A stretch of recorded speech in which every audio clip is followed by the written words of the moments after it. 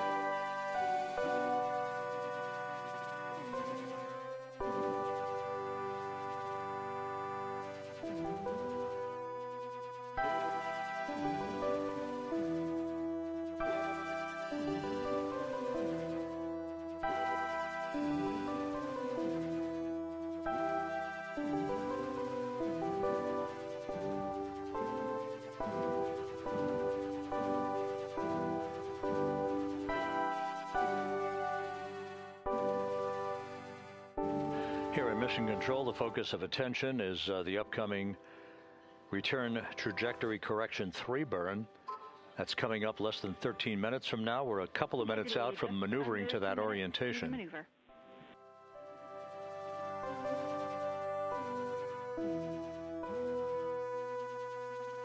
Copy that. All is calm on board, Jackie. Thank you.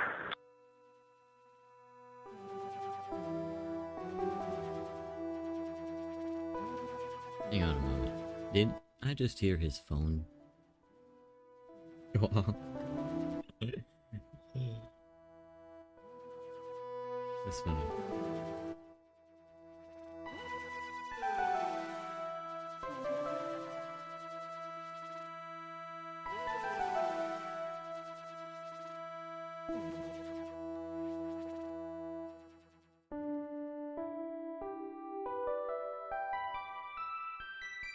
Anyways, welcome guys.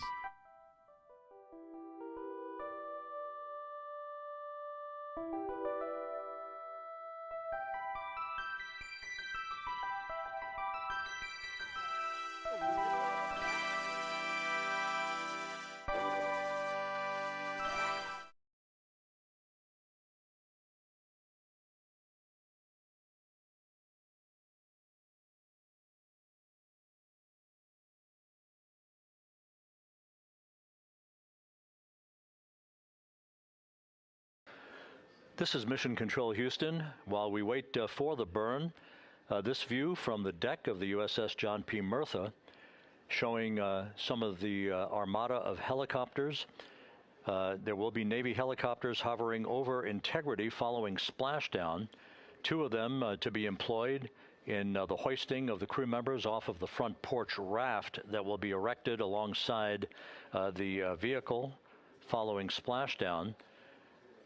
2 crew members, 2 astronauts for each of the 2 helicopters for the short ride back to the deck of the Murtha, where they will be brought into the medical bay for comprehensive post-flight medical exams.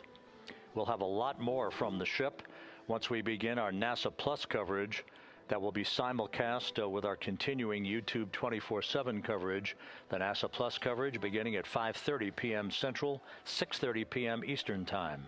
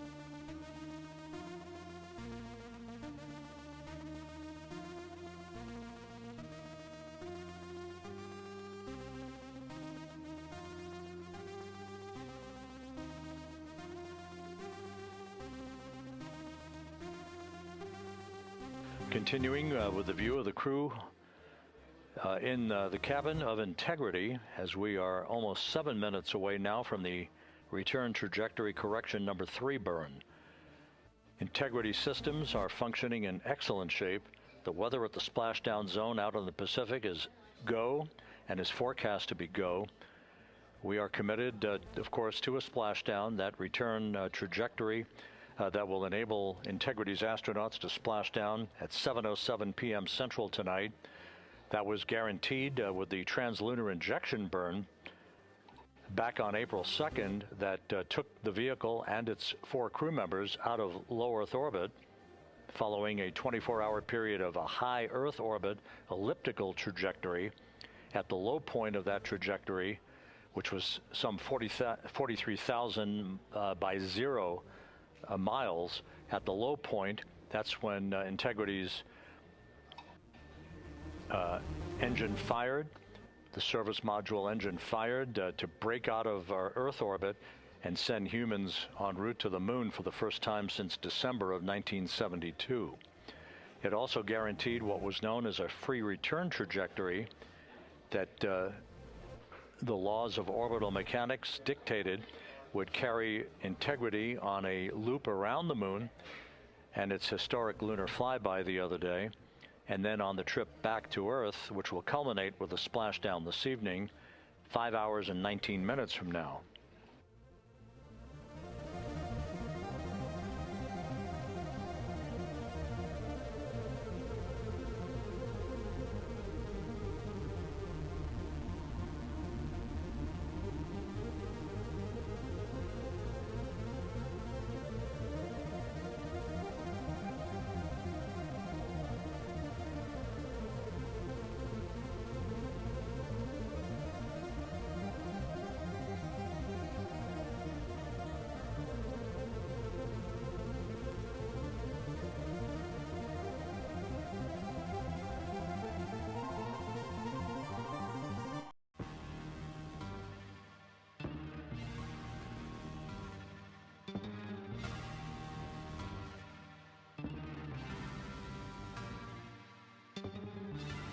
As you can see, the maneuver to the burn attitude has induced quite a bit of sunlight coming into the crew cabin. We're now under 5 minutes until the burn.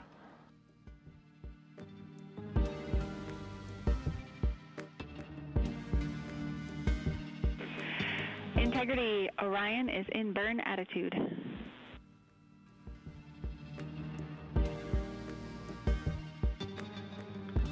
And it is an unbelievably spectacular view. Thanks, Jackie.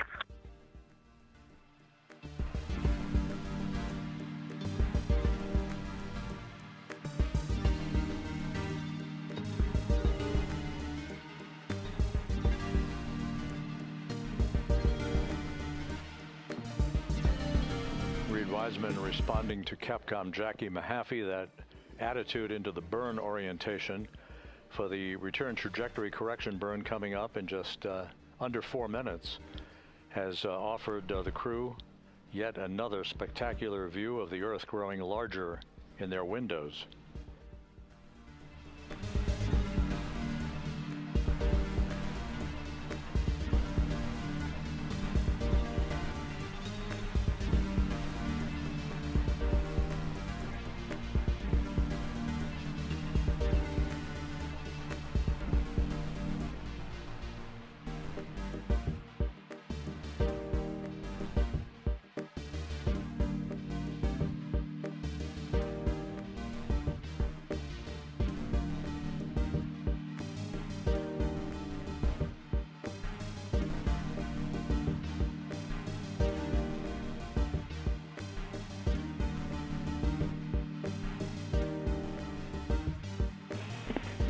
Integrity Houston in 22.3 critical Q card. We're looking for the BFS burn ATP to no go. To go, excuse me. To go.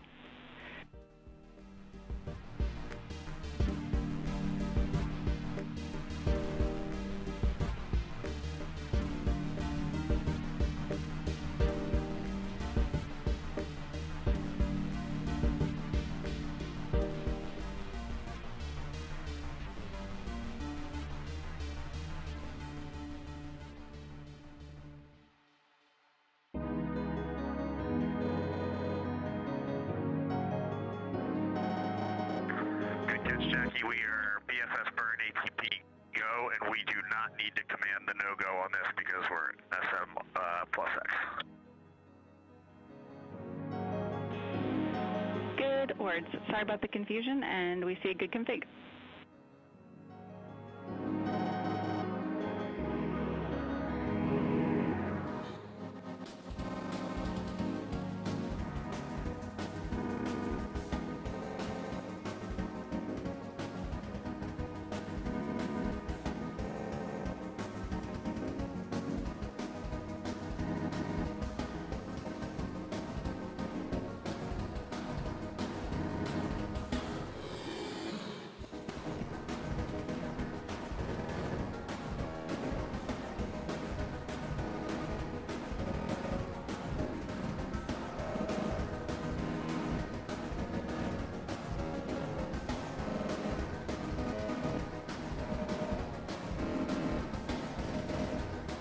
Coming up on 1 minute till the burn.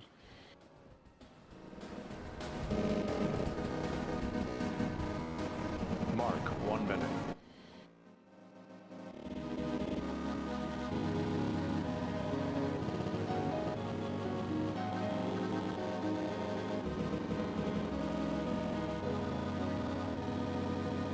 Man, why is it so purple? My goodness. This is an 8-second burn with a change in velocity of 4.2 feet per second.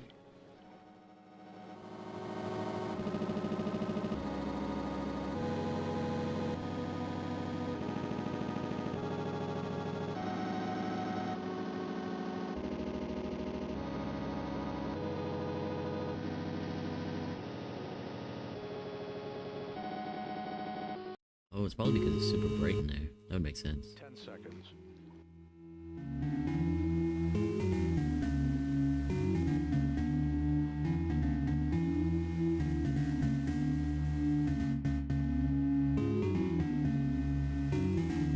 Burn underway. Good engine, good control. Burn complete.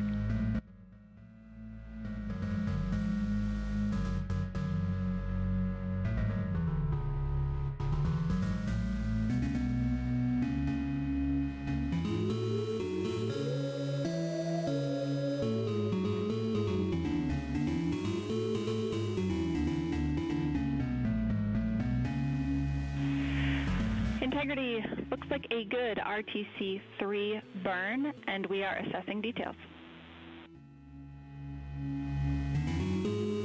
Hey Jackie, we see the same on board, and we just wanted to give a huge shout out to that ESA Airbus team, to our friends in the Netherlands and Germany and at the Glenn Research Center. This vehicle powered us and it propelled us from the Earth to the Moon and back with extreme precision, and we are excited to be a part of your team. Houston and centers around the world, copy. Thank you.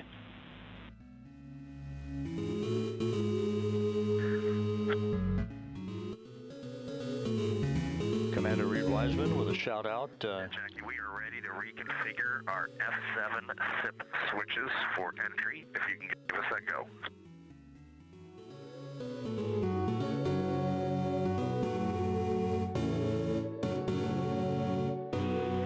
You are go for F7 switches.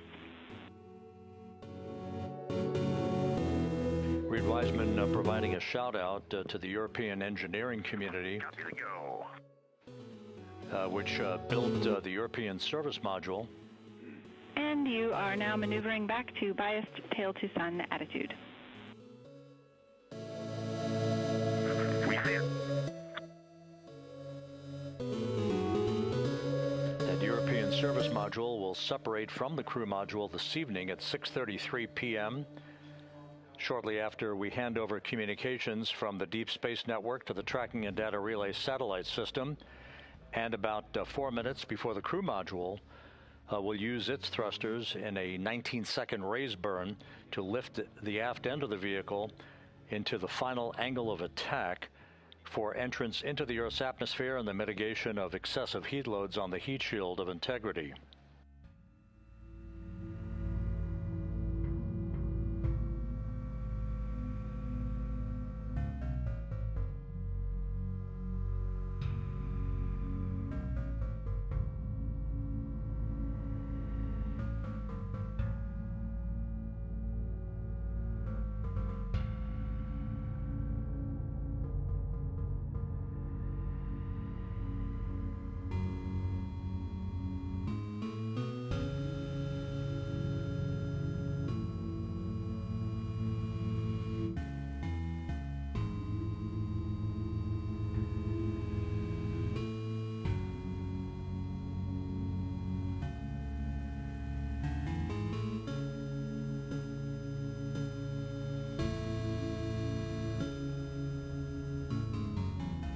So, with the final major burn having been successfully completed, the crew is now preparing to complete the configuration of the crew cabin, a final stowage capability, and an opportunity to put other items away that they will not need during the entry phase.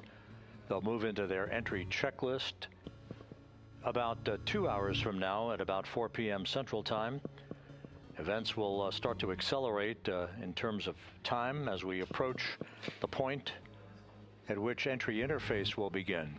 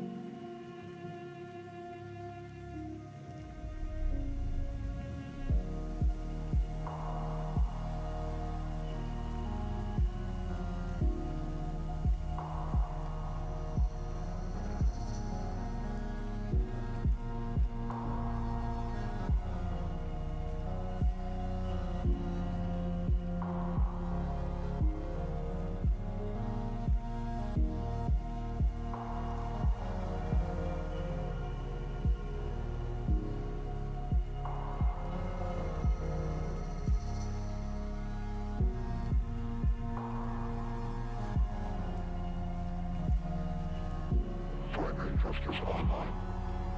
Reactor stability optimal. All systems synchronized with overall trajectory. Velocity climbing. Prepare for solid displacement. Atmosphere breach imminent. 3, 2, 1.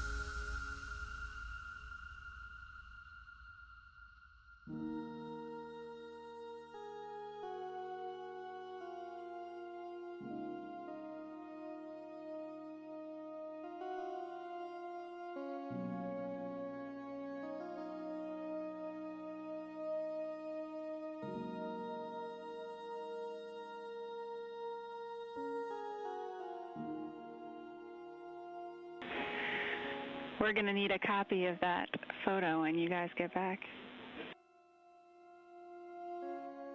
Hey, there's Earth, bro. That's fire. Copy them.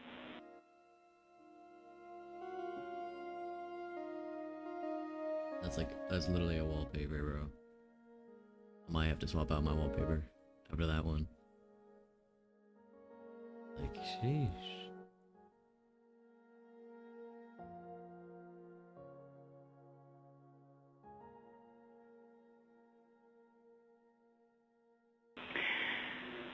Integrity. FIDO confirmed that that was a great RTC-3.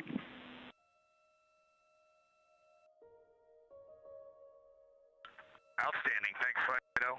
And a second thanks to the team. That's awesome.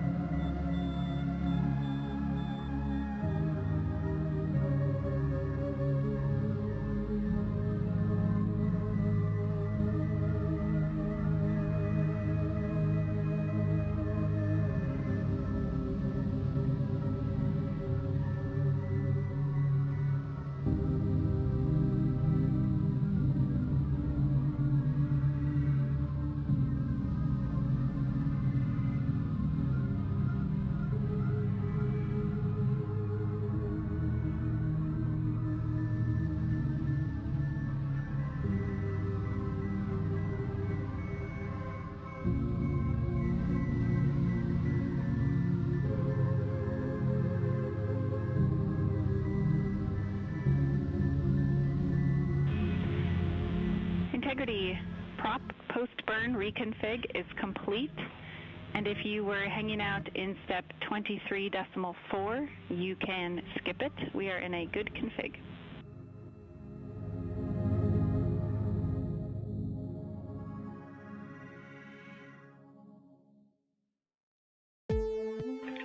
Jackie, we were talking about seats. I'm in instruction 337 of 392, and then can you repeat that call? Yep, the prop post-burn reconfig is complete, and there is no need for the remainder of 23.4. You can consider that closed out. Remainder of 23.4, closed out, copy.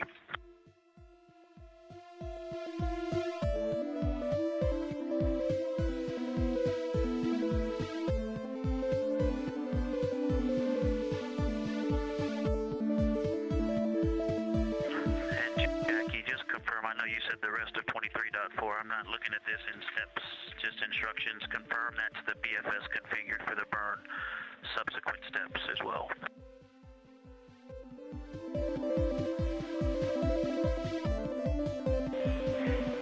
Affirm, all the way through instruction 347 can be skipped.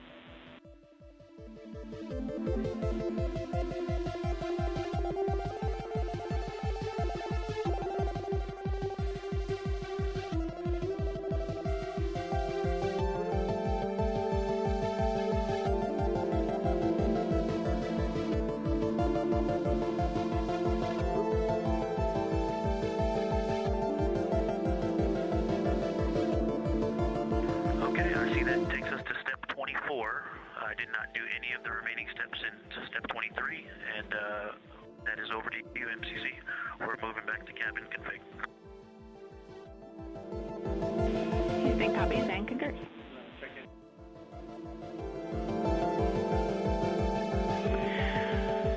And Victor and the rest of the Integrity crew, the only DPC-related topic we had for you this morning was to sync up on cabin config and get a status of where you are in the procedure. Okay, Jackie, we're with you on that. We are complete through step 7.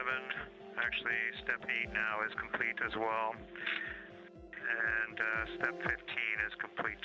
And we'll update you on the rest as we go along. We copy all.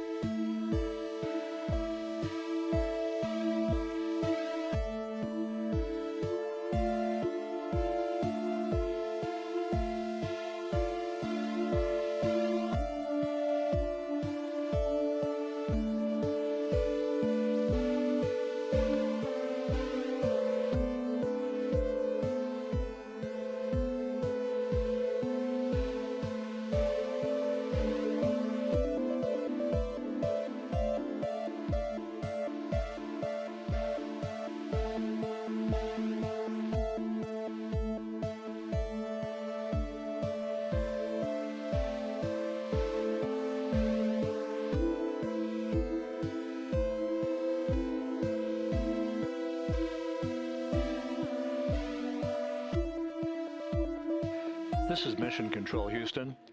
8 days, 20 hours, 33 minutes into the flight of Integrity on the Artemis 2 mission. We are under 5 hours now from the splashdown of Integrity in the Pacific off the coast of San Diego to wrap up this lunar flyby mission. Integrity systems are in excellent shape. The recovery team on the USS Merthyr out in the Pacific is at the ready. The ship is basically parked in the right position to be able to expedite a recovery of the crew following splashdown, and after the vehicle has been powered down,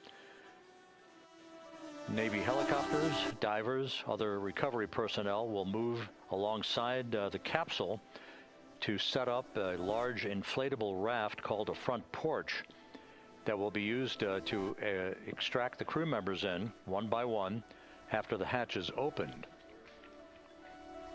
That process of extracting the crew is timelined at least and has been practiced to occur some 45 minutes to an hour after splashdown. The weather conditions out in the Pacific are ideal for today's splashdown. We're talking winds just 10 knots and wave heights less than 4 feet. You couldn't ask for better weather for this homecoming for Integrity, the first time that a crew will have splashed down in the vehicle in the Artemis program. It's beautiful. We completed the final major maneuver of the mission using the European Service Module's thrusters a short time ago. That was the return trajectory correction number 3 burn that basically fine-tuned ever so slightly the trajectory and the path of Integrity and sweetened the angle of attack so that we hit the right corridor coming in over the Pacific Ocean with onboard computers honed in on the splashdown zone, some 1,701 nautical miles downrange from the start of entry interface. Splashdown is scheduled at 7:07 and 7 seconds p.m. Central Time, 5:07 p.m. Pacific Time, 2.5 hours before sunset at the splashdown site. I didn't know it was that late.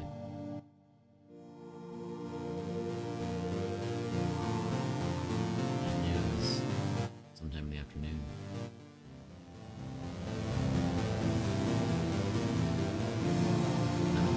Central Time, so it's pretty late.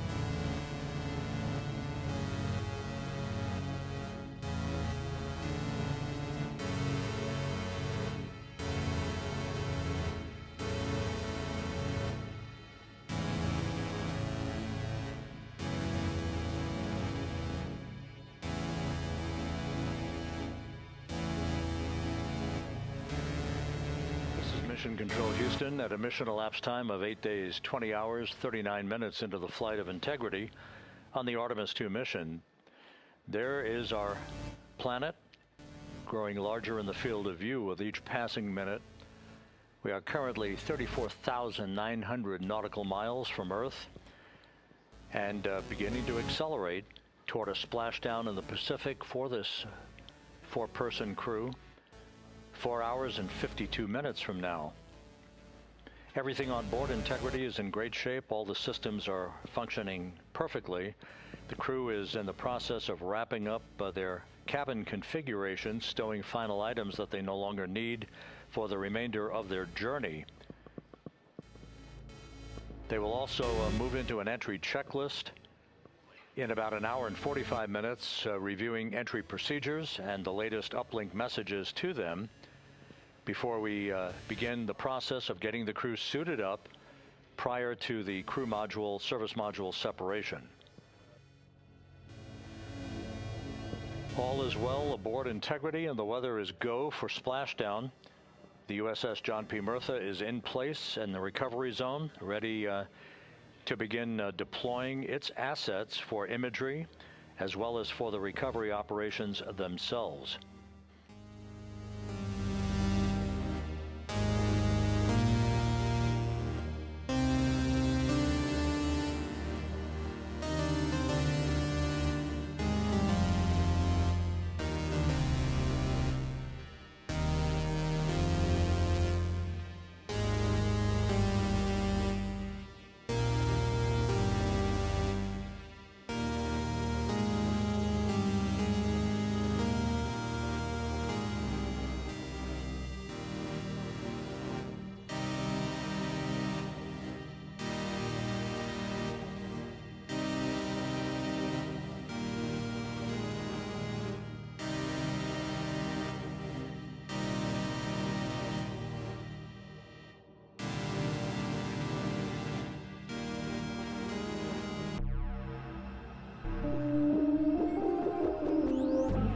Intrusive thoughts.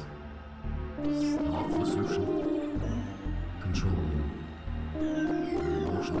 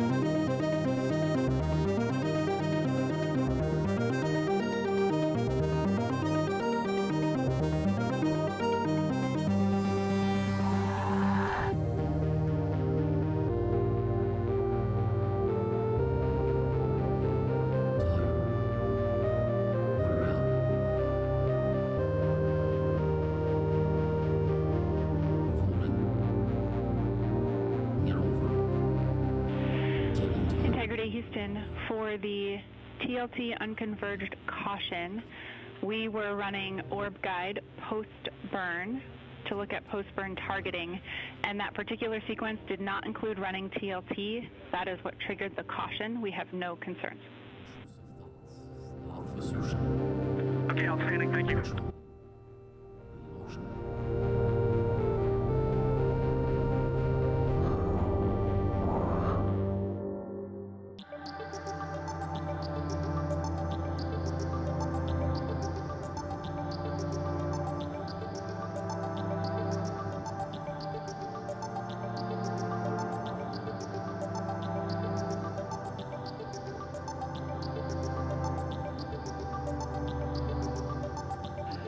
That call from Capcom Jackie Mahaffey to the crew, indicating TLT, which is a targeted landing trajectory. That is simply a value that was placed on board on the onboard computers, but is not being used for today's entry by the crew. The last maneuver that will be conducted by Integrity will occur at 6:37 p.m. Central Time tonight. That is the crew module raise burn. That occurs about 4 minutes after the crew module will have separated from the service module. This will be about a 19-second burn with a velocity change of about 9.9 feet per second. As the precursor to entry interface, the raise burn designed as a final opportunity to sweeten the flight path angle, the angle of attack, if you will, of the vehicle as it enters the Earth's atmosphere, placing the vehicle in the proper orientation perfectly with precision to mitigate any excessive heat loads on the heat shield of the spacecraft. Entry interface will begin at 6:53 and 31 seconds p.m. Central Time at an altitude of 400,000 feet, while Integrity is traveling 34,882 feet per second with a range to splashdown of 1,701 nautical miles. Within 24 seconds after entry interface, which is essentially the top of the Earth's atmosphere where the crew will begin to feel the tug of gravity, we'll start a 6-minute blackout period that is expected, in which we'll lose communications with the crew and data here in the flight control room. The blackout is induced by the buildup of ionization from the interaction of the velocity of the vehicle with the friction of Earth's atmosphere. It creates a plasma shield around the vehicle, preventing communications from occurring. That 6-minute blackout is scheduled to end right around 7 p.m. straight up. And at that point, the vehicle will have descended to an altitude of 157,000 feet above the Earth, traveling at 13,300 feet per second.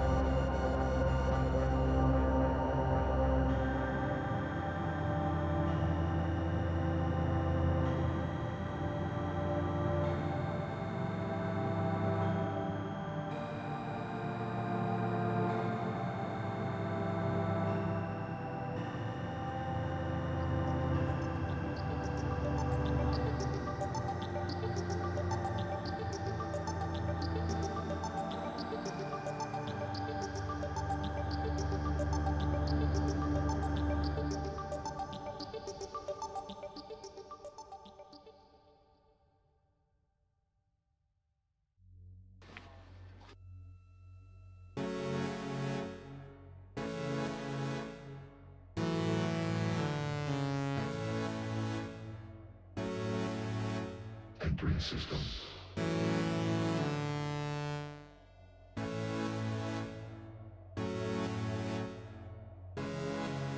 Approaching rendezvous.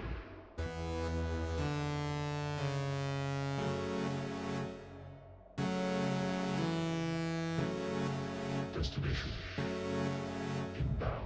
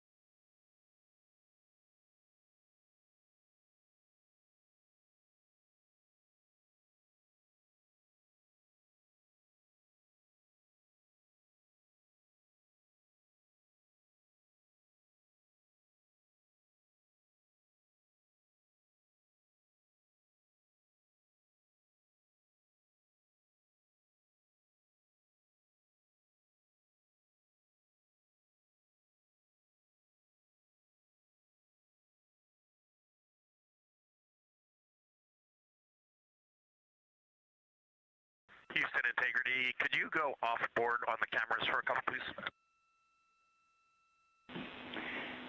In work.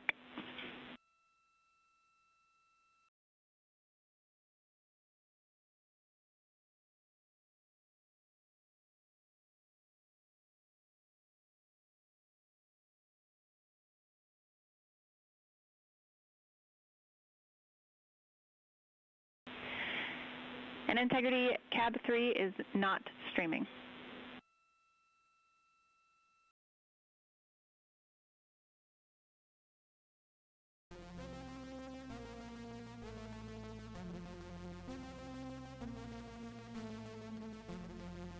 Thank you, Jackie.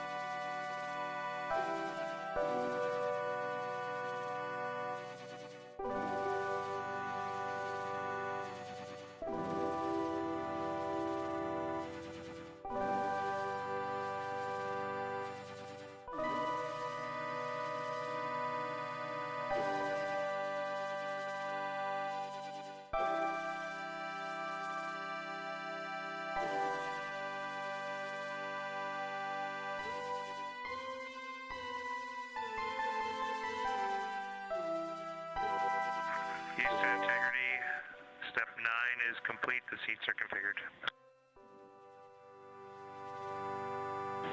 Houston, copy seats.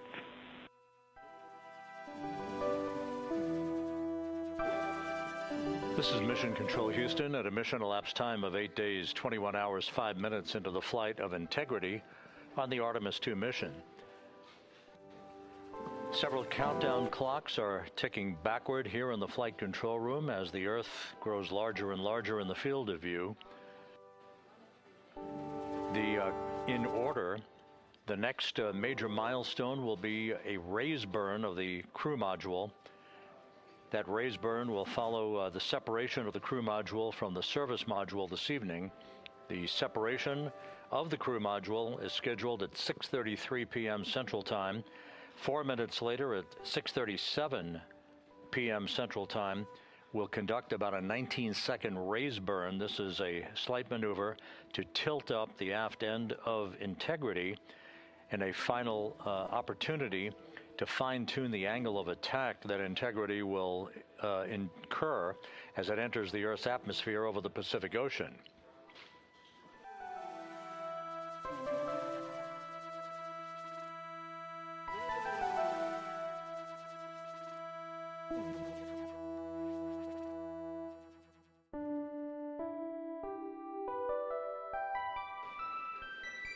The entry path for Integrity today is portrayed here in this graphic. Basically, entry interface is 1,701 nautical miles uprange, if you will, from the expected splashdown point near the USS John Murtha, the recovery ship, and off the coast of San Diego. The entry interface point is critical because what we want to do is put Integrity in an orientation that will mitigate peak heating on the heat shield. For a point of comparison, during Artemis 1, we had an entry range of 3,178 nautical miles from the point of entry interface and a 20-minute entry profile. That was the so-called skip entry, in which the Artemis 1 vehicle dipped into the atmosphere to dissipate some energy, then lofted or skipped out of the atmosphere, then dipped a second and final time back into the atmosphere before splashing down. What that resulted in was a higher heat load on the heat shield, which caused unexpected char liberation. So rather than design the heat shield or replace it for Artemis 2, we elected to go into a different trajectory profile. This one with a max entry range of 1,775 nautical miles, or in today's case, all of our maneuvers and orbital mechanics will take us 1,701 nautical miles downrange from the point of entry interface. This will only be a 13.5-minute entry profile for Integrity and its astronauts, and results in a much lower heat load on the heat shield. This is deliberate so that we have the lessening effect of charring on the heat shield, should there be any at all, and we do expect some. But this will more than protect the astronauts from the effects of peak heating, which will be some 4,000 to 5,000 degrees Fahrenheit during the maximum peak heating around the vehicle. That will also cause a 6-minute blackout because of ionization, as heat is repelled or thwarted from the heat shield while the vehicle flies in the direction of travel towards splashdown. The raise burn that places us in our final orientation for angle of attack into entry interface. That raise burn is scheduled at 6:37 p.m. Central Time. Entry interface itself is scheduled at 6:53 and 31 seconds p.m. Central Time, when we hit the top of the Earth's atmosphere at an altitude of 400,000 feet, traveling about 34,800 feet per second. We expect our peak velocity just a few moments later, and that peak velocity is forecast by Flight Dynamics to be 34,965 feet per second, or 23,839 miles an hour. Now, this all occurs after we begin the blackout period of 6 minutes. We will lose communications with the vehicle just 24 seconds after we enter the Earth's atmosphere, or entry interface, as you see there. This is an expected 6-minute blackout that will begin at 6:53 and 55 seconds p.m. Central Time and will last almost until 7 p.m. straight up Central Time. Once we regain communications with the crew following the blackout, we will continue a series of roll reversals. These are gentle rolls to the left and back to the right, essentially bleeding off excess energy and excess heat on the vehicle as we approach the splashdown site. The vehicle is expected to go subsonic at 7:02 and 25 seconds p.m. Central Time. That's about 8.5 or almost 9 minutes after the beginning of entry interface. And at that point, we will be at an altitude of 59,000 feet above the Pacific Ocean. A series of parachute deployments will begin. The first of that will be the forward bay cover parachutes that will basically pull the top forward bay cover off the very top of the vehicle, allowing other parachute deployment activities to occur. The forward bay cover chute deployment is scheduled at 7:03 and 22 seconds p.m. Central Time at an altitude of 23,946 feet. The forward bay cover parachutes are used in conjunction with pyrotechnic thrusters to ensure the separation of that forward bay cover, protecting Orion and its parachutes during the heat of re-entry. Following that, there'll be the deployment of drogue chutes. These are 2 drogue parachutes, 23 feet in diameter. These drogue chutes will be deployed at an altitude of 23,483 feet. At this point, our velocity will have slowed from almost 24,000 feet per second to just 470 feet per second in a matter of minutes. 3 pilot parachutes will be used to lift and deploy the main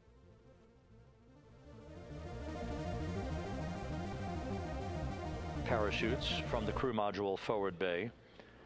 Those main parachutes, 3 of them, are used to slow the crew module down to a splashdown at a speed that ensures astronaut safety. Down to a splashdown at a speed that ensures astronaut safety. Each main parachute 265 feet in length, Pacific. And splashdown to complete this mission is scheduled at 7:07 and 7 seconds p.m. Central Time, 5:07 p.m. Pacific Time, 2.5 hours before sunset. The crew will splash down in the Pacific southwest of San Diego at a gentle rate of just 19 miles an hour.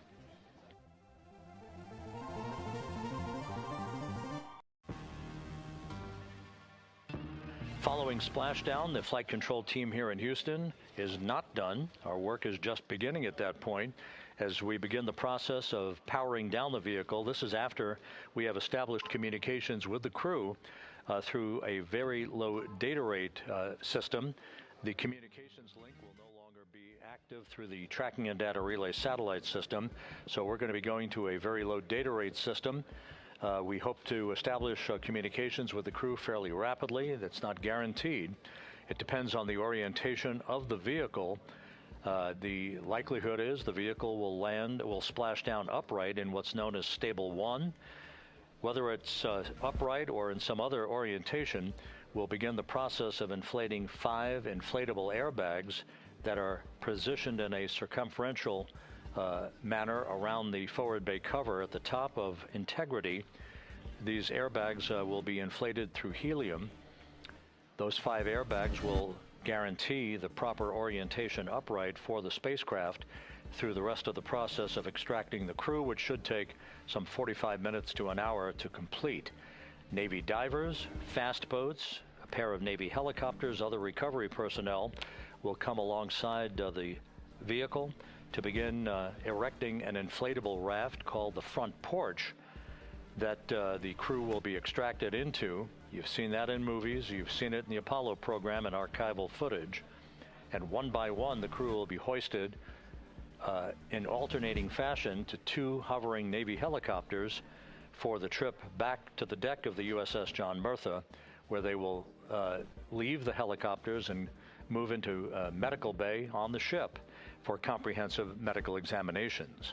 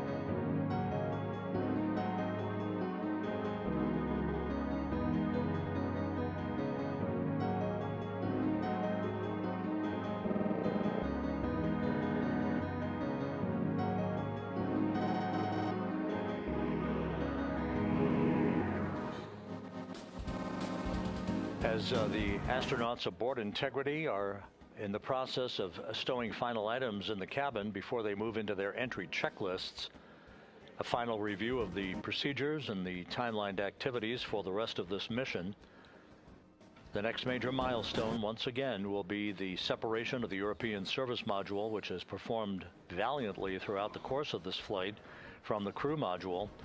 That pyrotechnic separation scheduled 3 hours and 41 minutes from now.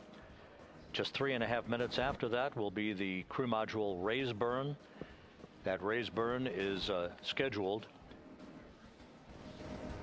at At 6:37 p.m. Central Time, it's expected to be about a 19-second firing of the crew module thrusters in one final opportunity to fine-tune the angle of attack for Integrity as it enters the Earth's atmosphere. Splashdown 4 hours, 14 minutes from now, southwest of San Diego, where the weather is forecast to be ideal. Just some broken and scattered clouds expected, 10-knot winds, wave heights less than 4 feet. Couldn't ask for a better day out in the Pacific for the homecoming of the first crew to fly aboard the Orion spacecraft. At a mission elapsed time of 8 days, 21 hours, 18 minutes into the flight, this is Mission Control Houston.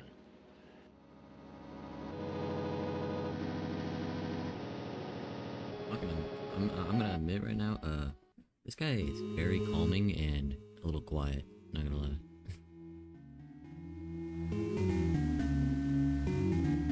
I don't really enjoy listening to his voice, but that's just me.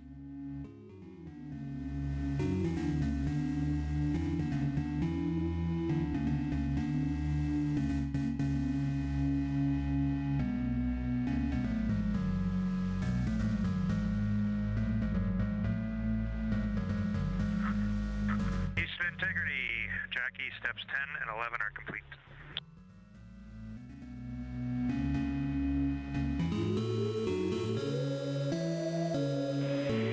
Houston copies steps 10 and 11. You guys are on track, looking great.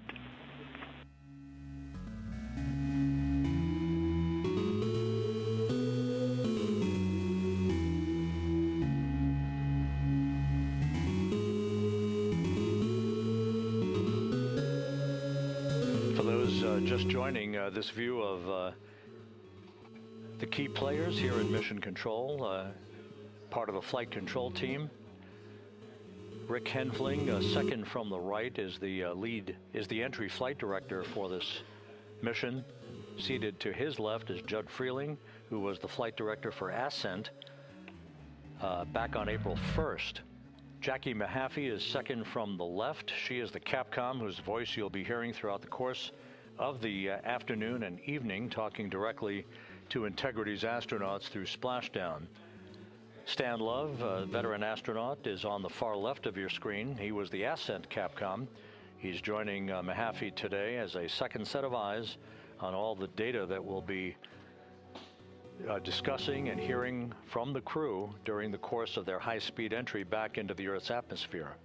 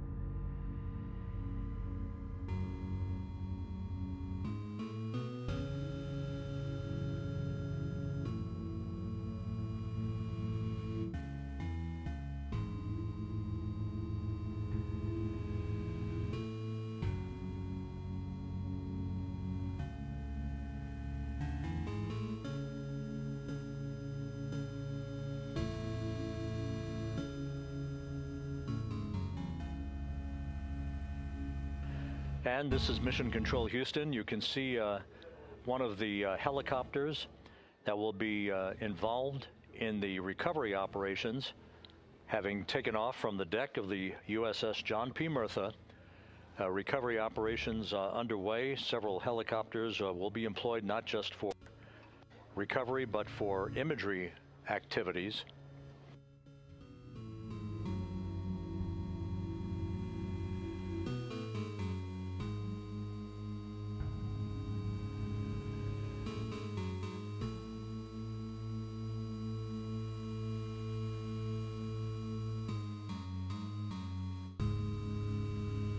On the deck of the John P. Murtha, a view of multiple views, camera views, that are being provided to us courtesy of the USS John P. Murtha that we'll be utilizing throughout the course of the evening in our coverage. Once we start the NASA Plus coverage at 5:30 p.m. Central Time, 6:30 p.m. Eastern Time, that's a simulcast of our 24/7 YouTube coverage. My colleague from the Kennedy Space Center, Megan Cruz, is on the Murtha, and she'll be providing updates and interviews as well as we continue our operational coverage of the recovery of the Integrity astronauts following their lunar flyby mission.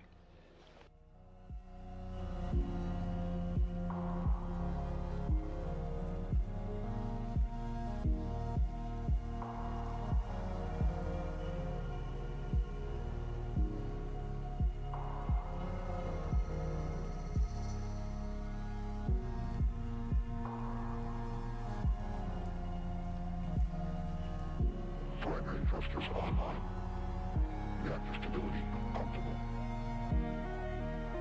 All systems synchronized with overall trajectory. Velocity climbing. Prepare for solid displacement. Atmosphere breach imminent.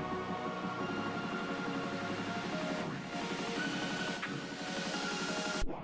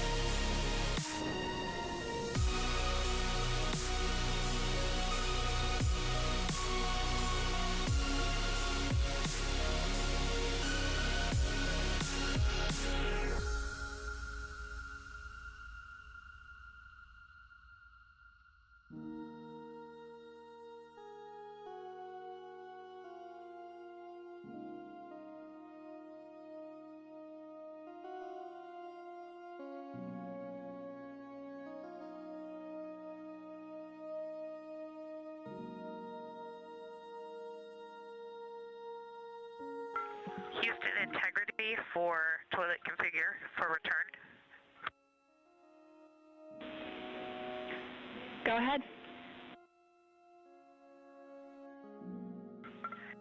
We have an empty canister. Can you confirm that I don't need to do steps 1.2 to 1.4? Checking.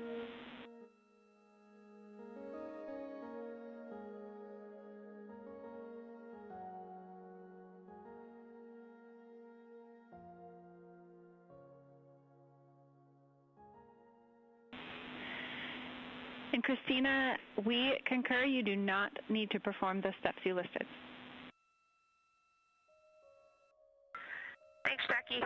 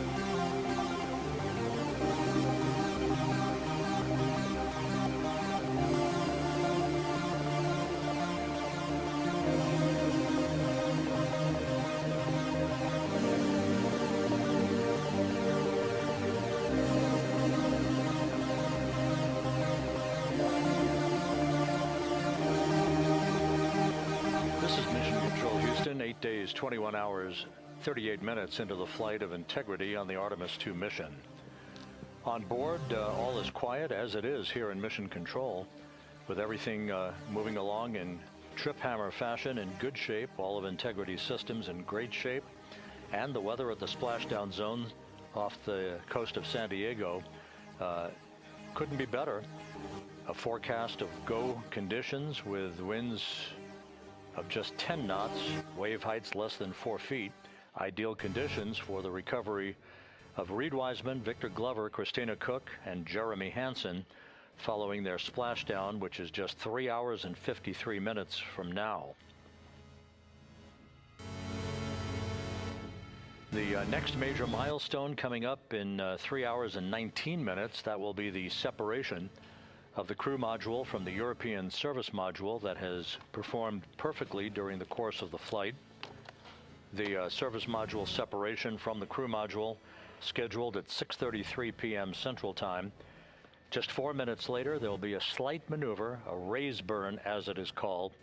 This will tilt the aft end of the crew module upward ever so slightly in one final opportunity to refine the flight path angle, the angle of attack, if you will, as Integrity enters the Earth's atmosphere at the point called entry interface. That is at 6:53 and 31 seconds p.m. Central Time, or some 16 minutes after the raise burn itself.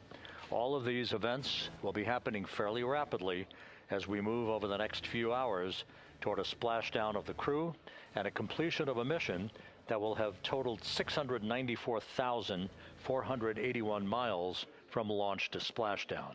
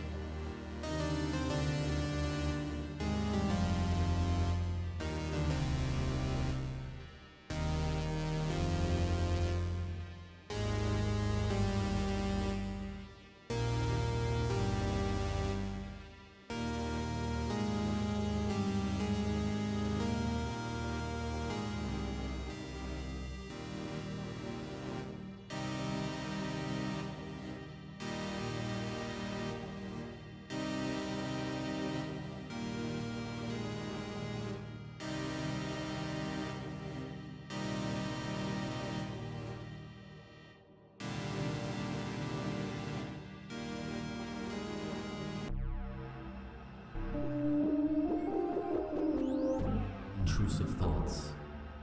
Unofficial. Control you. Emotion.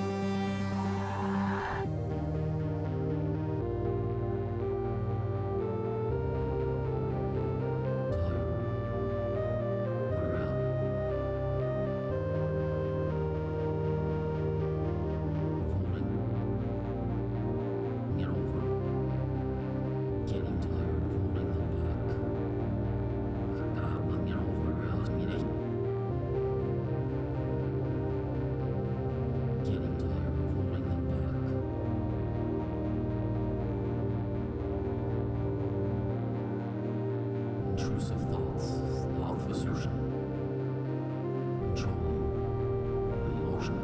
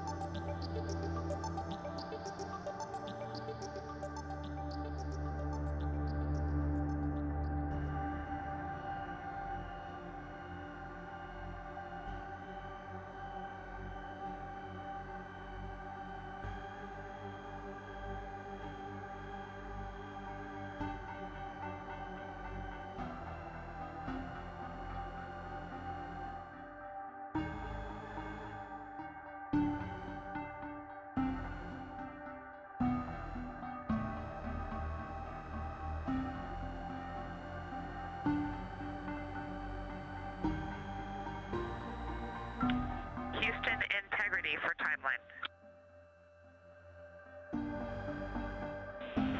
Christina, we're with you. Hey, Jackie. You guys okay if we start entry checklist 30 minutes early?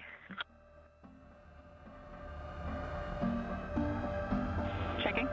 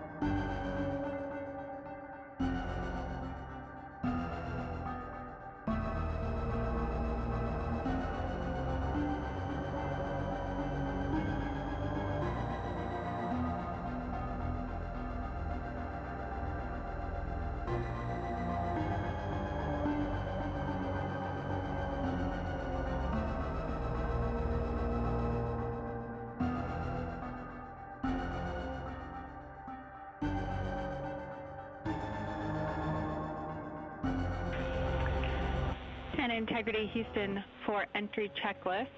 We are ready for you to begin 18.0.1 entry checklist, steps 1 through 6.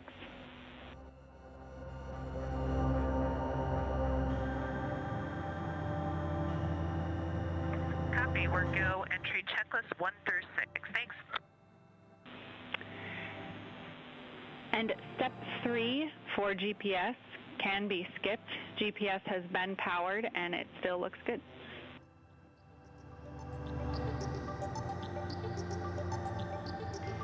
Copy. Step 3 is a skip.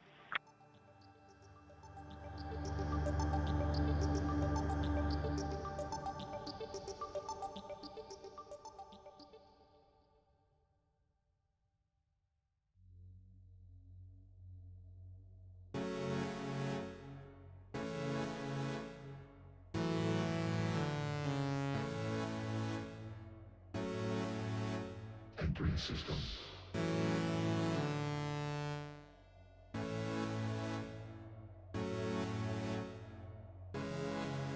Approaching rendezvous.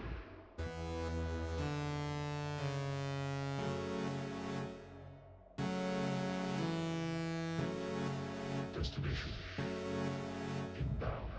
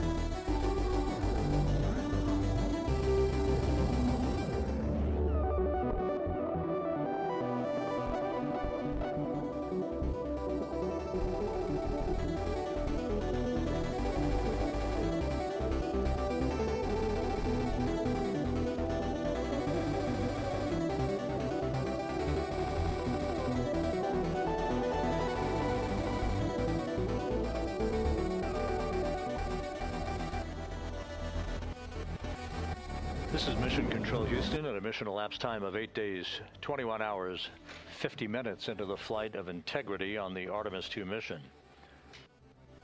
The crew is completing the configuration of the crew cabin. Soon they'll be breaking out their launch and entry suits in preparation for donning those suits and conducting leak checks as we get a bit further along in the entry preparation time frame.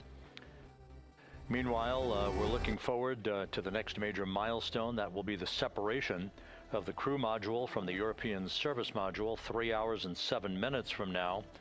That's scheduled to occur at 6:33 p.m. Central Time, 7:33 p.m. Eastern Time. 4 minutes after that, we'll conduct a raise burn. This will be about a 19-second firing of Integrity's thrusters with a change in velocity of 9.9 feet per second. That will adjust the angle of attack of the vehicle by gently tipping the aft end of Integrity higher, if you will, like sitting in a reclining chair and basically leaning back a bit.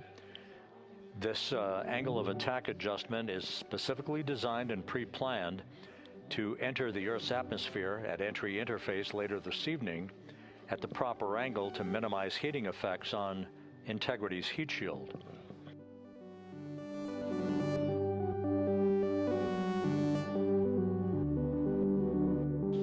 It's worth mentioning once again that the difference between this entry and the uncrewed entry of Artemis 1 is that on Artemis 1, we flew a trajectory known as a skip entry, which involved an initial dip into the atmosphere to dissipate some energy, and then we lofted back out of the atmosphere briefly, then dipped back in a second time before splashing down in the Pacific.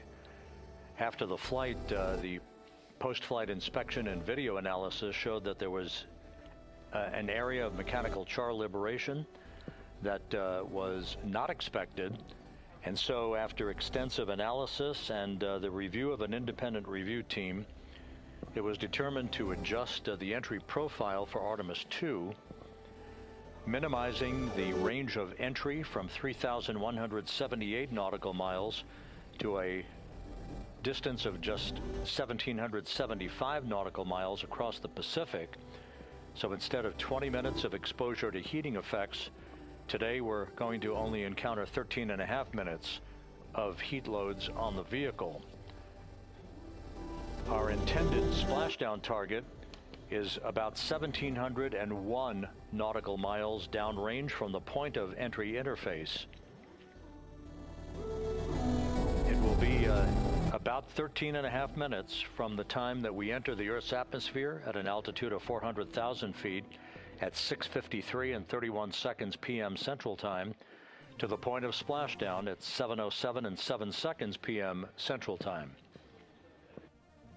In that brief 13.5 minute period, peak heating on the vehicle should be about 4,000 to 5,000 degrees Fahrenheit.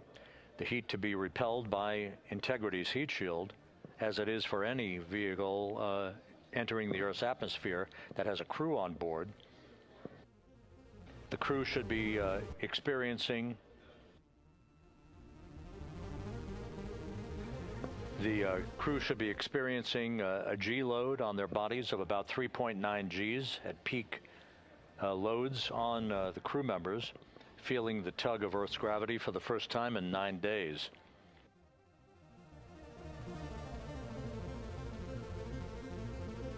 We will decelerate from a speed of 23,839 miles an hour just after we begin the blackout period of 6 minutes in duration to a splashdown velocity of just 19 miles an hour, all that happening in rapid fire succession. Splashdown now 3 hours and 36 minutes from now, 7:07 p.m. Central Time, 5:07 p.m. Pacific Time. The USS John P. Murtha is on station.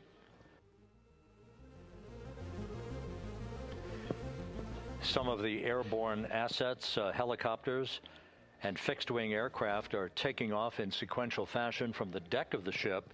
These are imagery assets the actual Navy recovery helicopters that will hoist the crew out of the front porch inflatable raft that will be erected alongside the hatchway to Integrity. And there's a view, a live view from the deck of the USS John P. Murtha. It is a bit overcast. We do expect those clouds to lift a bit over the next few hours. We should have some broken and scattered clouds. It won't be crystal clear blue skies out there in the Pacific, but the weather is go and forecast to be go by the Spaceflight Meteorology Group. The Navy helicopters will be hovering over the spacecraft once it is powered down and once it is guaranteed to be uprighted through the inflation of the 5 crew module uprighting system airbags that will take place shortly after splashdown. The Navy divers and a Navy flight surgeon will pull alongside the spacecraft to begin the process of erecting the front porch. Then they will open up the hatch and begin to extract the crew members one by one. They'll have an opportunity to get their land legs back a bit before they're hoisted one by one in harnesses up inside the 2 awaiting helicopters. They'll be hoisted up in alternating fashion. So there'll be 2 crew members for each helicopter for the short ride back to the Murtha.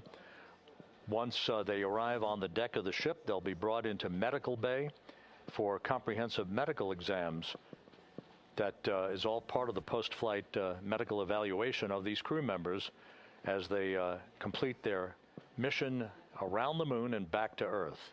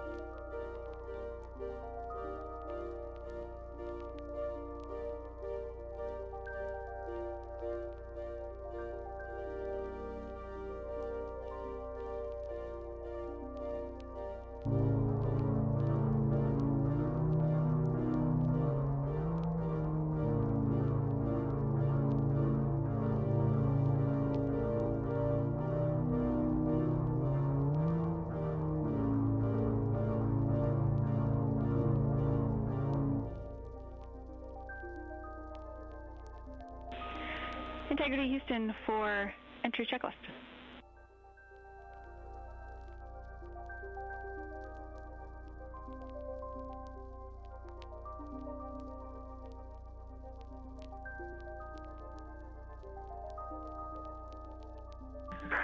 Go ahead, Jackie. Hey, Reed, a couple of questions for you. We realized we didn't give you an explicit thumbs up to perform step 1.2 for the flight path angle hash mark update, so we wanted to confirm that you did in fact perform the set EI FPA limits procedure. And secondly, we want your opinion on the in and out CMIS caution. Is that something that will be distracting such that we should inhibit it.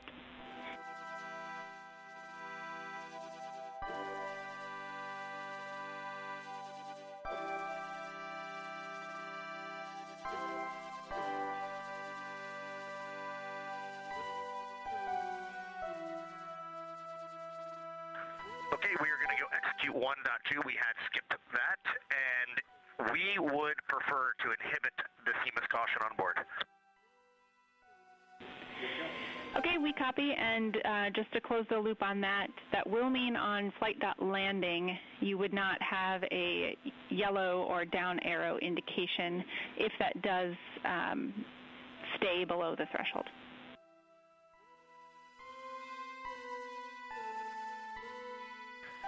And that is totally fine.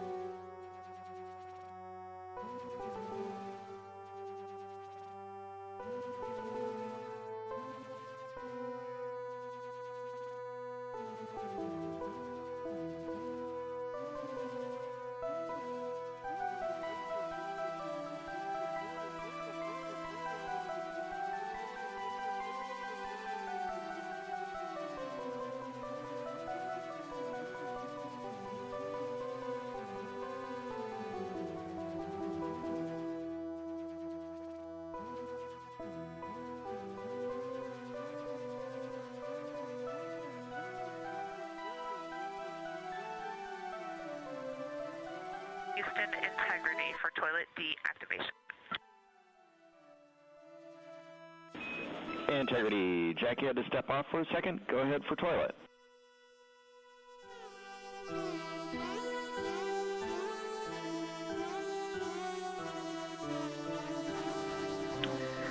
Yes, sir. Hey, Stan. Great to hear your voice. We are ready for MCC to deactivate the toilet. Houston copies. Putting that in work.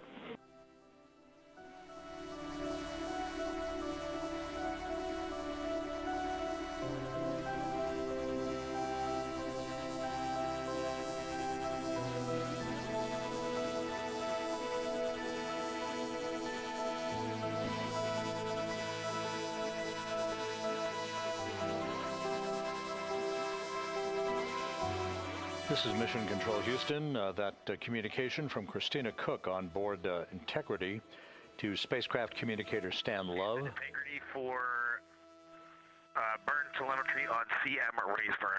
2 questions.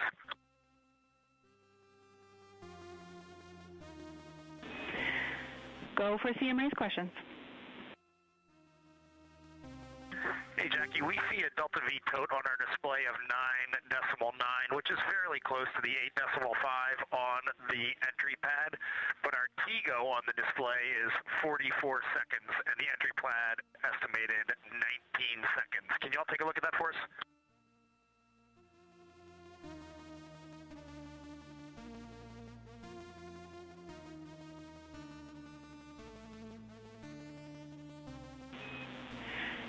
Hey, Reed, good catch. The explanation there is that Delta V is about what we expect update-wise, but the TGO calculation is not understanding that you will not have the SM when you burn CM raised. So it's doing a different mass calculation there. I remember that class in November of 2023 in Building 5 on the 3rd floor. Thank you very much.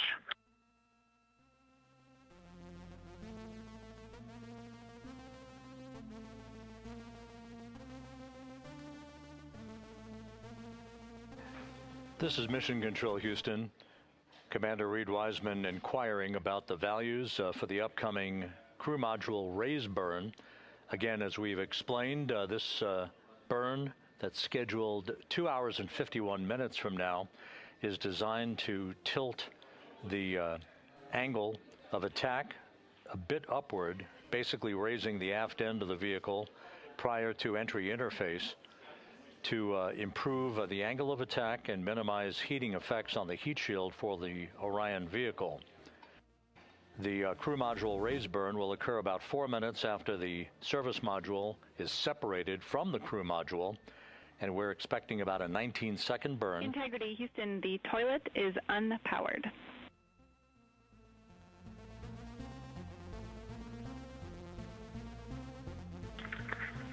Christina Rogers, thank you.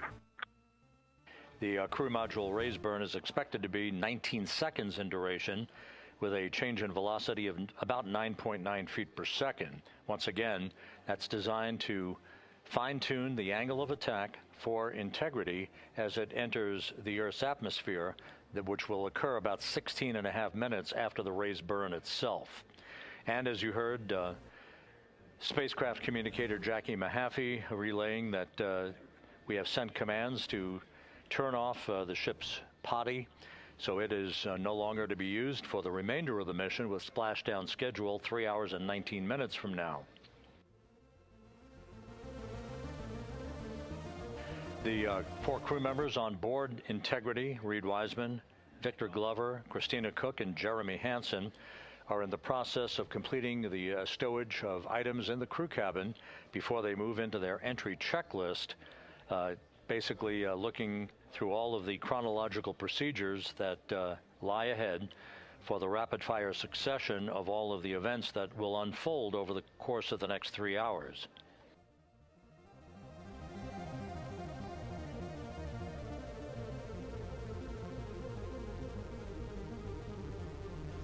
Integrity is about 25,000 nautical miles from Earth, continuing to accelerate towards a splashdown in the Pacific 3 hours and 18 minutes from now. All of Integrity's systems are in excellent shape. The crew is great, feeling well, and the weather in the splashdown zone in the Pacific, although a bit cloudy with broken and scattered clouds, is a go forecast with just 10-knot winds and wave heights less than 4 feet.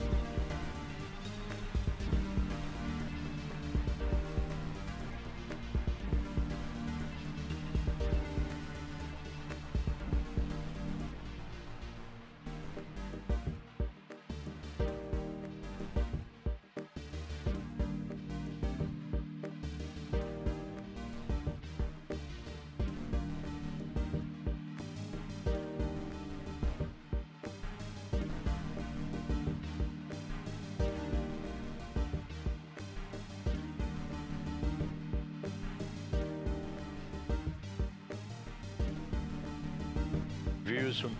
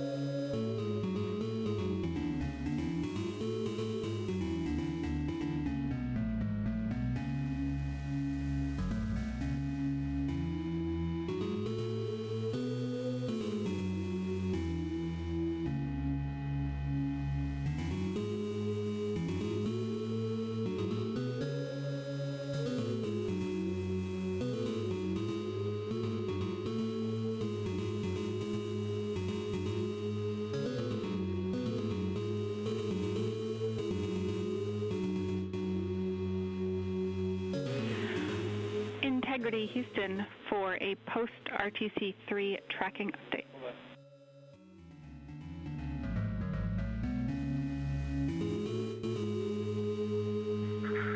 Go ahead, Houston.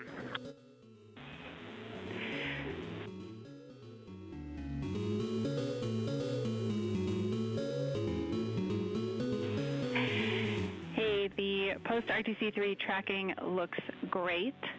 So good, in fact, that if we got to CM rays and did not yet have GPS acquisition, we would still be go for CM rays from that perspective. And so overall, I can confirm the post-RTC3 trajectory is within EI limits. All right, Jackie, we love that. That says a lot about our FIDO folks in this vehicle.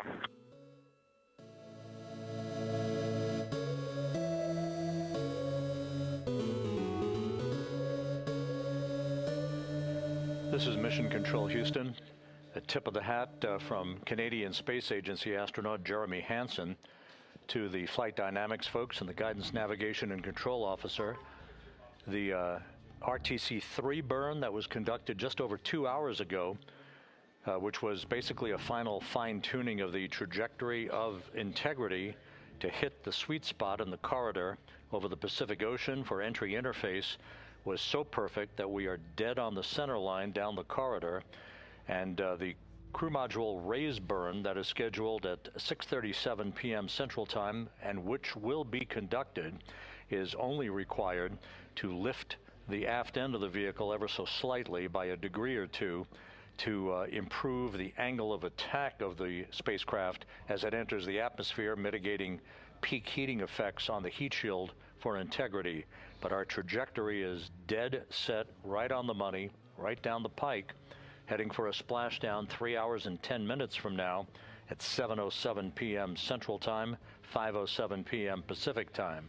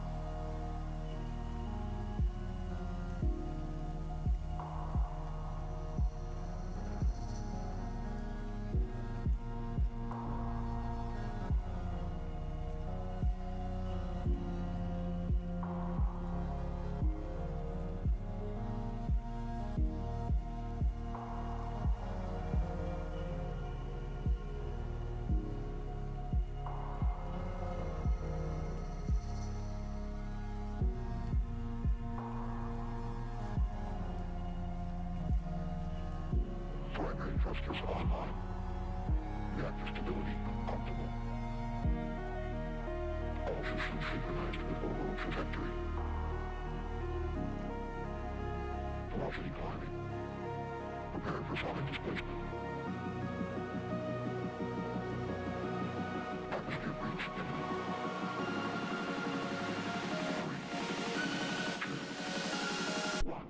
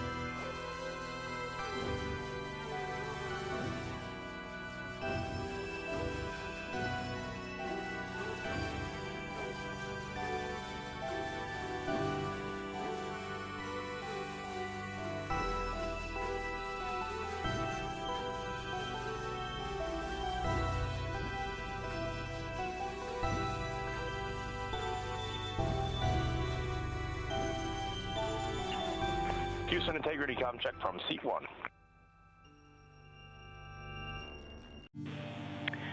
Seat 1, have you loud and clear coming down on both OE 1 and 2? How me on 1?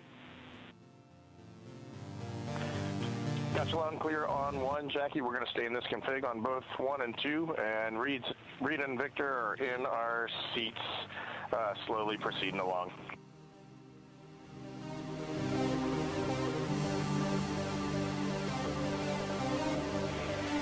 Okay, we copy, and just to confirm, that means that you've got the bulk of your suits donned, is that correct?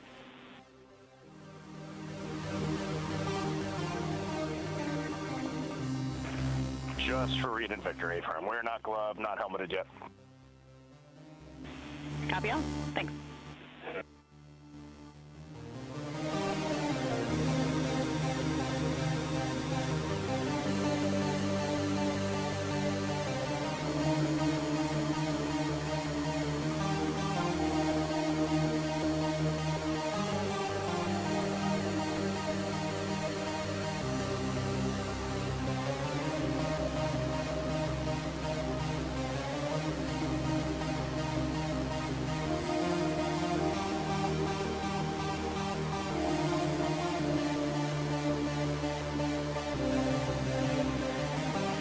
Integrity BFS is configured for entry with outputs inhibited.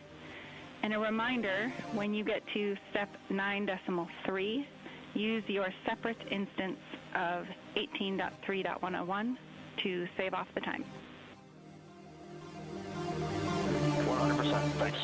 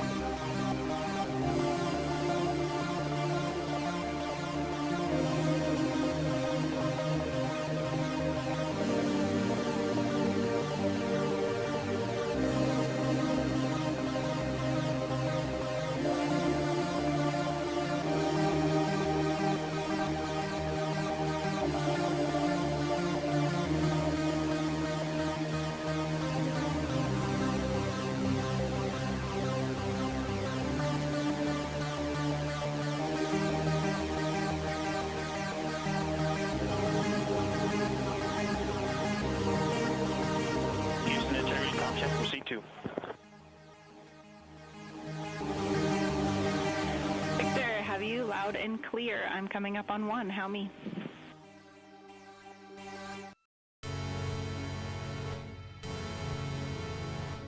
Jackie, I have you loud and clear on 1.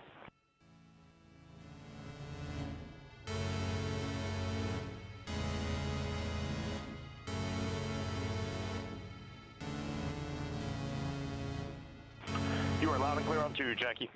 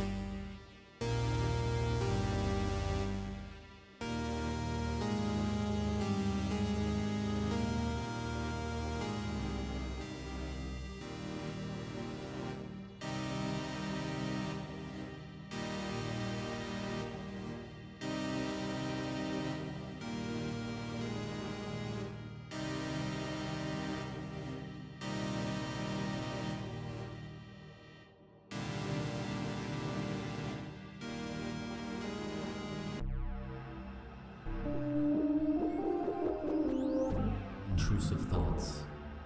Starversuchen. Control you. Emotion.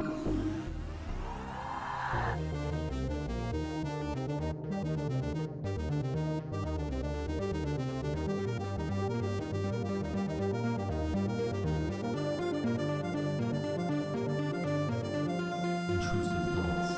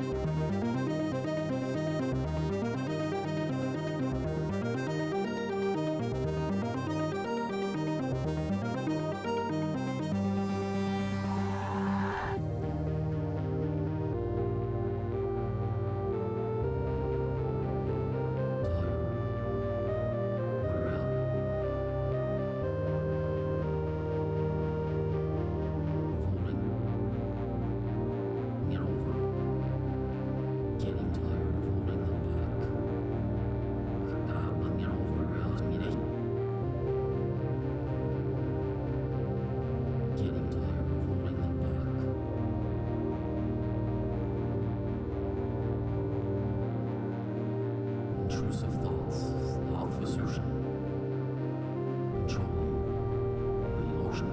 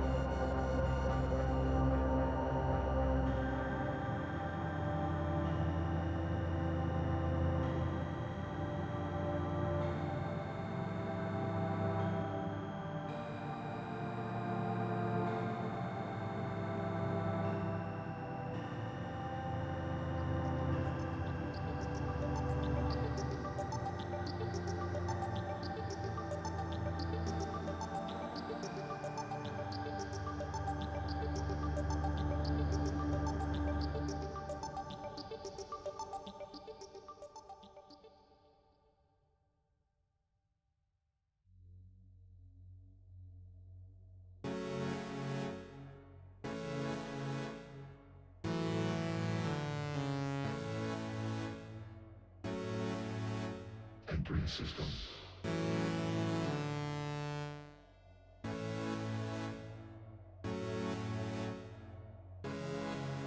Approaching rendezvous.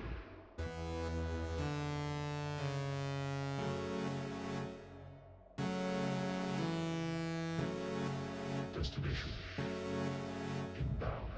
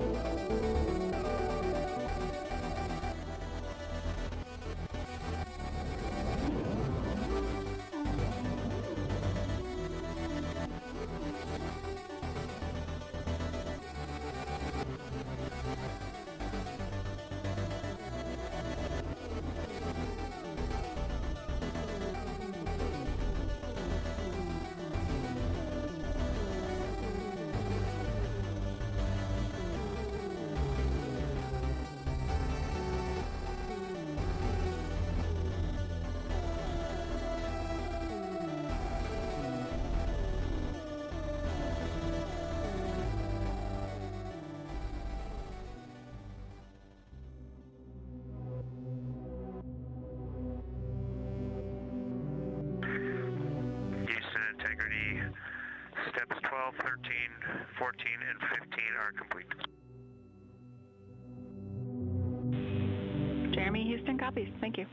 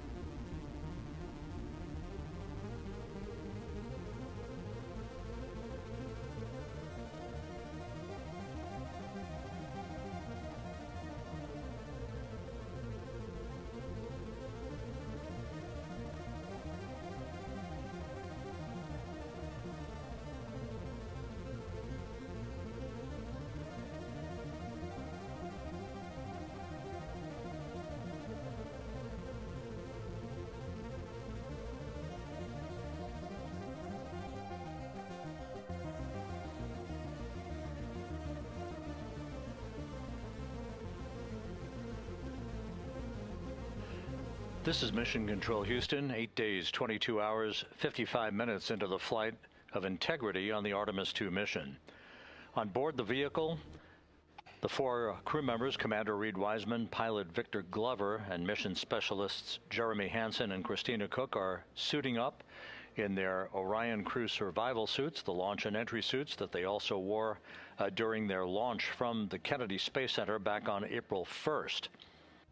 Once the crew is all suited up, they'll conduct a series of leak checks to make sure that they have good suit integrity, aboard integrity, before they strap themselves into their seats for the final phase of this mission that will culminate with a splashdown in the Pacific 2 hours and 35 minutes from now at 7:07 p.m. Central Time, 5:07 p.m. Pacific Time, about 2.5 hours before sunset southwest of San Diego. And the suits are in the process of being leak checked at the present time. We'll relay all that to you in just a few moments. Right now, Integrity is just about 20,000 nautical miles from the Earth, continuing to accelerate towards the next major milestone, which will be the separation of the crew module from the European service module 2 hours and 1 minute from now. That separation maneuver, pyrotechnically, will occur at 6:33 p.m. Central Time. That will be followed just 4 minutes later by a raise burn, a 19-second burn of Integrity's thrusters to induce a change in velocity of 9.9 feet per second, slightly raising up the aft end of the vehicle to improve its angle of attack as it enters the Earth's atmosphere, and in the process mitigates the peak heating effects on the heat shield of the vehicle. Out in the splashdown zone, out in the Pacific Ocean, the weather is forecast to be go by the Spaceflight Meteorology Group here at the Johnson Space Center. Winds of just about 10 knots and wave heights less than 4 feet, which should be ideal for the recovery forces that are being deployed from the USS John Murtha to recover the crew, extract them, hoist them into 2 Navy helicopters, and fly them back to the deck of the Murtha to be brought into medical bay for post-splashdown medical checks. We now have a report from the environmental systems officer here that we have good suit leak checks. All 4 suits have passed the leak check, so we are in good shape here for entry and splashdown coming up just over 2.5 hours from now. One data point, just an update on some numbers that we've just received from Flight Dynamics, and these are unofficial and will not become official until post-flight. We now anticipate that the maximum speed that Integrity will encounter as it enters the Earth's atmosphere will be right around the same time as we enter a communications blackout of 6 minutes in duration. We're expecting Integrity's peak speed at 6:54 and 4 seconds p.m. Central Time, and at that point the vehicle should be traveling at 24,661.21 miles per hour, which will be just 130 miles short in velocity of the record that was set back in 1969 by the Apollo 10 crew, Tom Stafford, Gene Cernan, and John Young, on their return from orbiting the moon. Once again, that peak speed expected to be reached just a few seconds after the start of entry interface, as the vehicle plummets back into the Earth's atmosphere. The peak speed expected to be reached at 6:54 and 4 seconds p.m. Central Time, and that peak speed now estimated by Flight Dynamics to be 24,661.21 miles per hour, which equates to about Mach 33. Houston Integrity, seat 1 and 2, leak check complete. Also, we powered up the AGA, and it's giving us a CO2 alarm at 4.4.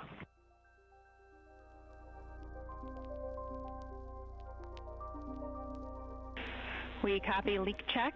We saw it as well. And copy CO2 at 4.4. We are discussing. We also on the AGA have a bit A of 16. We've seen that in the past, should go away.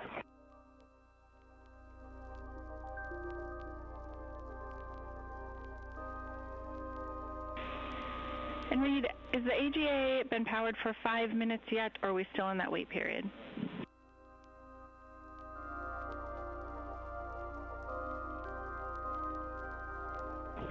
We are in the wait period. We expect that bit will go away. We copy, and that bit can also indicate that we cannot trust the other values, so we'll check back with you after the 5 minutes on the CO2 levels.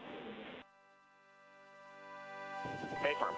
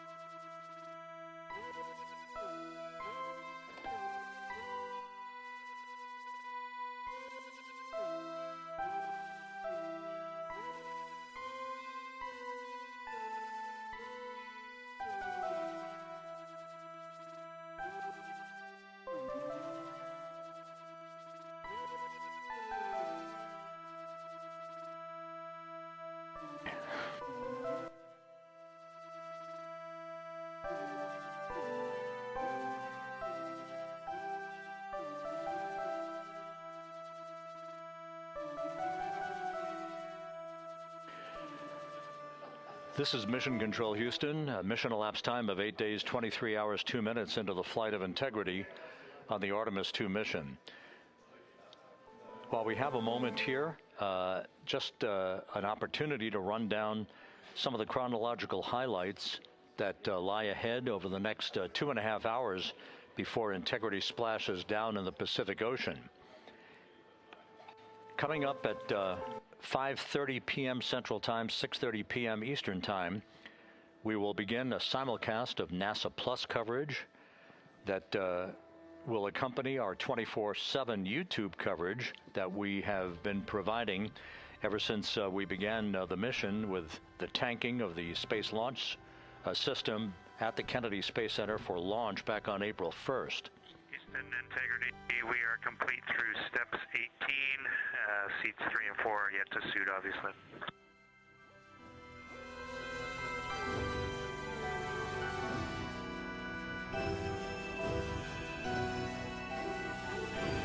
Jeremy, we copy. You completed 16 through 18, and confirm for us whether you needed any adjustments of CIAS in step 17.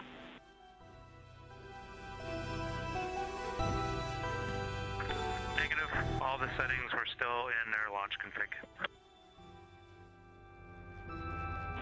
Houston copies.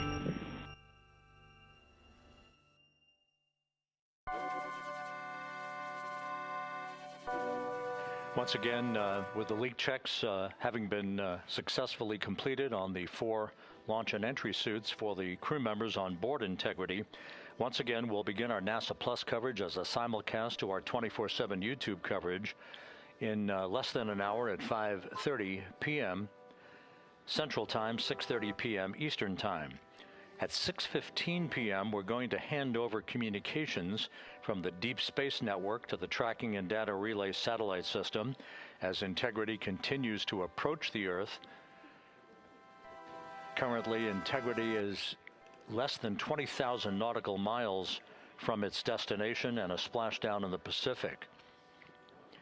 We will separate the European service module from the crew module at 6:33 p.m. Central Time. And just 4 minutes later, we'll conduct a raise burn, a 19-second burn of the Integrity thrusters to slightly tilt the vehicle's orientation upward, with the aft end being tilted upward. That will also change the velocity by 9.9 feet per second and complete the orientation of the vehicle for its angle of attack as it enters the Earth's atmosphere. Entry interface, where we reach the first traces of Earth's atmosphere and where most of the dynamic operations will then begin. Entry interface is scheduled at 6:53 and 31 seconds p.m. Central Time. where Integrity will be at an altitude of 400,000 feet above the Earth, traveling at about 34,882 feet per second with a range to splashdown of 1,701 nautical miles.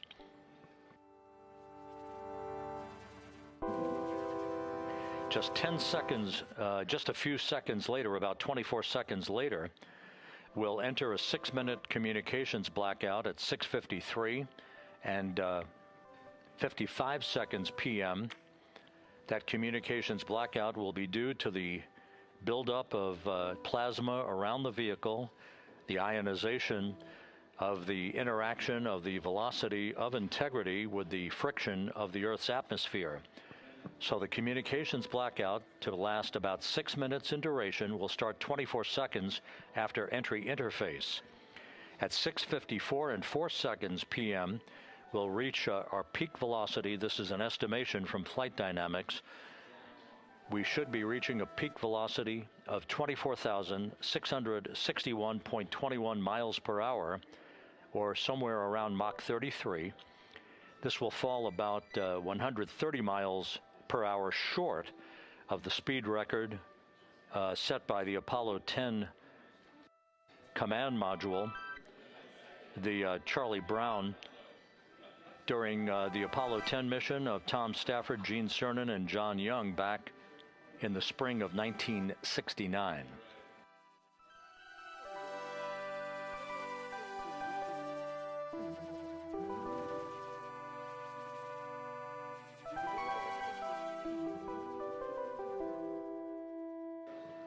Once the communications blackout ends, which is expected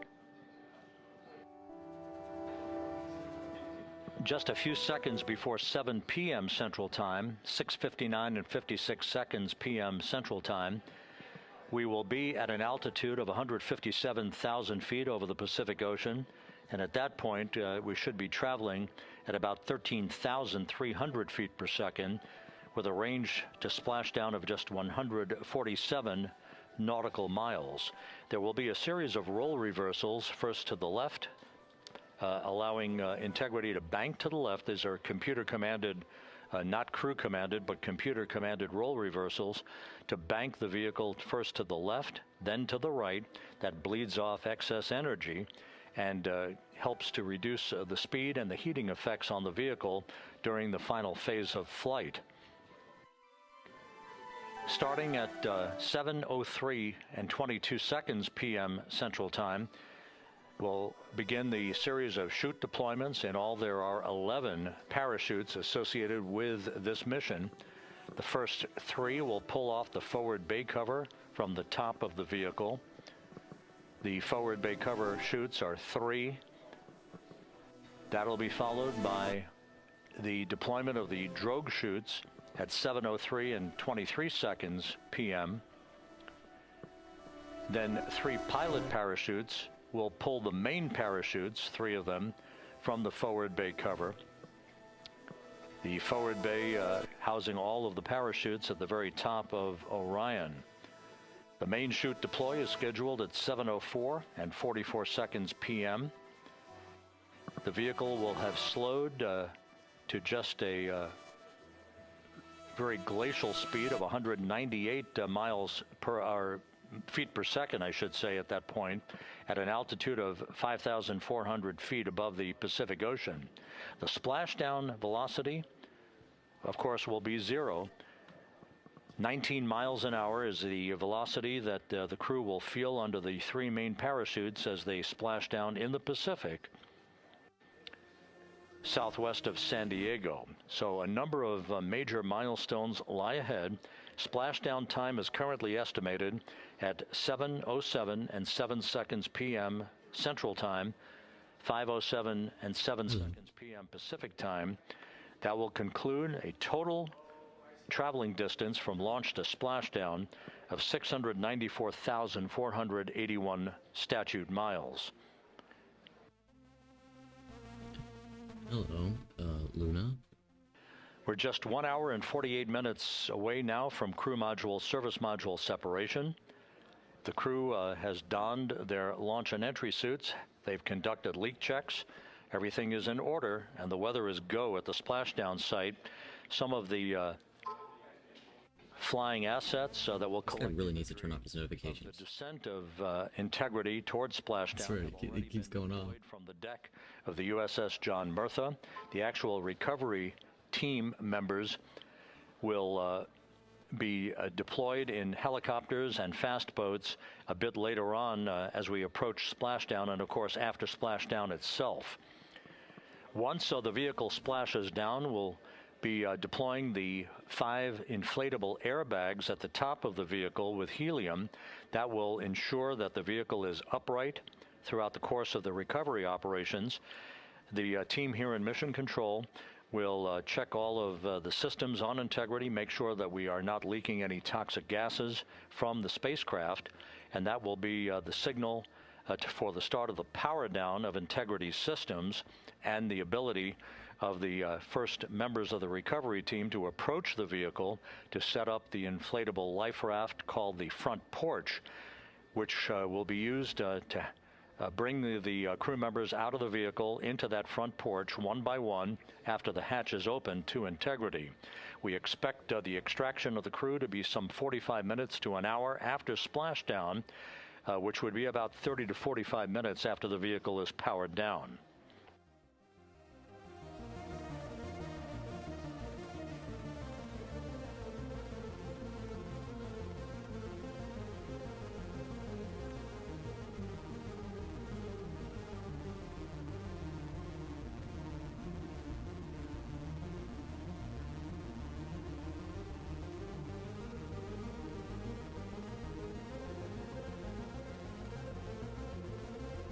So I'm going to be probably not able to be active during the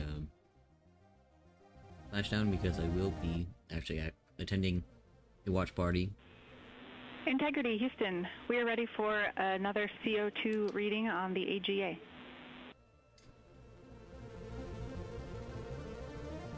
It is 5.1.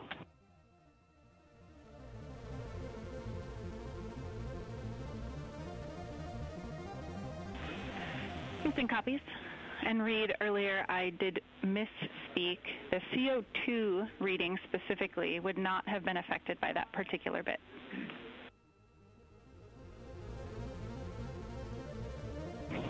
Okay, sounds good. We just know we're in an ARS suit, and that's very likely contributing to that.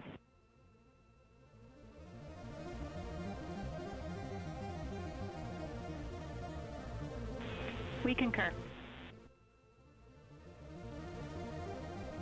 So what I was saying was, yeah, I won't be able to actively be here and fix anything that happens. I'll probably be leaving here soon, but this will continue to be running. For those who want to, you know, watch it and see multiple POVs.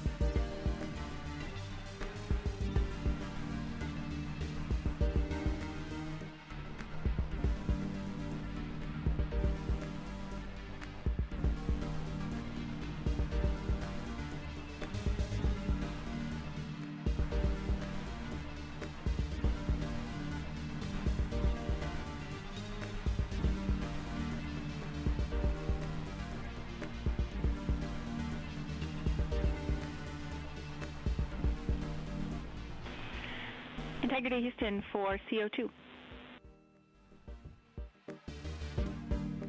Go ahead, Jackie.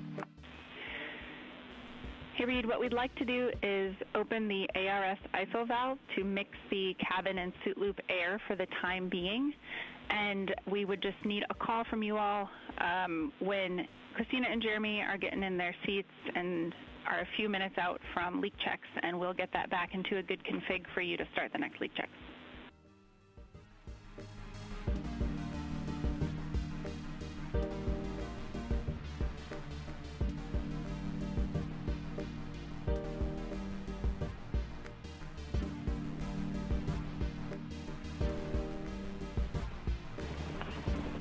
Hey, Jackie, that's a reasonably good idea. Can we just hang on that for a little bit and see how we're doing? Yep, up to you. We will wait. Let us know if you'd like that cabin air mixing.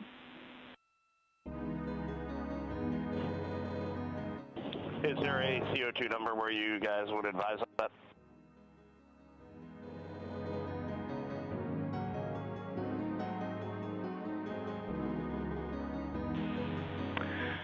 Reed, we would not want to go above 7. Yeah, that's perfect. Let us monitor for just a couple minutes here.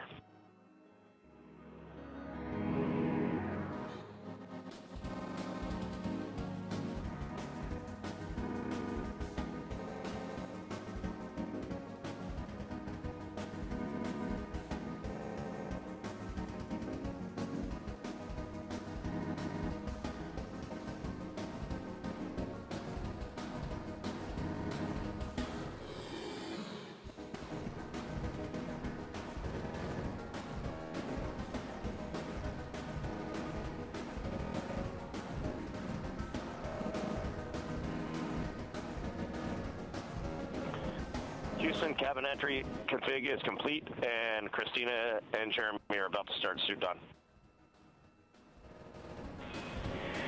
Excellent on cabin config, and copy suit down. That call from Commander Reed Wiseman aboard Integrity indicating that following the successful leak checks on the 4 launch and entry suits, the crew will begin to actually don those suits now, and then they'll climb into their respective seats, both on the flight deck and the mid deck of the Integrity, in preparation for crew module service module separation that's scheduled 1 hour and 40 minutes from now.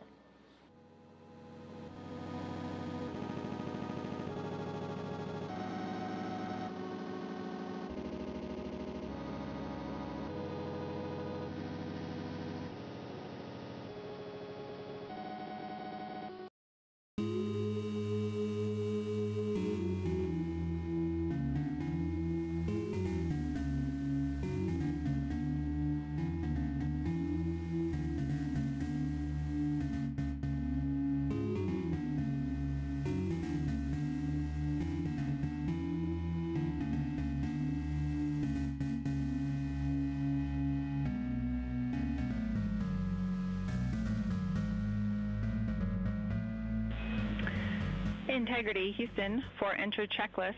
Your CMSM SEP ATP is set to go. We see that on the PFD, Jackie. And the call from Capcom Jackie Mahaffey here in Mission Control to Reed Wiseman, indicating that the pyros are armed for crew module service module separation coming up 1 hour 38 minutes 52 seconds from now.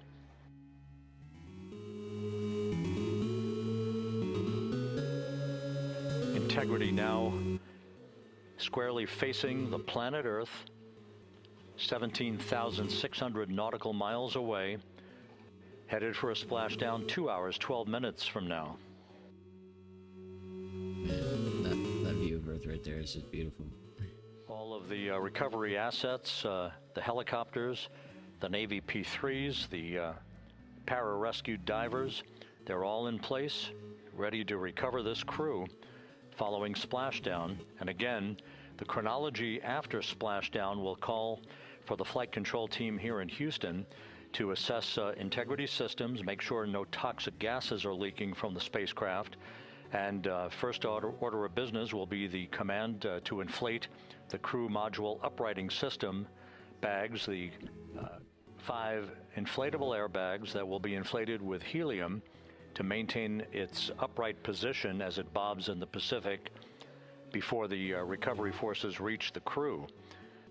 About 15 minutes after splashdown is when we expect the green light to be given to power down integrity systems, at which point the recovery teams will begin to make their way toward the vehicle to set up that inflatable life raft called the front porch, buttressed alongside the spacecraft. That will be the precursor to the opening of the hatch and the extraction of the crew members, one by one, into that raft, giving them a chance to get their land legs back as they feel the first sensations of Earth's gravity in 9 days and their high-speed return to Earth, with their peak speed reaching some 24,661 miles an hour.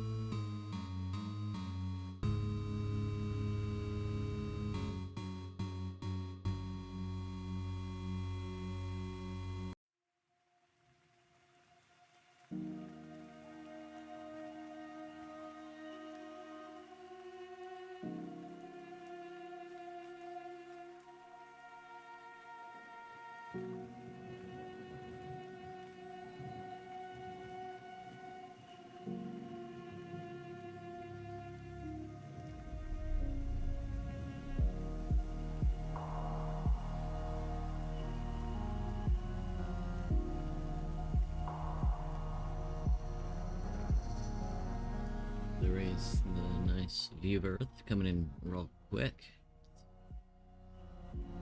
Actually going quicker and quicker every second. It's accelerating because of Earth's gravitational pull. Let's just make it go pretty quick. It'll probably be up to around 27,000 miles an hour once it's in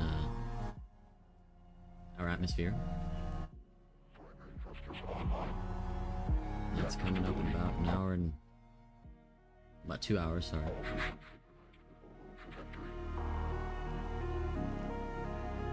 Velocity climbing. Prepared for solid displacement. Atmosphere breach. Houston, Christina's got an amazing view of home planet out the side hatch window, and it's lighting up the cabin, and it's just a great blue hue to it. It's beautiful. That is amazing. When you kicked us out of the cabin, we turned on one of the SAW cameras and also had the Earth's reflection on one of the arrays. It was very cool. Oh man, that is amazing.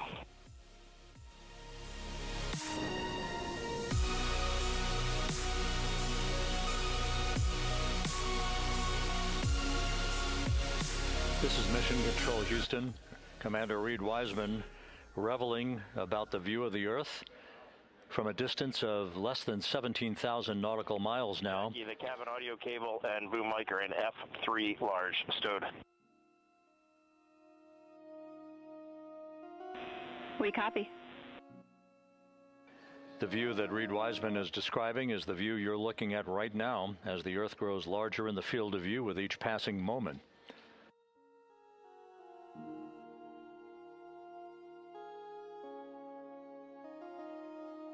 We're about 29 minutes away from the start of the NASA Plus coverage, joining our 24/7 YouTube coverage as a simulcast for the remainder of the evening through the time the crew is on the deck of the USS Mertha and in medical bay. So we'll be looking forward to additional reports and other video coverage from the deck of the USS John Mertha and other assets in the splashdown zone as we continue toward splashdown and the return of Integrity's astronauts just 2 hours and 5 minutes from now.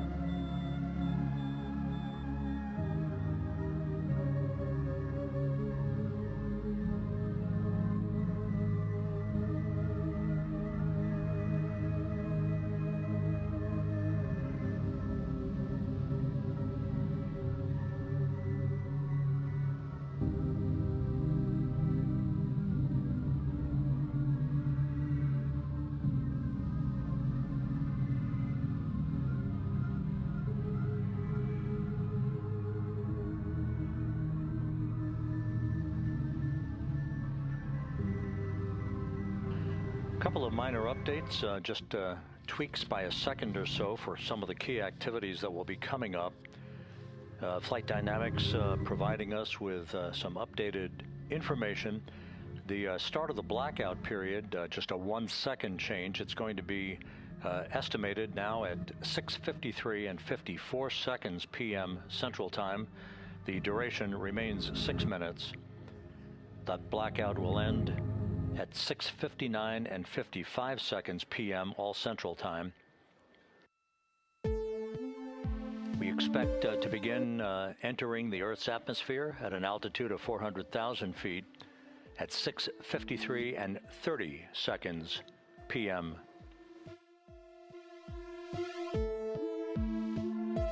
And 1 second difference now in our splashdown time. If everything unfolds the way we believe it will.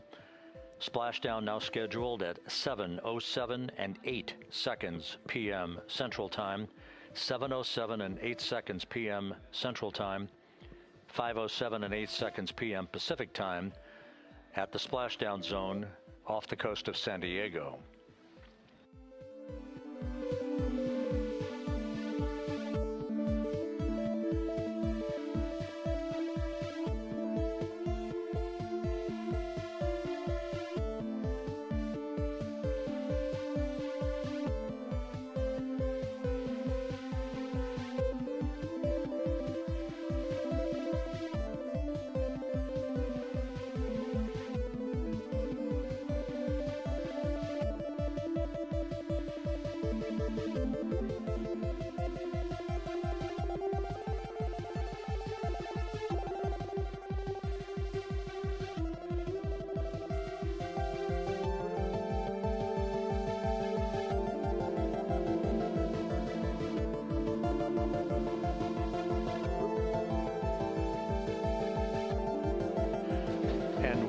update. The latest weather forecast from the Spaceflight Meteorology Group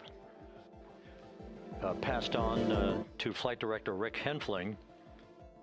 Calls for the clouds in the splashdown zone to be in the process of dissipating. The winds are somewhat reduced, now just 6 knots. The wave height's still less than 4 feet. All go forecast.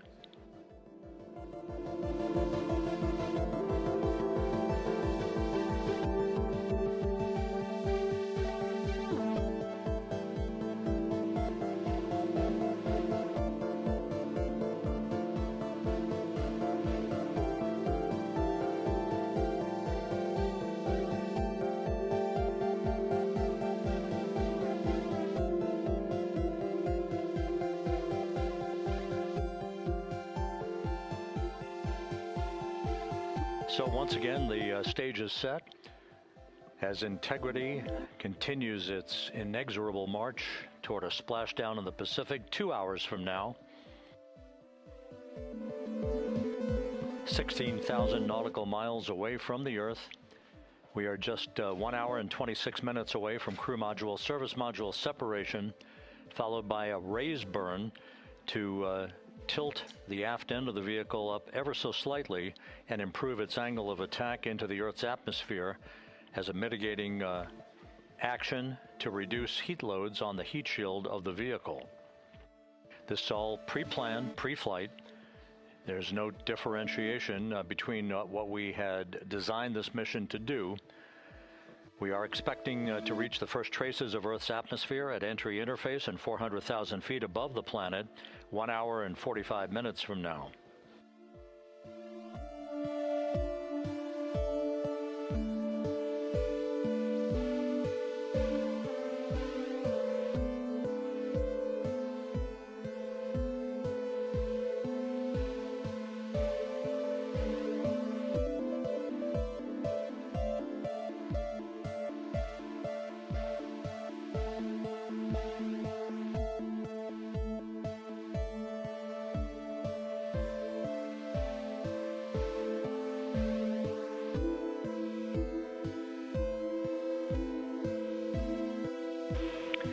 Integrity, Houston. Cabin temp cold soaking is initiated. Copy that, Jackie. CO2 is 5.5, and we are still doing good on board. Christina and Jeremy are beginning suit down.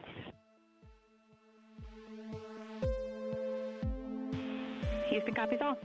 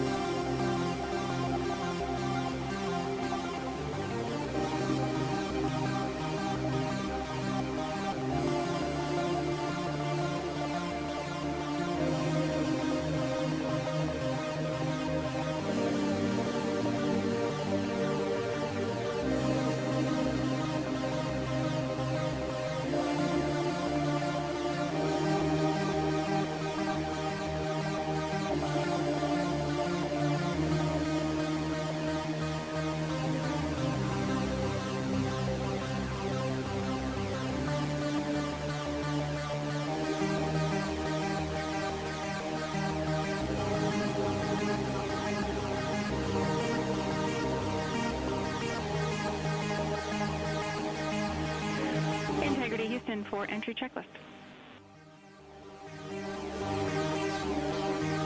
All right, Jackie. Reed, with this time to EI, we expect you're about to be stepping into steps 9 and 10 in the entry checklist. In step 10 for the SIP switch config, there are no deltas. No deltas to step 10. Copy all.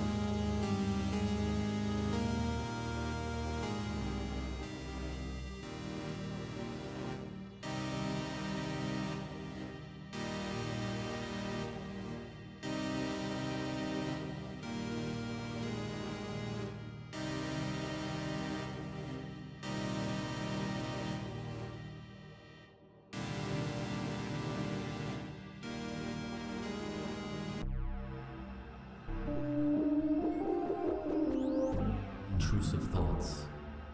Does the Aufversuchen control you? Emotional.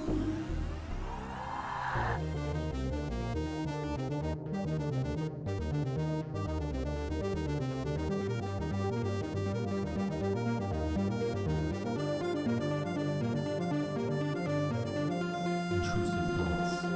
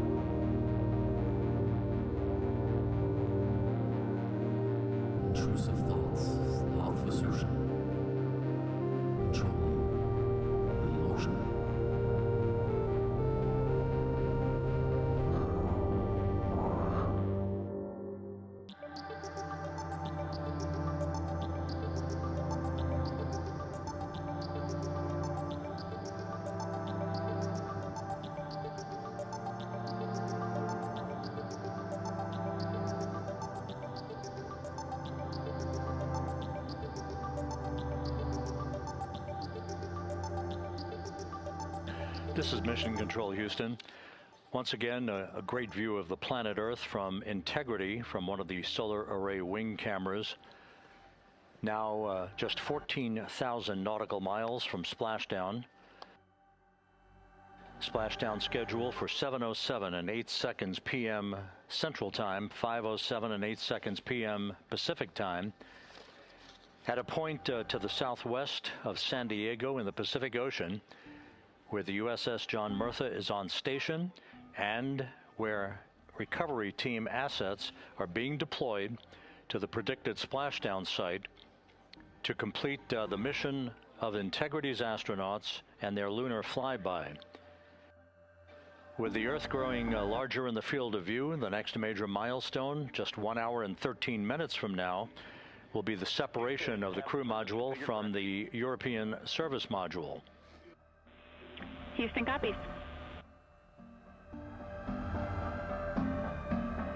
The separation of the crew module will set the stage just 3.5 minutes later. One question. Go ahead. When I was looking at the BFS-SM SEP, it was the exact same time as our predicted SM SEP. Can you just confirm we don't need that to be a touch later?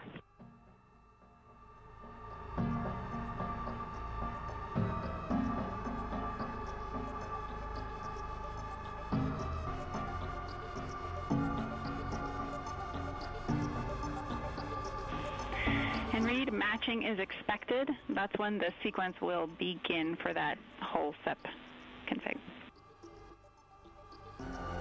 Outstanding. Thank you for the verification. Here in Mission Control in the Artemis Flight Control Room, Capcom Jackie Mahaffey confirming some of the timeline activities with Commander Reed Wiseman aboard the vehicle. The crew has suited up in its launch and entry suits, ready to begin the critical phase of this mission.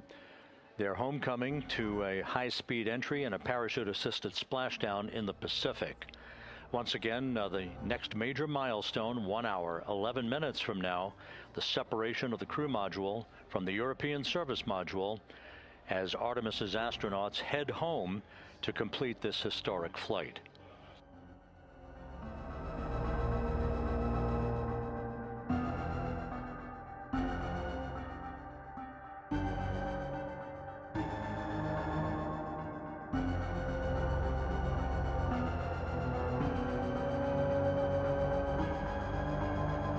So I'm gonna be heading out here. I will be letting this go, and it'll continue to be live streaming for those who want to join in. But I will not be here, so have fun, and I'll be back later.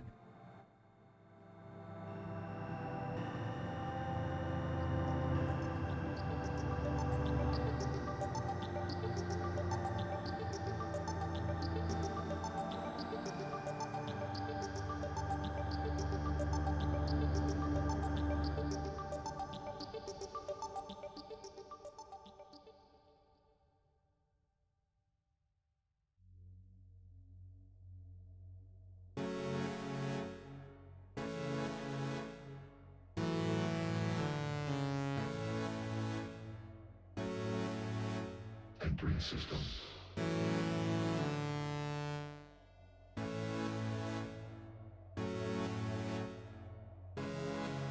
Approaching rendezvous.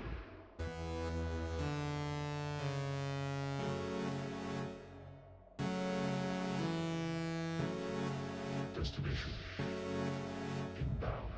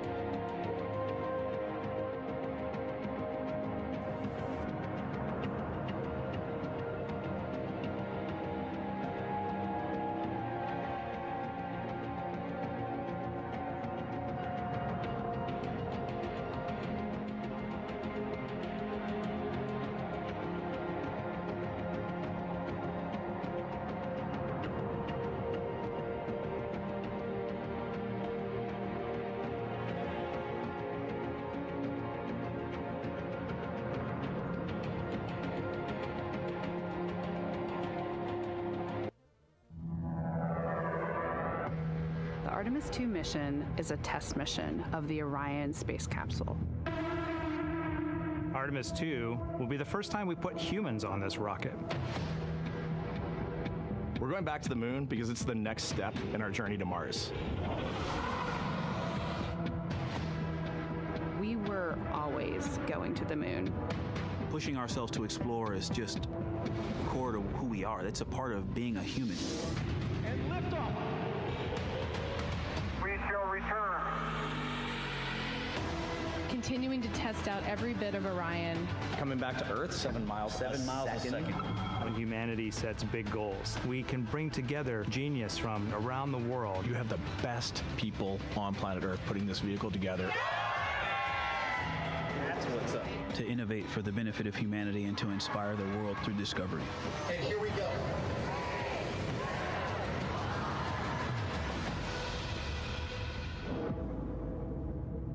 Direction. 1972, 2:25 p.m. Eastern Standard Time. The Command Module America splashes down in the Pacific with Gene Cernan, Ron Evans, and Jack Schmidt aboard as the Apollo 17 mission came to an end, along with humanity's first series of expeditions to the moon.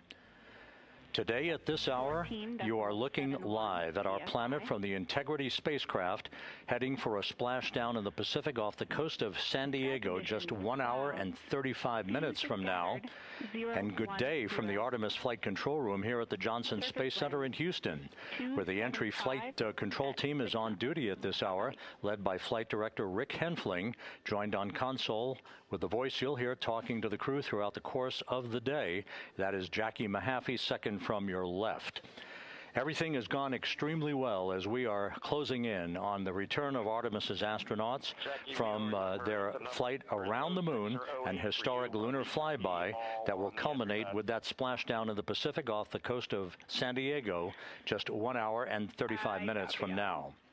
And with that, it's a good entry pad, and we can continue in the procedure.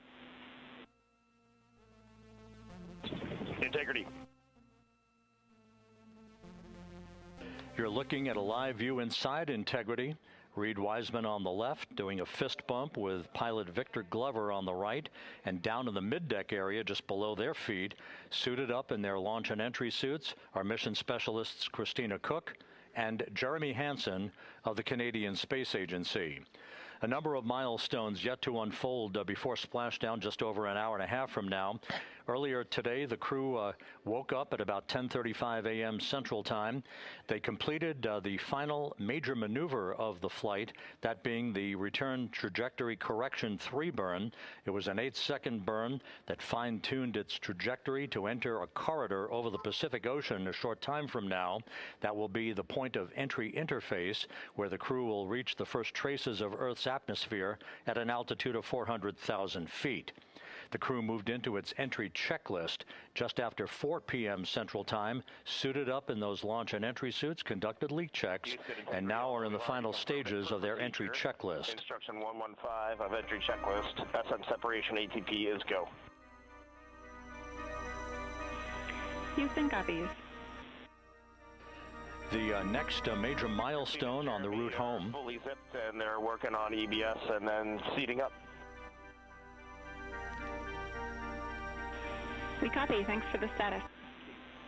Jackie Mahaffey talking to Reed Wiseman aboard Integrity. The spacecraft now about 12,000 nautical miles from the Earth's surface. The next major milestone on tap for the crew will be the handover of communications from the Deep Space Network to the Tracking and Data Relay Satellite System. The Deep Space Network came into play after the translunar injection burn back on April 2nd that propelled Integrity toward its lunar flyby. We'll be back on the TDRS network here in about 41 minutes. Following that, the next activity will be the pyrotechnic separation of the crew module from the European service module. That is scheduled at 6:33 p.m. Central Time, followed 4 minutes later by one final critical maneuver. That will be a 19-second burn of Integrity's thrusters in what is called the crew module raise burn. Now, what that does is it basically acts If you were sitting in a reclining chair, you'd basically tilt yourself back. It raises the aft end of Integrity ever so slightly, and that is the final opportunity for us to fine-tune the angle of attack of Integrity through the area of peak heating at entry interface that will come a bit later on, about an hour and 18 minutes from now. So after the raise burn, we will be in the final orientation that will minimize any peak heating on the heat shield of Integrity, and prior to the time the crew enters the Earth's atmosphere at an altitude of 400,000 feet. Entry interface. This is the critical time where the crew will reach the first traces of Earth's atmosphere at an altitude of 400,000 feet, traveling 34,882 feet per second. Just 24 seconds after entering the Earth's atmosphere, we will experience a communications blackout expected to last 6 minutes in duration. This is planned, and it is caused by the interaction of the velocity of Integrity with the friction of Earth's atmosphere. There will be a buildup of plasma around the vehicle, and that ionization will prevent any communications with the crew and any receipt of data by flight controllers here in Mission Control. That blackout is scheduled to begin at 6:53 and 54 seconds p.m. Central Time. Again, a 6-minute blackout that will end, if all goes as planned, at 6:59 and 55 seconds p.m. Central Time. At that point, we expect to regain communications with the crew and a reacquisition of data through the Tracking and Data Relay satellite system. We will have a series of roll maneuvers. These are computer commanded that will roll the vehicle slightly to the left, then back to the right. That will bleed off excess energy as we begin our peak period of velocity. We expect to reach a maximum velocity of 24,661.21 miles per hour, equivalent to about Mach 33 times the speed of sound, shortly after we enter that blackout period. Once we exit the blackout period, of course, we're in the denser regions of the Earth's atmosphere, and then we get set up for the parachute deployment sequence. First, the deployment of 3 forward bay cover chutes that will pull essentially the top forward bay cover off the very top of the Integrity vehicle. That will be followed by the deployment of drogue chutes, and then the final deployment of a series of 3 main parachutes at 7:04 and 44 seconds p.m. Central Time. From that point on, it is about 3 minutes or so until splashdown. Splashdown scheduled at 7:07 and 8 seconds p.m. Central Time at a gentle speed of 19 miles an hour.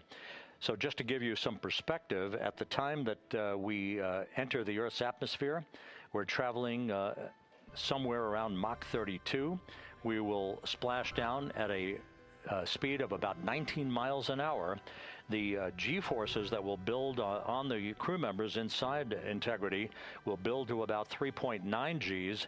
That is what is expected and what they have trained for and what the spacecraft is designed to support.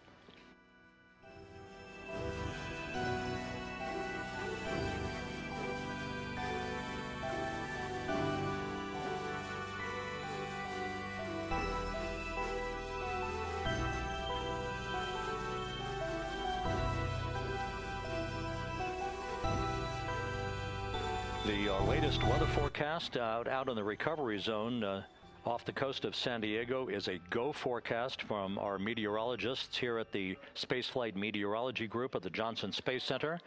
And standing by on the deck of the USS John Murtha is my colleague from the Kennedy Space Center, Megan Cruz. Megan?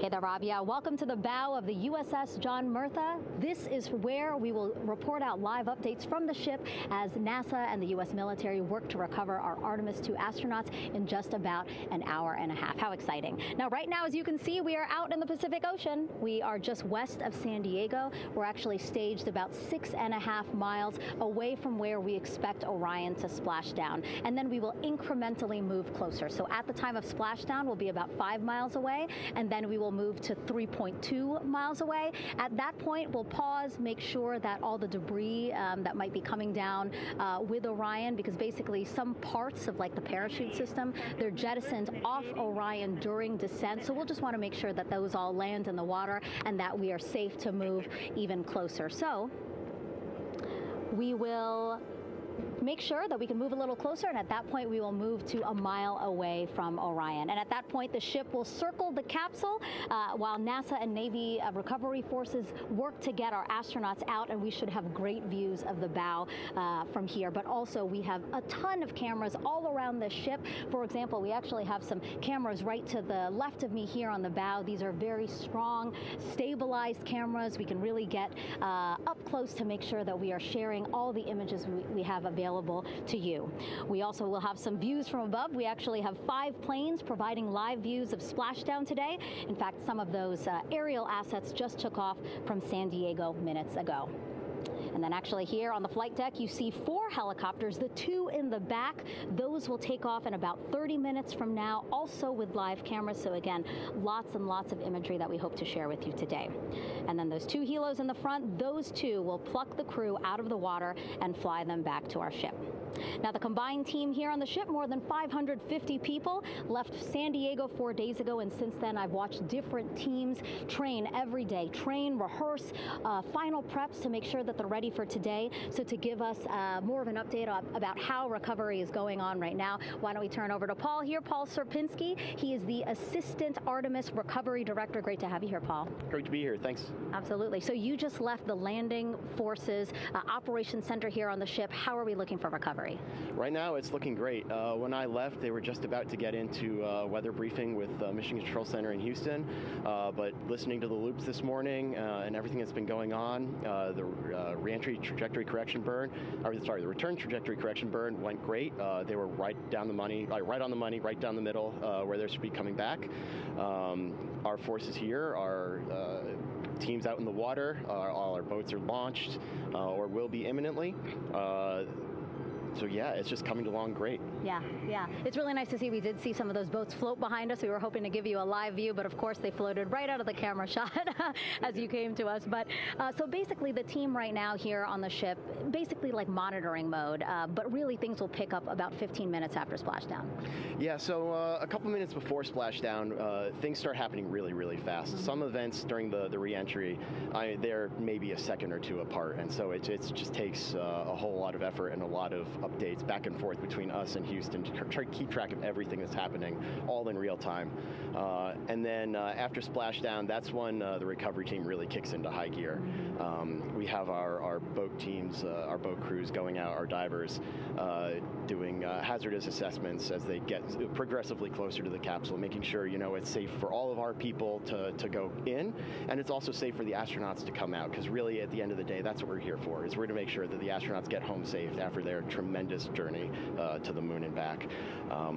But then also we have, like you mentioned on a minute ago, all of our imagery helicopters are taking imagery, camera shots of it as it's coming in all the way through Splashdown. I mean, they'll see it as soon as it crosses the horizon, all the way to the ocean here. And then afterwards, we have to recover actually Orion to bring it into the well deck of the ship. Absolutely, yeah. And so once the astronauts are safe on board, then those same dive teams are going to transition into securing the capsule. They'll position some equipment around it to kind of facilitate that. The ship will move into position. We'll attach a really big winch line to it, and then a bunch of tending lines. We'll pull the capsule around behind the ship and then start to slowly bring it in. And then, Orion comes in, goes hard down, and everyone cheers. Great day. Great day, exactly. Lots to coordinate, a lot to manage. Basically planning for this recovery, Artemis 2 recovery, started a month after Artemis 1 launched. That was the uncrewed test flight of the Space Launch System rocket, as well as the Orion spacecraft. That was November 2022, a month later, all the planning for this. How does it feel to be so close to welcoming our friends, our astronauts home? I mean, for the whole team, I walked around the ship this morning just kind of visiting with a lot of people, a lot of groups, and just kind of get the feel of them. And everyone has that same kind of mentality. Everyone's excited, everyone's thrilled to see all all that work that's what we've been doing, like you said, for the last 3 years, since right after the last one came back till now. And some people even further back. Some of them go back a decade or more. So everyone is just excited, and they're ready. They're really ready for this. And just to be able to see our crew come back, that's going to be a thrill for everyone. How are you feeling? Are you ready? Is this something you ever thought you'd be doing? I'm ready.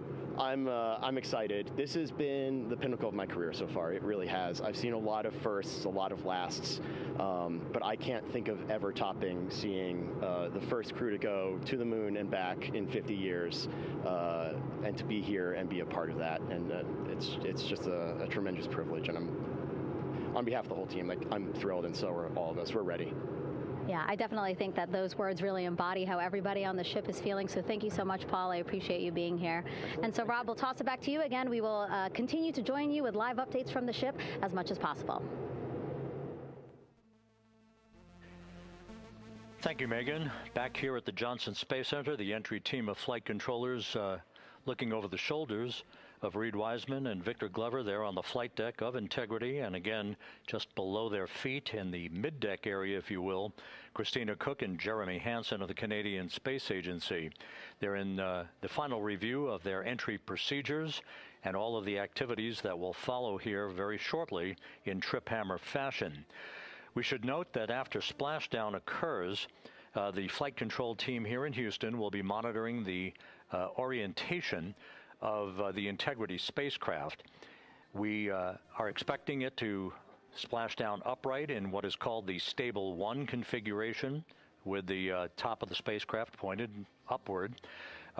Stable 2 would indicate that it is upside down in the water.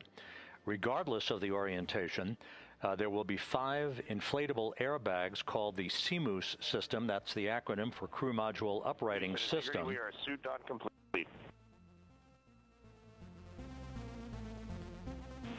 Houston copies. Reed Wiseman acknowledging that the final steps in suit donning are now complete for the crew. Leak checks have been completed earlier. The CMOOS system, those 5 inflatable airbags, will be inflated with helium. Those airbags will ensure that the vehicle remains upright. While that activity is going on, the flight control team here will be checking the systems on Integrity, also making sure that there's no leakage of toxic gas from the spacecraft. It should take about 15 minutes from splashdown to the power down of all of the systems on Integrity.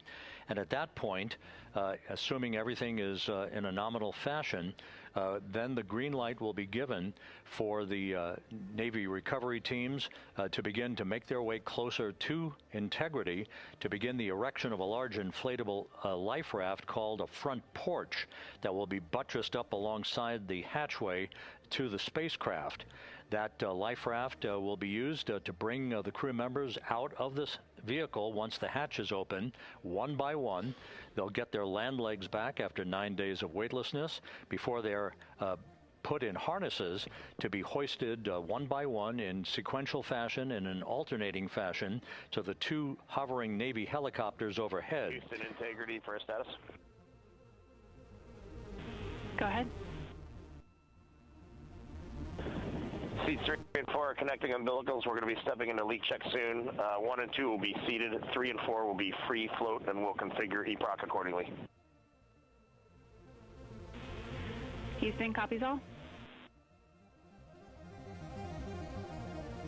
Reed Wiseman talking about the current procedures with the suiting of the crew members and subsequent leak checks, a final leak check for all 4 crew members. Everything is actually running a few minutes ahead of schedule.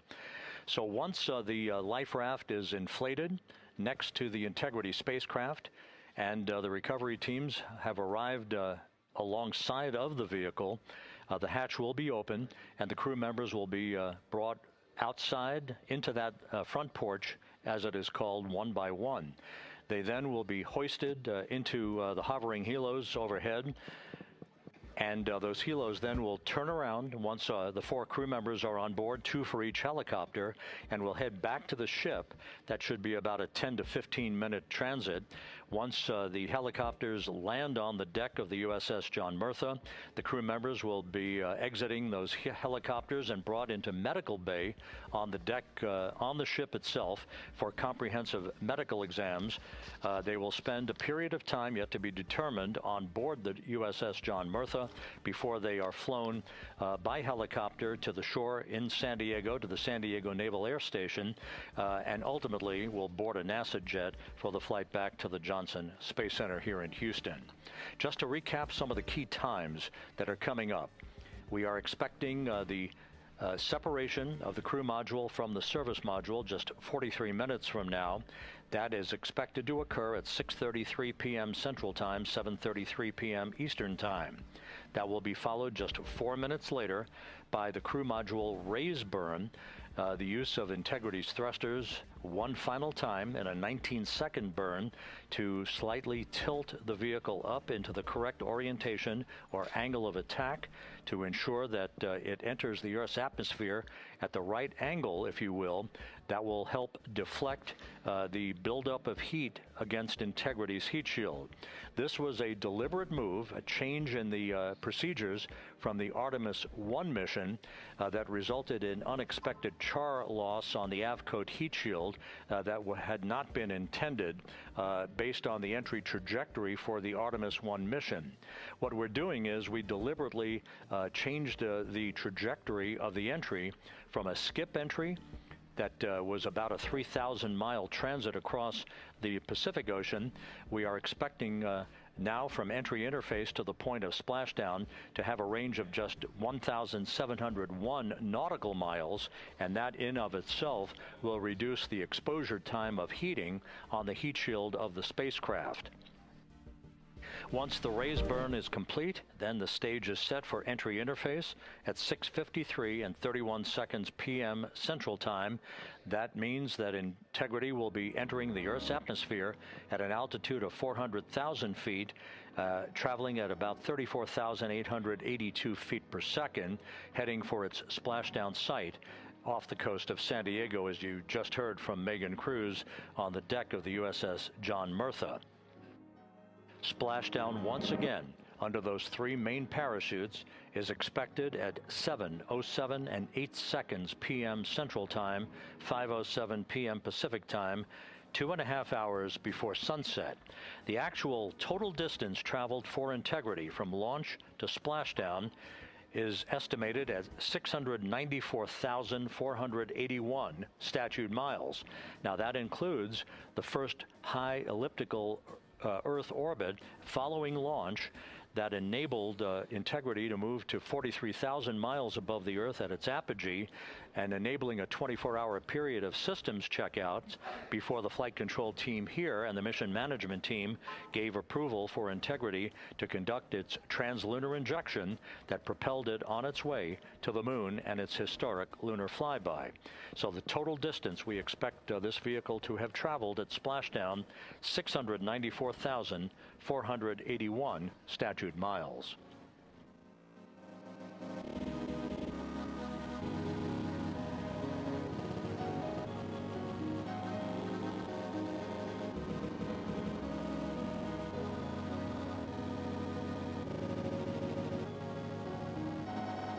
With everything proceeding on track and on time aboard Integrity, the vehicle system's in excellent shape as the Earth grows larger in the field of view.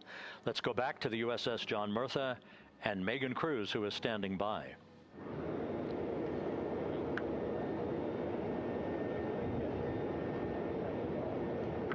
Hey, yeah, Rob, welcome back. Again, we are out in the Pacific Ocean, staged just about 6.5 miles from where we expect Orion to splash down now in just over an hour. How exciting. And the weather awesome conditions here. I know you see some wind blowing around my hair, but really nothing to speak of when it comes to having to recover our astronauts, as well as no waves here, really.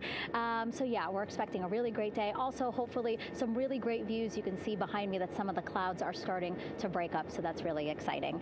And now, of course, this ship has a lot of people ready and excited to welcome our crew back home, including Dr. Rick Schuring here. He is a NASA flight surgeon. Great to have you here, Rick. You too, Megan. It is a blessing to be out here this day with our teams. We've trained 3 years for this nonstop with the U.S. Navy and along with EGS, and we've so looked forward to this day. And you know, just by God's grace, everything's parting, the skies and everything. The crew's doing great.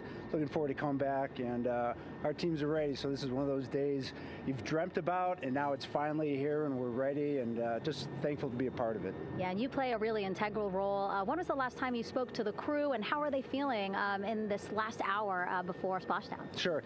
Yeah, so the crew woke up, when they splashed down, they were woken up about 8.5 hours ago. Me and my fellow crew surgeons, Doctors Chris Haas and Rafi Kumjian from the Canadian Space Agency, spoke with them about 6.5 hours ago, just to double check on how they were doing, if there's any medical issues, you know, how they slept, and then kind of go over their landing day protocol for their medications, for what we call a fluid load, to try to replace some of the fluid and electrolytes that they've lost with just a normal space adaptation. Once they got to space, they kind of have to replace some of that fluid to help them with the whole landing kind of readaptation to 1G, which they haven't done for the last 10 days. And then just kind of let them know how things are going to play out, you know, out with the open water teams all the way until we finally get to the med deck. So they were very pumped up, very hurried though. They had a lot of cabin configuration, a lot of things to get ready. So they're excited, but also very focused on the job that they had to do. So like again, we've trained a long time for this, and we're ready. And you said some medications. I mean, those are kind of just to mitigate the effects of, obviously, their more than 695,000 mile journey back to Earth. It's just like anti-nausea medication, right? Yeah, exactly, Megan. You know, astronauts are very healthy, fortunately, and even when they come back in reentry, you know, the human system is very kind of dynamic. It has to readapt very quickly, and one of the most common responses they get is just some stomach awareness, to some nausea, even to some vomiting. And you know, with our crews that land out in Karagana, the Soyuz crews or our SpaceX crews, you know, they all kind of experience the same thing.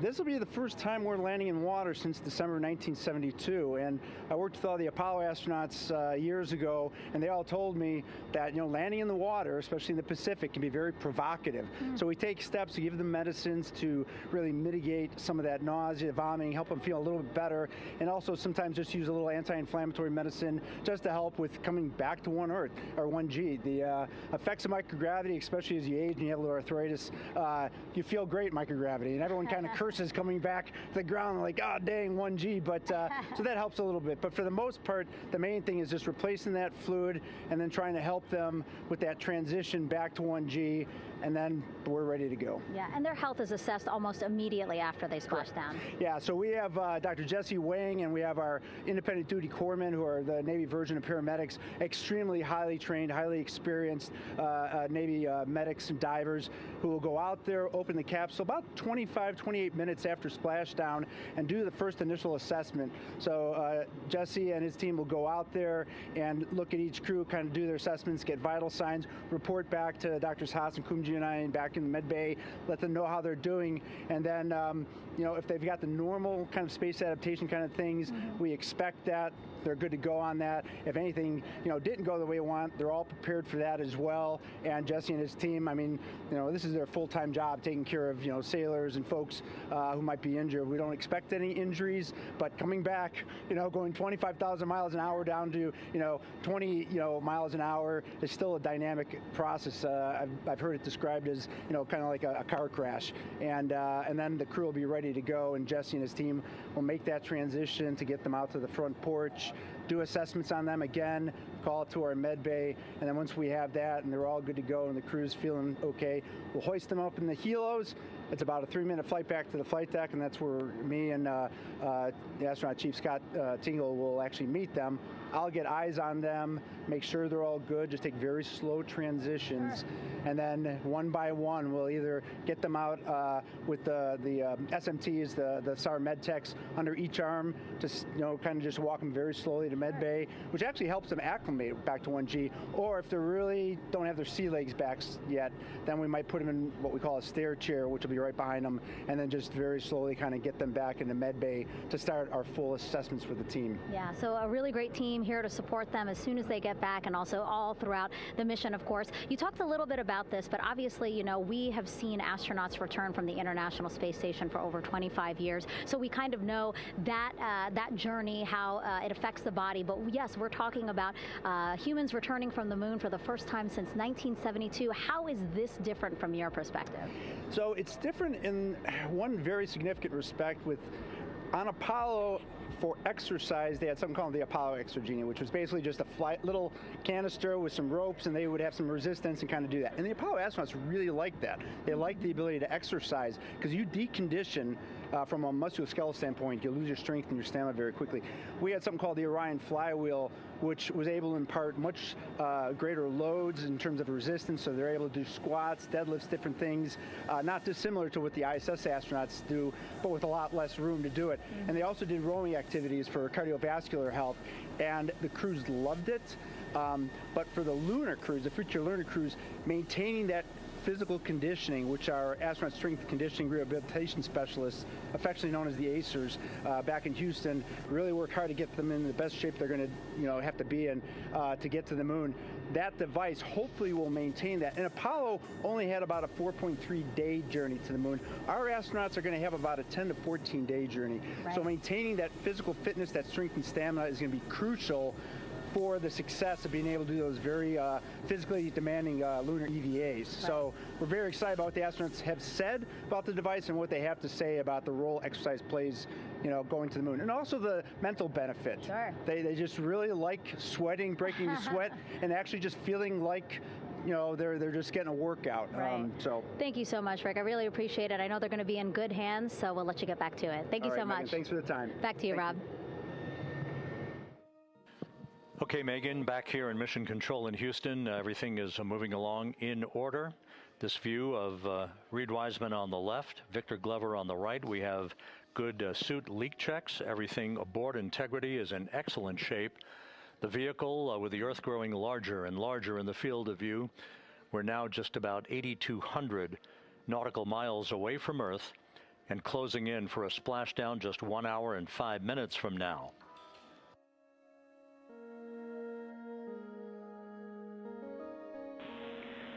Integrity, just under a minute till your GPS maneuver initiates, and both GPS units look eager to acquire. Outstanding. Seats 3 and 4 are working on seat strap in now. Houston copies. Once again, as we start to close in on some of the major milestones, the first one coming up in just 31 minutes. And Integrity, just confirming the LCG gas trap was able to be closed out. Affirmative. Copy. Crew module, service module separation scheduled just 31 minutes from now. The key point of interest, of course, will be the performance of Integrity's heat shield during its high-speed entry back into Earth and the peak heating that is expected around the spacecraft of some 4,000 to 5,000 degrees Fahrenheit. On Artemis 1, as I think most folks know by now, we flew a trajectory known as a skip entry, in which we performed an initial dip into the atmosphere to bleed off some energy. Then we skipped out of the atmosphere and dipped back into the atmosphere before splashing down in the Pacific. But after the mission was over with, we noticed unexpected liberation of some of the charring effects on the heat shield known as AVCOAT. Before the flight, we had an opportunity to sit down and talk with Entry Flight Director Rick Henfling to get a perspective on what this all means and how the mission was redesigned to try to protect Integrity's heat shield to a higher extent. Let's take a look at that interview. Returning from the moon is a lot different than deorbiting from low Earth orbit. When we return from the moon, we expect to achieve velocities upwards of 36,000 feet per second. And in order to slow down to a nice, graceful splashdown in the Pacific Ocean, the flight crew is going to experience between 3 and 4 times the force of Earth's gravity. On Artemis 1, pressure buildup inside the char layer of the heat shield resulted in the char losses we saw. NASA established a Tiger team whose job was to investigate the cause of the problem and then make recommendations on how to fly the Artemis 2 mission safely and successfully. And so for Artemis 2, we are going to fly a profile that ensures the spacecraft will not see that same type of pressure profile. And so the char losses seen on Artemis 2 will not be like the ones that we saw on Artemis 1.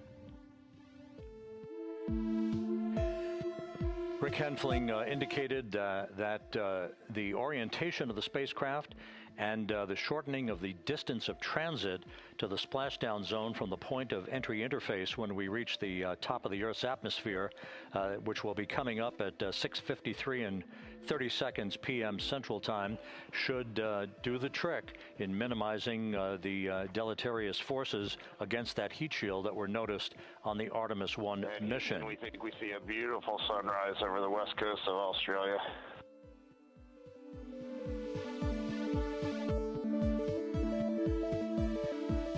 We copy.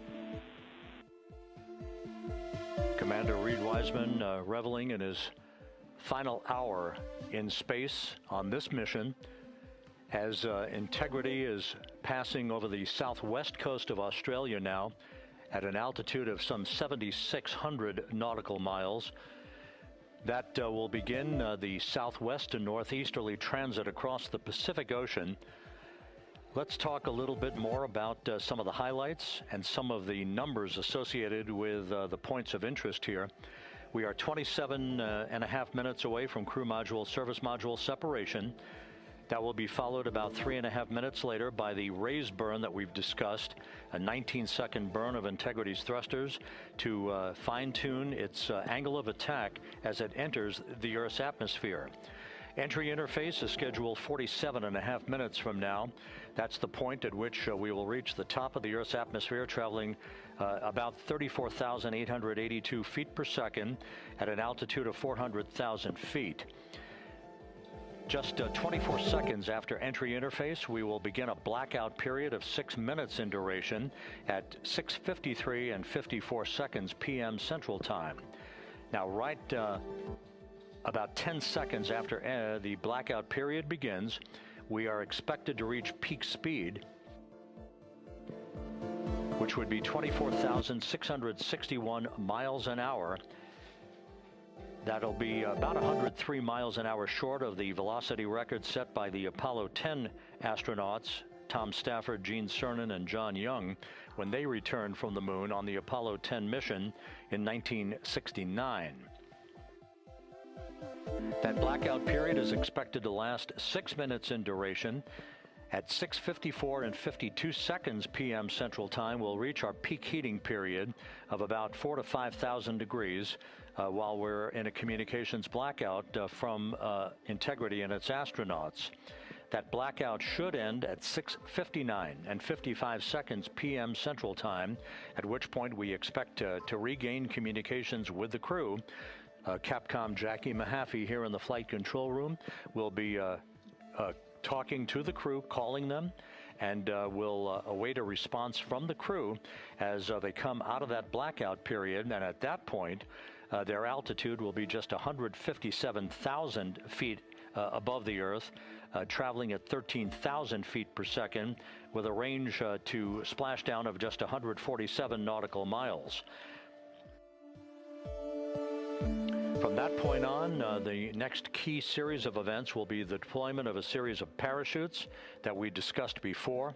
First, the forward bay cover chute deploy that will pull the forward bay cover away from the top of Integrity, followed by drogue chute deploy and then the main chute deploy that's expected at 7:04 and 44 seconds p.m. Central Time. That will begin the gentle descent of Integrity towards its splashdown at just a velocity of just 19 miles an hour, and that will begin the recovery operations that you just heard Megan Cruz discuss with her folks on the USS John Murtha. All of Integrity's systems in great shape. The crew is suited up. Leak checks complete as we stand by for the next major milestone, which will be the crew module service module separation just 24.5 minutes from now.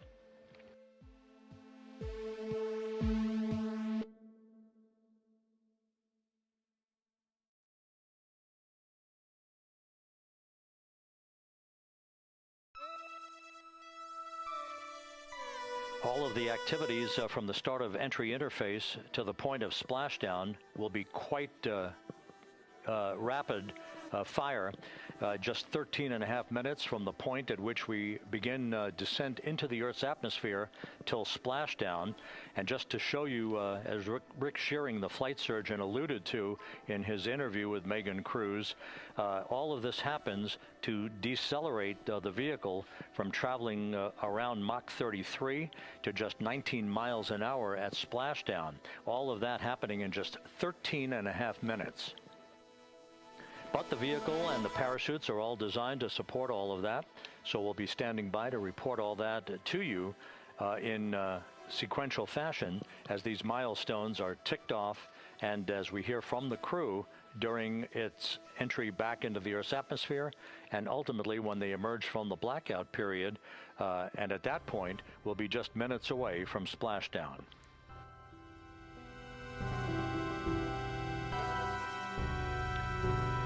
So with all of those preparations ongoing, we can return here briefly for another report from the USS John P. Murtha and Megan Cruz. Megan?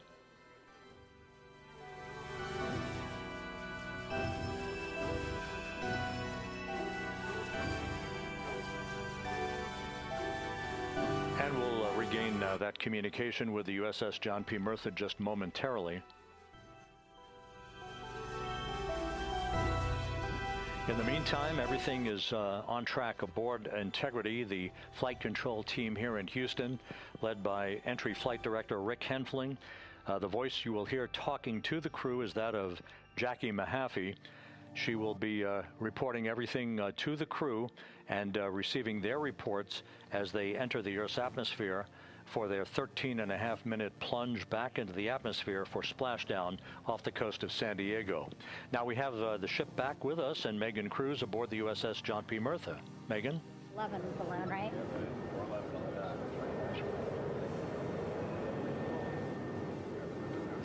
Hey, Rob, yeah, the excitement is really building here on the ship. I'm watching right now one of the weather balloons being lofted up from the ship. Again, weather balloons, very important for us to make sure that we are tracking the right kind of weather and also the data that's needed for what's called our Sasquatch team. Again, it's a team out of NASA that basically makes sure that the debris that comes off of Orion, again, some of those pieces of the parachute system, make sure that they don't fall on us here in the sea, and also our aerial assets, our folks in helicopters. So watching that float away right now. But with me right now is Captain Eric Kenny.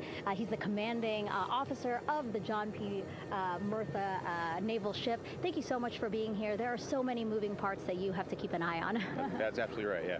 But first of all, on behalf of the crew of USS John P. Murtha, Megan, thanks for having me on today. Happy to tell you what we're doing and excited to get the interview started. Yeah, absolutely. Why don't we actually take a look at the flight deck here? We'll start there.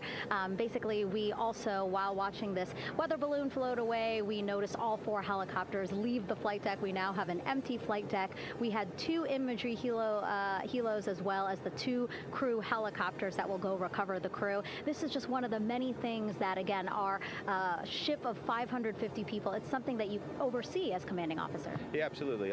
Yeah, every commanding officer, I would say really every naval service member, our priority is always safety. And as the commanding officer, I take that as one of my primary roles here on board. Mission accomplishment is important, safety always. So my day really has, I would say my message to the crew has sort of changed over the past 24 hours. As we're leading up to today, we've been building up the excitement and motivating the team for the training that we've executed. But really over the past 24 hours, now I'm trying to get us to slow down a little bit. Trust our training, right? Don't believe all the hype. Don't believe everything that's going on. Just let's trust what we've done to get to this point, and if we do that, we'll be successful today. Mm-hmm. And also part of the big success is obviously the coordination between NASA and the U.S. military. How does it feel being able to support the human space program we have? Yeah, I mean, since 1959 with Mercury, Gemini, Apollo, the history between NASA and the Navy has been in lockstep. But like any other skill, if you don't practice it regularly, that skill atrophies. So we've had a few decades off from that. But, over the past 4 or 5 years, really with this ship over the past year, we've constantly trained and working for this moment right here. Building up the hype, but to get to this point today, to be able to trust all the training we've done. We've worked with, working with NASA, the Air Force, the medical team, dive team. You want to talk about high-performance organizations coming together, working in unison? We are seeing that here on board the USS John P. Murtha, and I can't be more proud of all the work everyone's doing. Yeah, you had some great words this morning saying just that, again, that it's really nice to see everybody working together and so excited. I mean, you just became the commanding officer of this ship back in February. How does it personally feel for you to be a part of this historic moment today? Yeah, I mean, first and foremost, I'd say any opportunity to command any warship in the United States Navy is a tremendous honor. Is a pinnacle of any naval officer's career. That being said, as my change of command was approaching, and I realized that Artemis was going to be in the window here, to say that I'm humbled and honored to be here is an understatement. What really just excites me is the opportunity to see this crew, who has been training so hard over the past year plus, come together. It is what inspires me. Listening to NASA and the ownership and pride they take. They make my crew better. I think we're making NASA better together.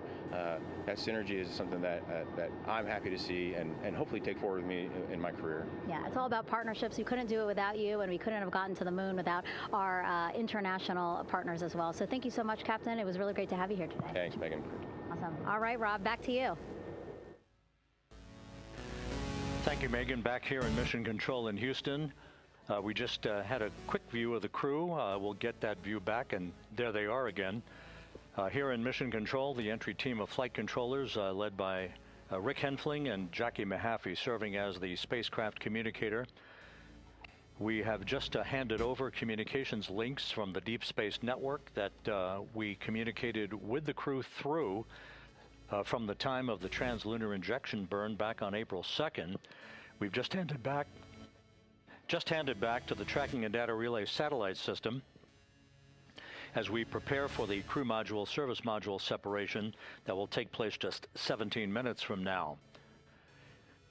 With the Earth looming in front of Integrity as it barrels back for a splashdown of the Pacific just 50 minutes from now, we're just 5,700 nautical miles from splashdown. Just one other quick note about the comparison from the Artemis 1 entry profile to the Artemis 2 entry profile and how that is serving as an extra layer of protection for Integrity's heat shield. The Artemis 1 entry had an entry range of some 3,178 nautical miles, a very long down track and a very longer period of exposure to heat loads than we're experiencing tonight. It also had that skip entry profile that we discussed earlier, dipping into the Earth's atmosphere, then back out, then back in. It was about 20 minutes of exposure. Integrity, Houston, comm check on TDRS. Jackie, we have it loud and clear on TDRS. We have you the same. And there's one of the weather balloons being deployed from the USS John P. Murtha.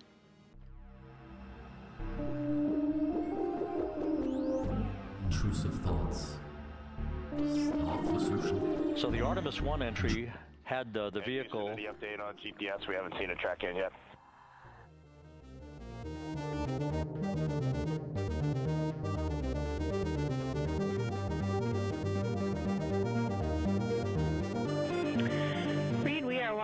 we are starting to get into the window where they may start acquiring, so should be within the next 10 minutes.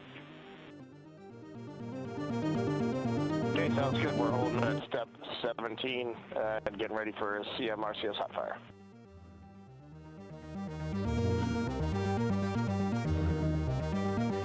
And that exchange indicating that we are expecting to acquire data from the GPS system on board. That'll be a navigational tool that will basically tell Integrity's computers that they're on track down the center line of the corridor for the entry interface that will lead them to their splashdown point.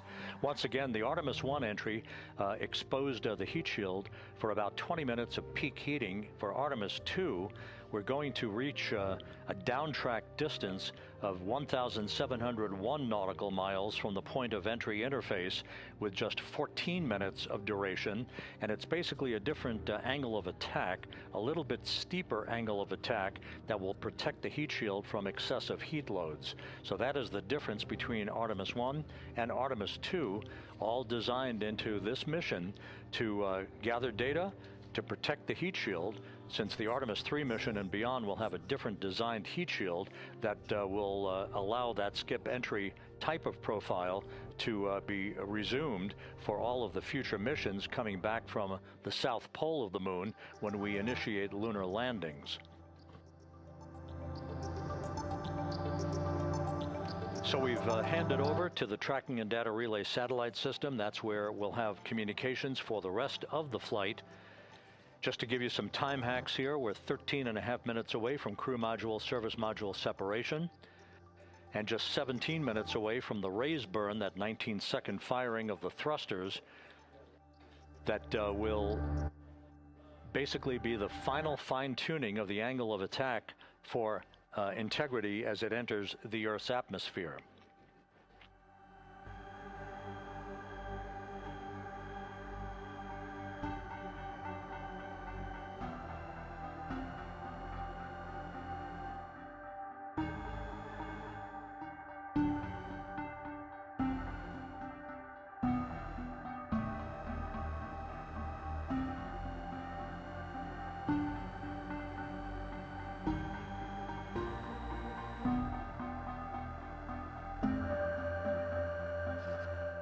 Once again, a dueling box view of some of the assets that are involved in recovery operations today.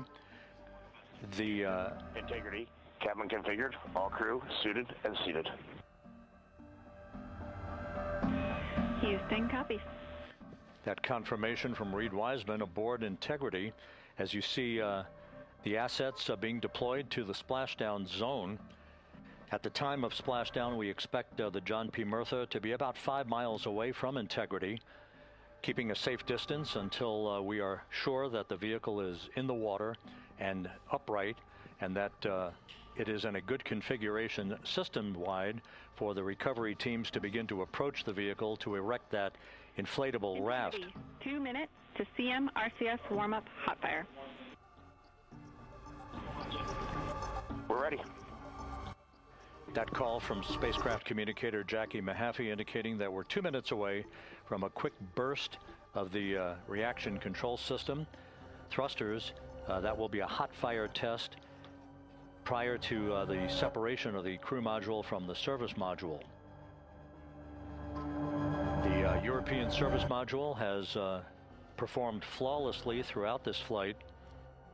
Everything, all the burns that had been prescribed for that service module have been executed on time and without a problem. There is the European flight control room that has overseen the manufacturing, the design of the European service module. They deserve quite a bit of credit on this mission for not only propelling the Integrity and its astronauts toward the moon, but also conducting the fine-tuning of its trajectory to bring it to this point where we are dead spot on down the middle of the corridor trajectory-wise to bring Integrity down for its splashdown in the Pacific just 44 minutes from now.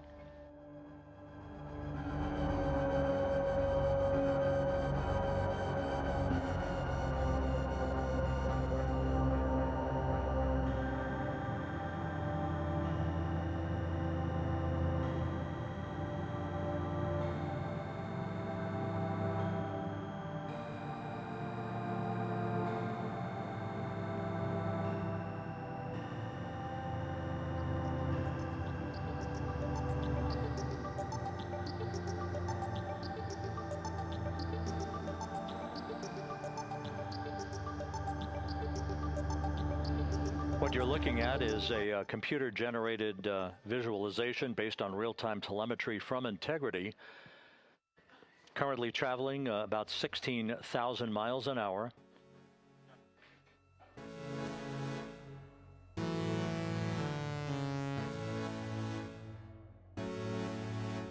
Entering system.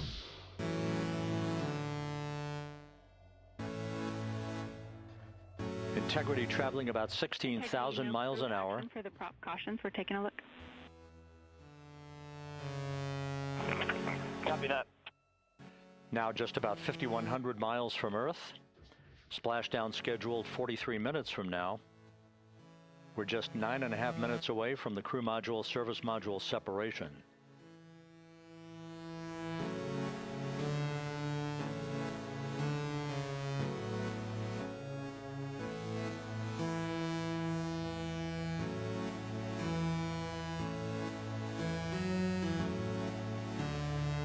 We are confirming.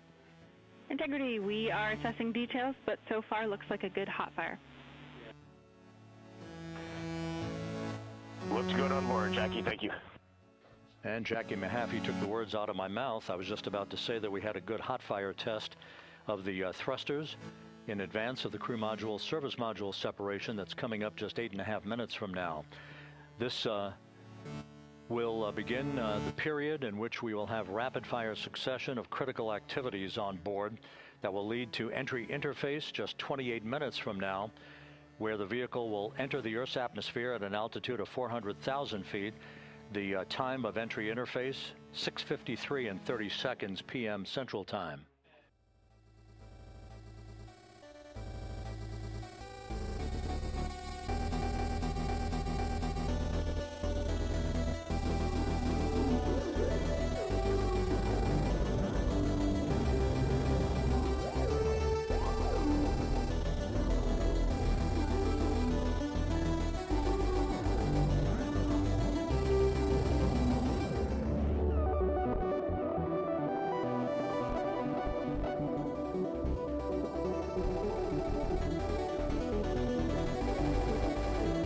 Integrity's astronauts were awakened at mid-morning to begin their entry preparations. And propulsion officer now reports a good hot fire test in preparation for the crew module service module separation.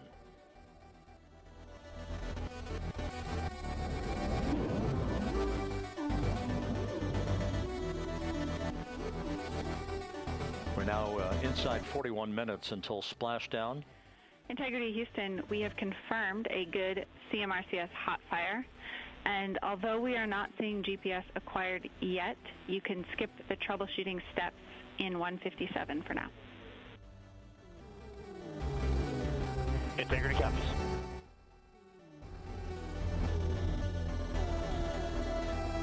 That GPS discussion indicating that we will be acquiring navigational data for Integrity through the Global Positioning System equipment on board.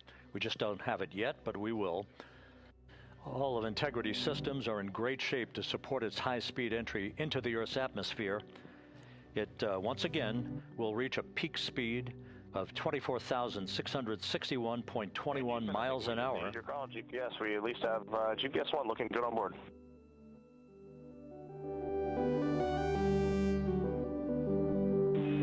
We're confirming.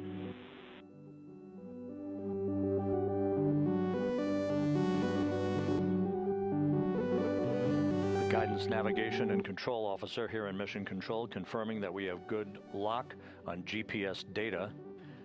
We are on a communications link now through the Tracking and Data Relay satellite system.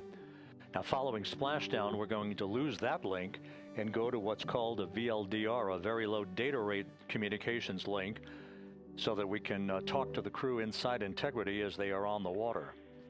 Integrity, confirm we do see good GPS. We do too, especially GPS 1 is accepting in nav channels 1 and 3.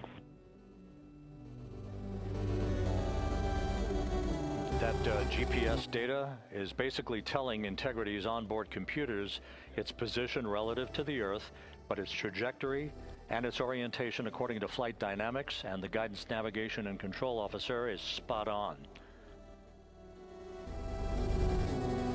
We have now armed the pyros for the crew module service module separation coming up less than 5 minutes from now.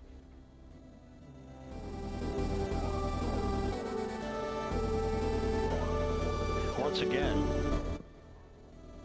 just 10 seconds after entry interface, we will see Integrity reaching its peak speed of 24,661.21 miles per hour. That will be just seconds before we begin a 6-minute blackout period. Integrity, Houston. Your vehicle is in a good config for CM-SM set and go for CM raise. Houston, we see the same on board and copy go for CM raise.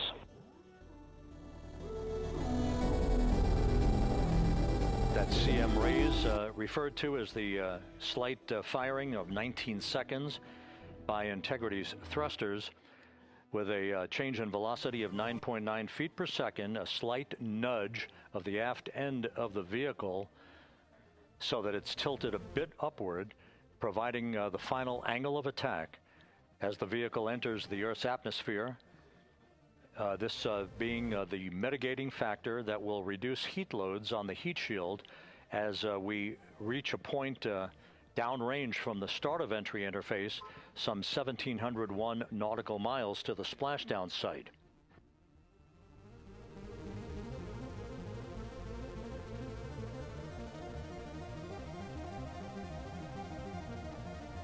Integrity systems in excellent shape. We are currently 3,300 nautical miles left in this mission. Splashdown scheduled 36 minutes, 39 seconds from now.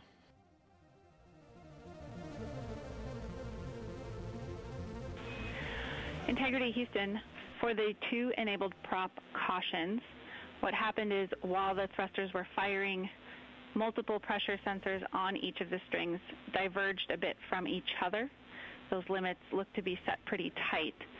We think it could happen again when the thrusters fire in the future, so we are going to suppress those messages.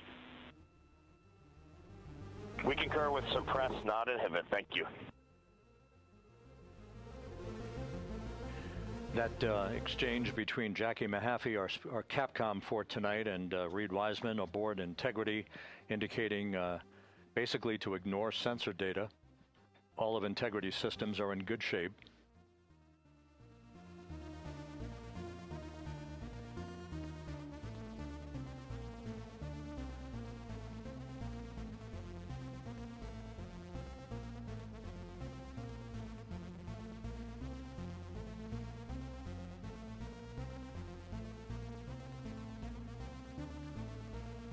Now, coming up on about 90 seconds till the crew module, service module separation.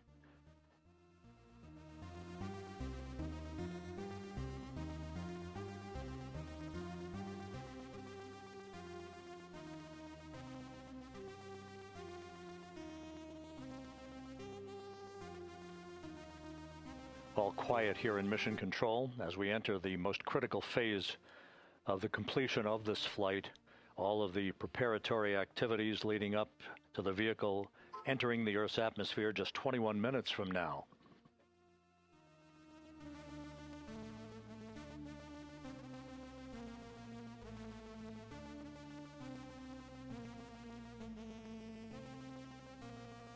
Coming up on 1 minute. Mark 1 minute till crew module, service module separation.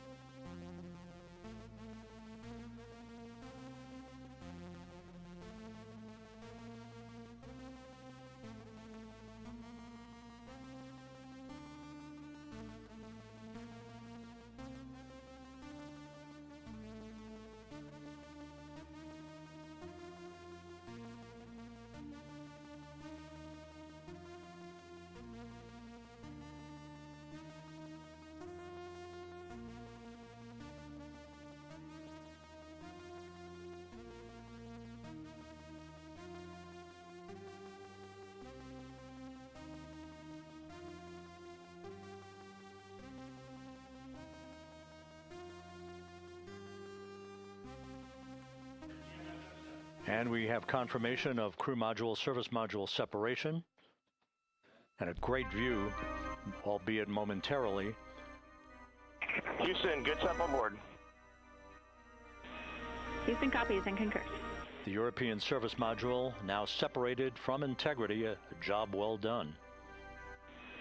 Integrity, no action for the 4 CDH cautions. Those are SM related, not applicable. Integrity.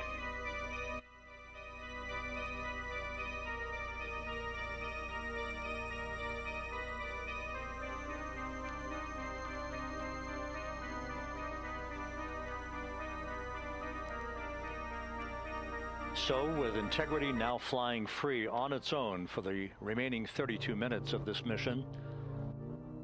Next up, the raise burn, a 19-second firing of Integrity's thrusters. GPS 2.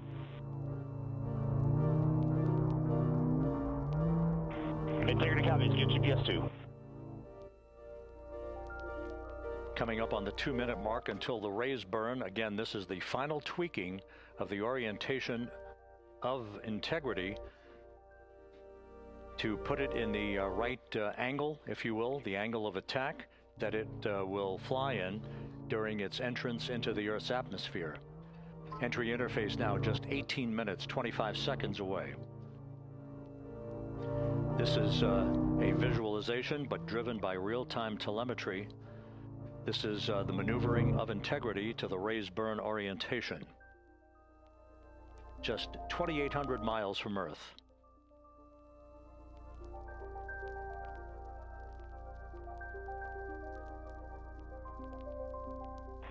Houston, we got a great view of the European service module out the window with the sun hitting the side and the solar rays and the NASA worm right there. It's a beautiful looking machine. Roger.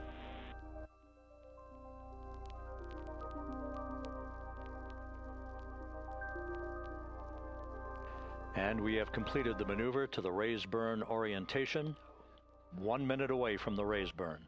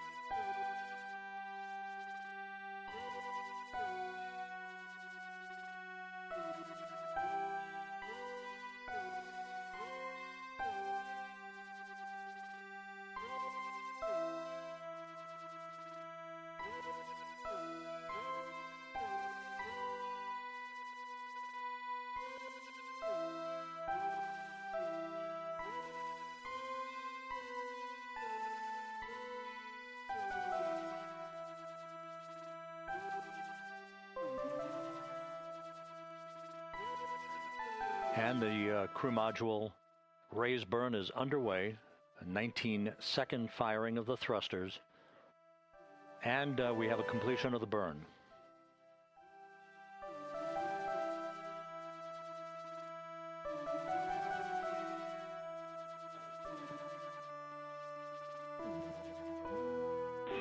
Integrity, good. CM raise burn. Your flight path angle is within limits.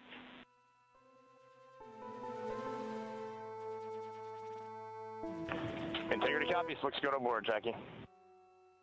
So the final maneuver is now complete. Our trajectory for a splashdown in the Pacific 29 minutes from now is set and will not be amended any further. And we have the right angle of attack to mitigate any excessive heat loads on the vehicle during entry interface. Integrity, Houston, a heads up about comm coverage. When you perform the 180 roll, for the first minute or so in that attitude, we expect about a minute LOS. We copy.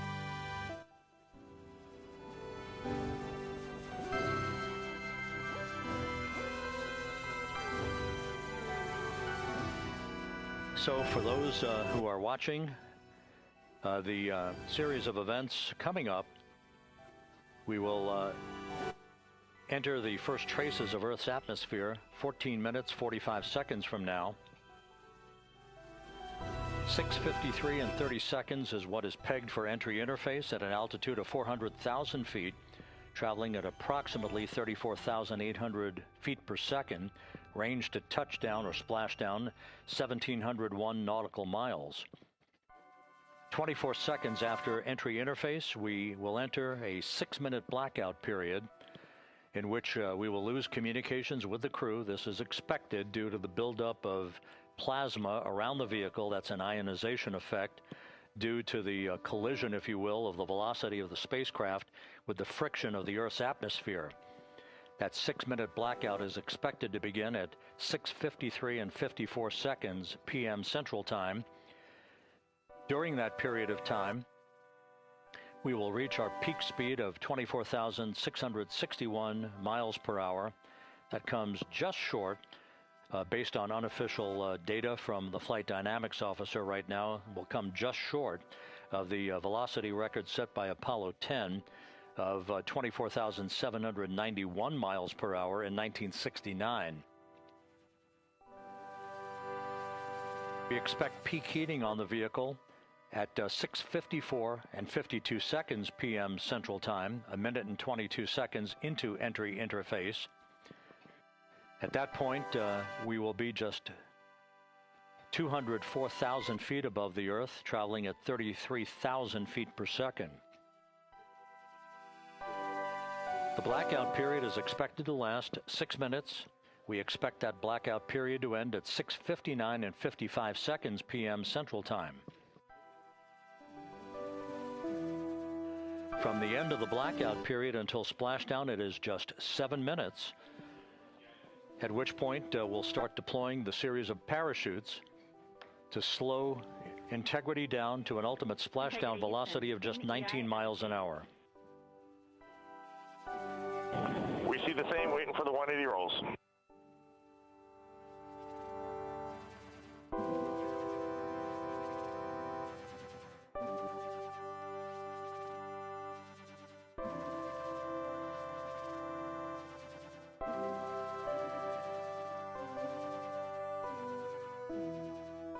The parachute deployment sequence, once again, will come in several segments, but in rapid fire succession. And we have a great view of the moon out window 2.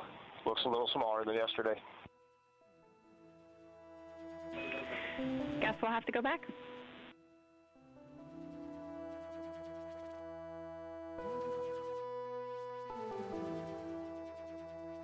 Reed Wiseman and Jackie Mahaffey exchanging discussion on a view of the moon that Integrity's astronauts are seeing in the final minutes of this mission that will be completed with splashdown just 25 minutes from now. 3 forward bay cover parachutes will be used to pull the forward bay cover off the top of the vehicle. Then 2 drogue parachutes will be deployed to slow and stabilize the crew module during its descent, followed by 3 pilot parachutes that will lift and deploy the main parachutes from the forward bay. The final sequence will have 3 main parachutes deployed. These will be 116 feet in diameter, each main parachute approximately 265 feet long when reefed. The parachutes will ultimately slow Integrity down from its peak speed of almost 33 times the speed of sound to a gentle 19 miles an hour at splashdown.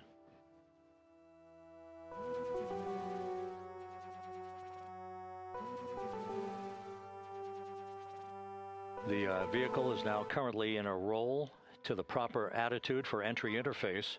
Our trajectory is right on according to flight dynamics.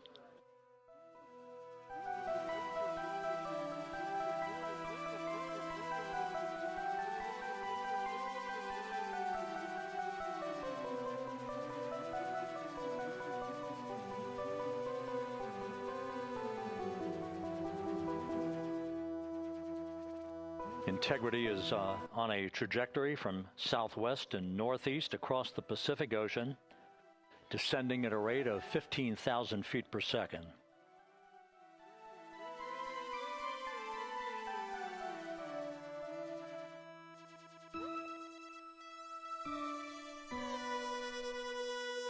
Range to touchdown 4,300 nautical miles, all the systems in excellent shape.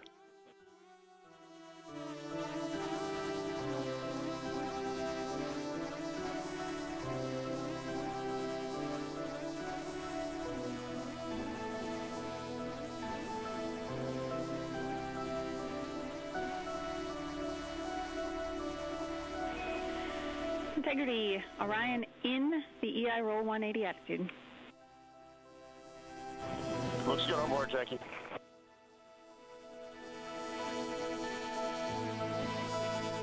This view out of one of Integrity's windows. We had a call for 3 good baros. Those are barometric pressure sensors that feed altitude and rate of descent information to Integrity's computers that will trigger the parachute deployment sequence. We are less than 9 minutes away from entry interface, 22 minutes from splashdown.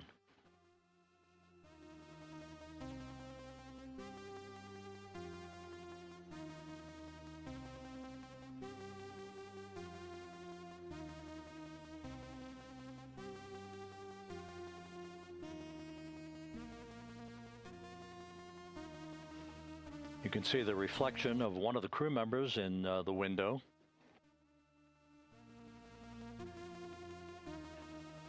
Out in the Pacific, the weather conditions remain go. Just a few clouds, some scattered clouds, winds at 10 knots, wave heights just about 4 feet. A gentle day in the Pacific for the homecoming of Integrity's astronauts.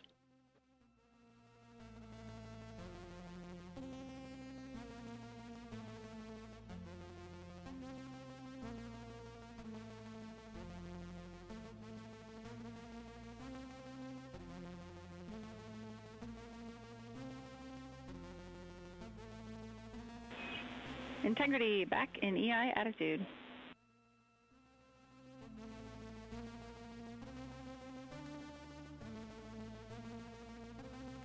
We see the same on board, Jackie.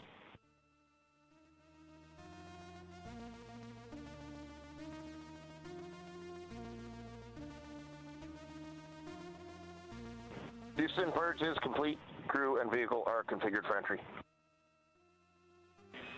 Houston copies. And we're in step 37, transferring nav state to BFS.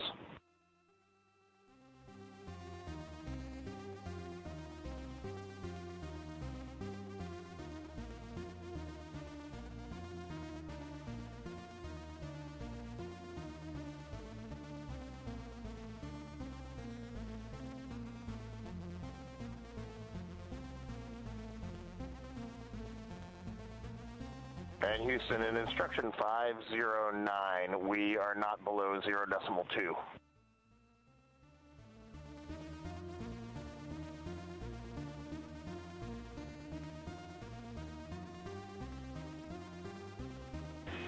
Integrity, no action required. Integrity.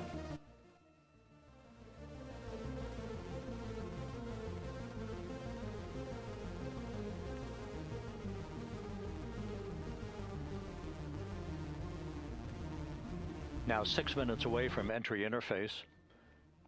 We will hit the first traces of Earth's atmosphere at an altitude of 400,000 feet, traveling about 34,882 feet per second. Range to splashdown at that point will be 1,701 nautical miles.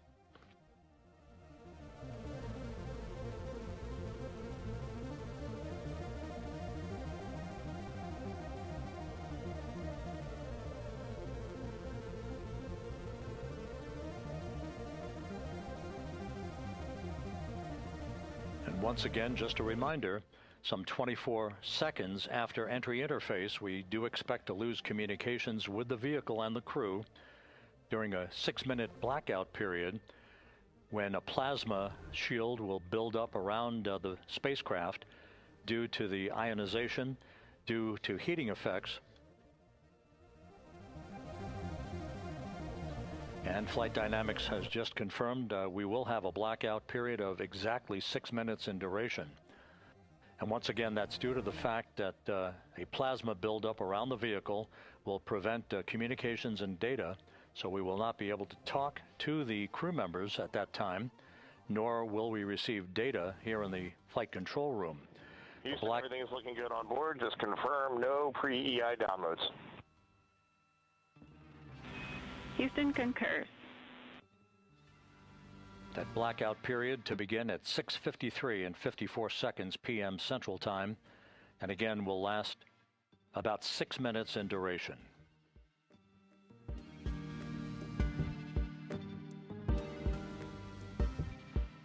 We're 4 minutes away from entry interface.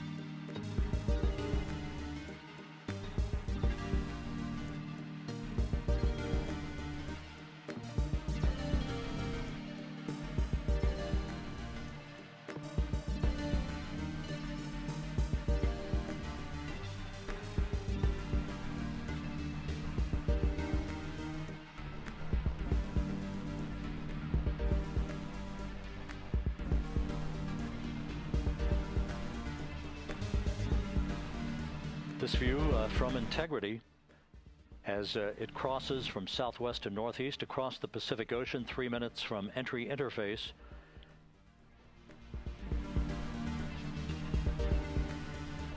"16.5 minutes till splashdown."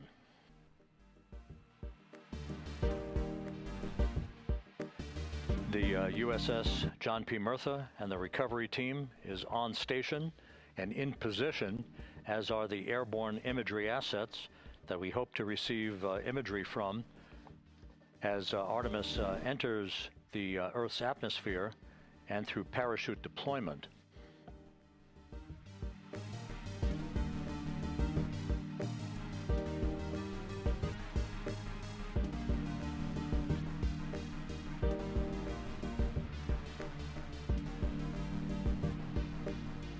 All of Integrity's systems are in great shape. The crew is ready to complete its mission just 15.5 minutes from now.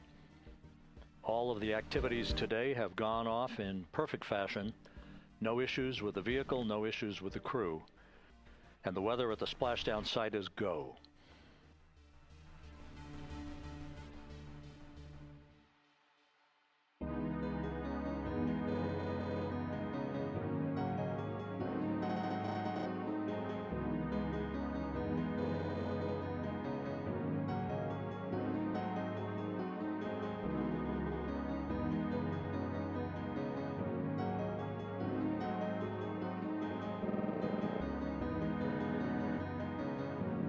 Coming up on 1 minute until entry interface.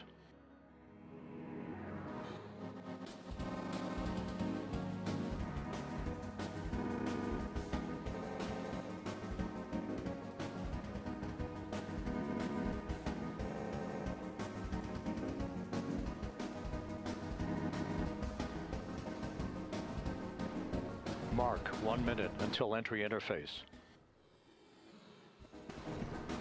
1 minute, 20 seconds until the expected start of our 6-minute blackout. Integrity, 1 minute to a 6-minute blackout. Integrity.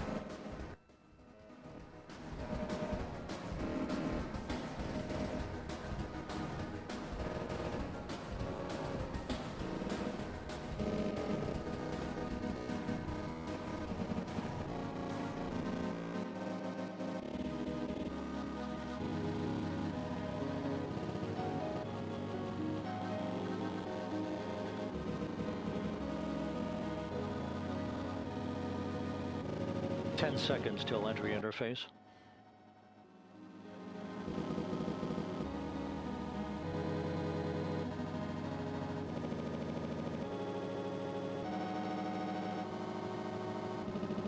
And we have crossed the threshold, now entering the Earth's atmosphere. We're at 400,000 feet, traveling 34,800 feet per second.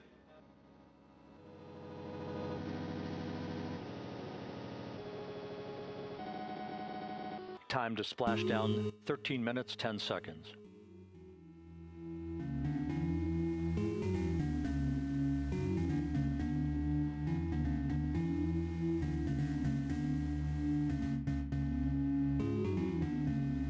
And as predicted, we've entered our communications blackout.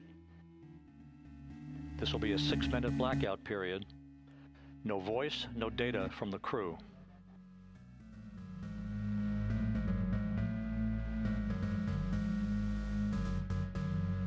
We're 30 seconds away from the anticipated point of peak heating on the vehicle, where temperatures will rise to about 4,000 to 5,000 degrees Fahrenheit. This is the true test of our trajectory.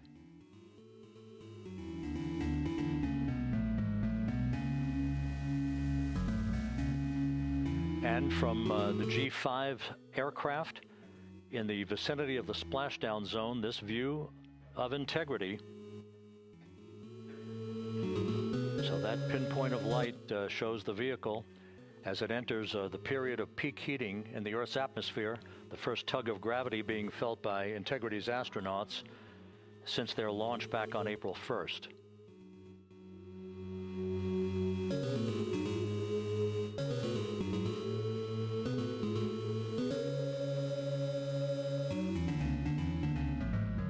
Four and a half minutes until the end of the blackout period. Time to splashdown, 11 minutes, 33 seconds.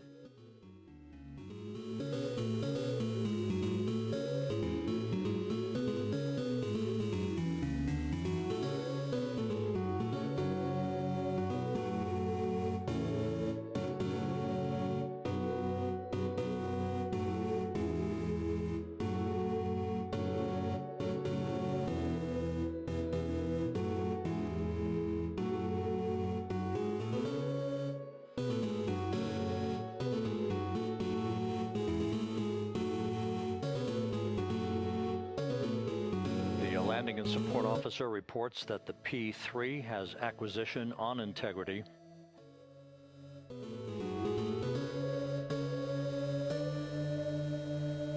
Three and a half minutes left in this blackout period. This is a visualization of the plasma buildup around the spacecraft and the repelling of that heat on Integrity's heat shield.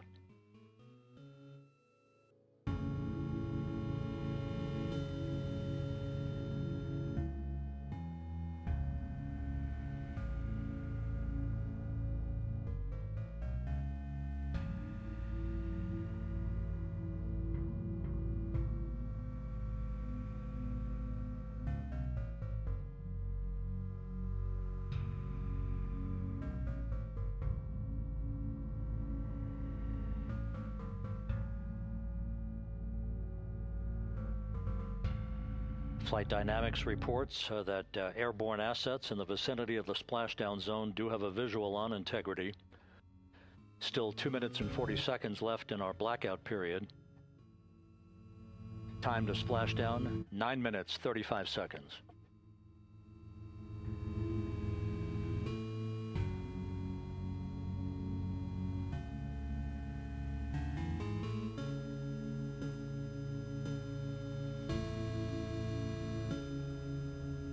Multiple airborne assets as part of the recovery team all have visuals on integrity.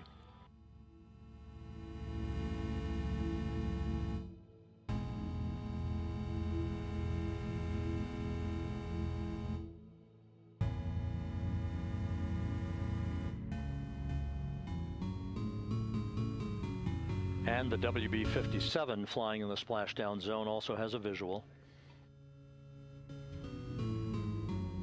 And the Navy helos also have visuals.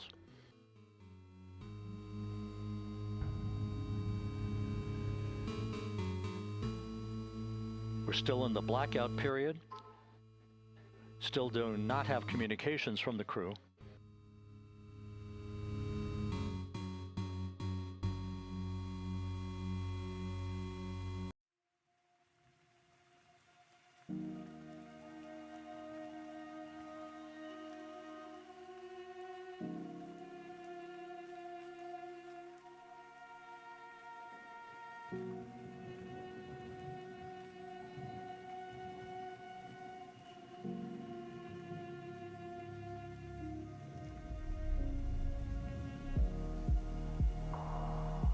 standing by for communications from the crew. We should be out of the blackout period less than a minute from now.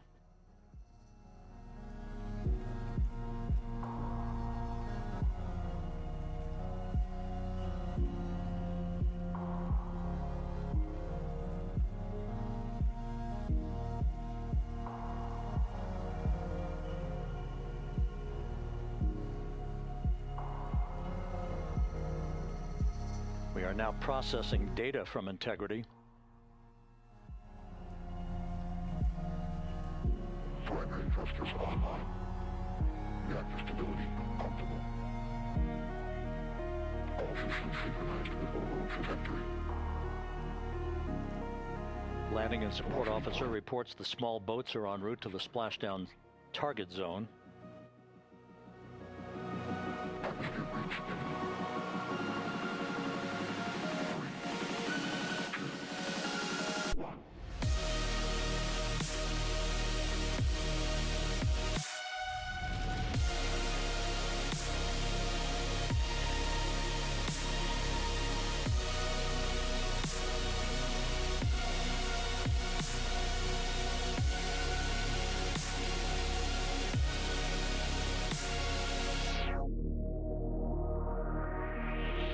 Passing through 150,000 feet, our trajectory is perfect.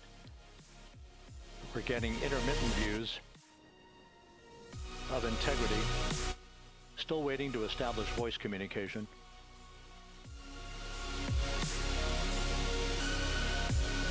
Integrity, Houston, comm check, post-blackout. Houston, Integrity, we have you loud and clear. Your trajectory is nominal, and your recovery teams have visual. Guidance looks good. No action for the enabled internal camera controller fail. Big cheers from the viewing room here in Mission Control as voice communication reestablished with Commander Reed Wiseman. For America and a waiting world, Integrity is 5.5 minutes away from coming home.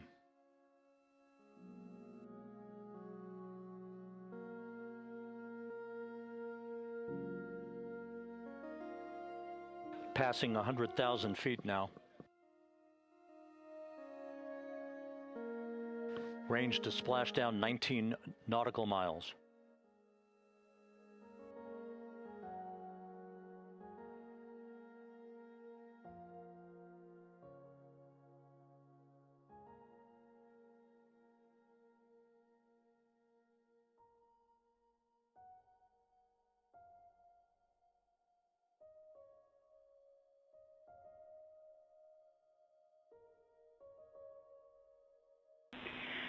Integrity impact to the camera controller fail is no cab 1 views of the chutes.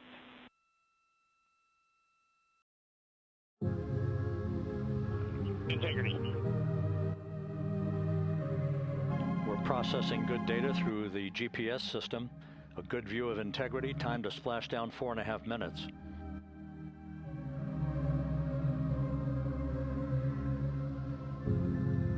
And a view of Integrity from the WB-57. We're at 50,000 feet.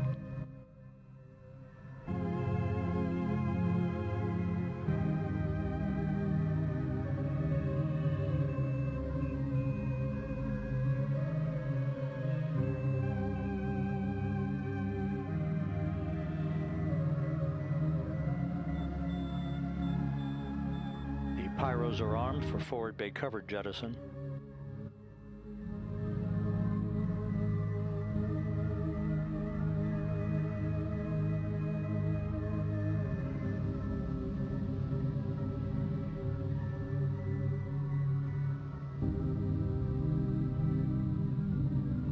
There go the first series of parachutes, and we're on drogues.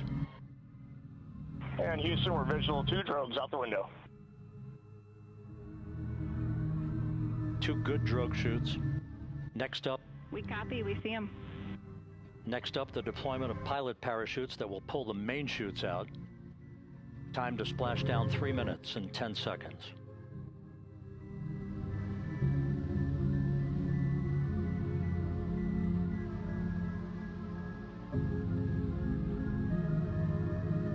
perfect descent rate according to flight dynamics. Good rates on 2 drogues.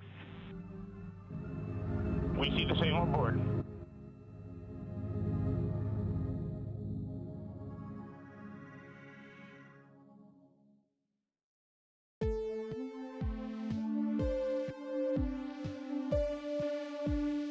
Passing through 10,000 feet, still on drogues.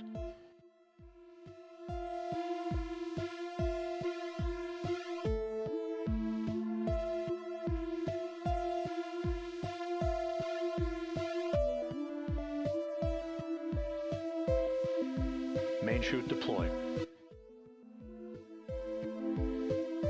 We're at 5,000 feet.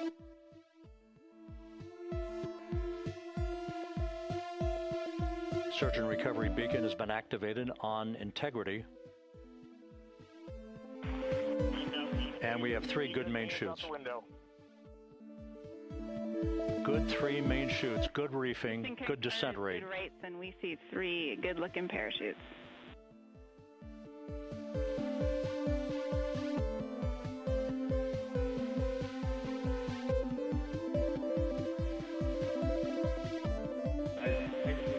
Integrity. Cabin pressure indicates no need for hydrazine checks.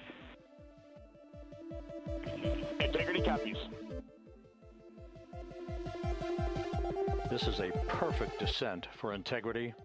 Its crew sounding hale and hearty on board. Time to splash down 1 minute, 15 seconds.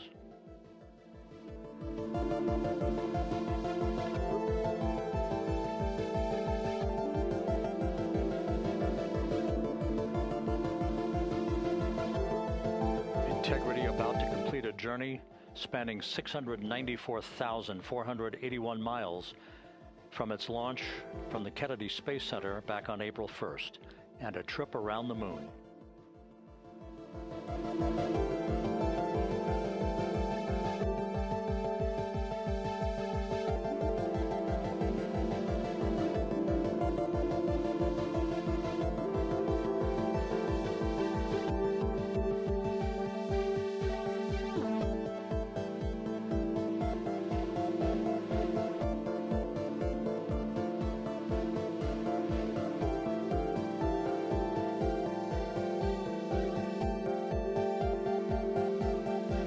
Through 1,000 feet.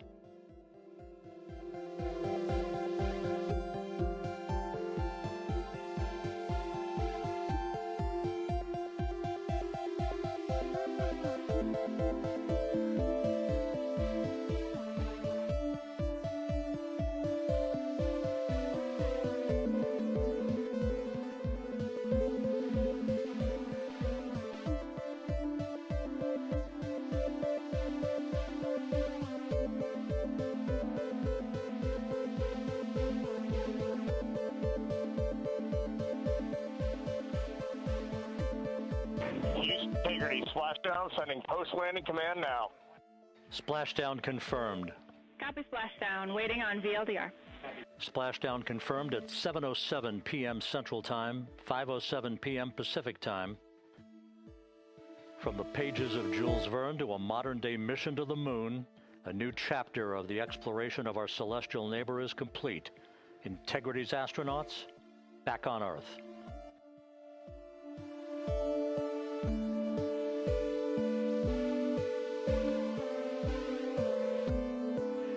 And the landing and support officer reports the vehicle is stable 1. We still will be deploying the crew module uprighting system to maintain that orientation. A perfect bullseye splashdown for Integrity and its 4 astronauts.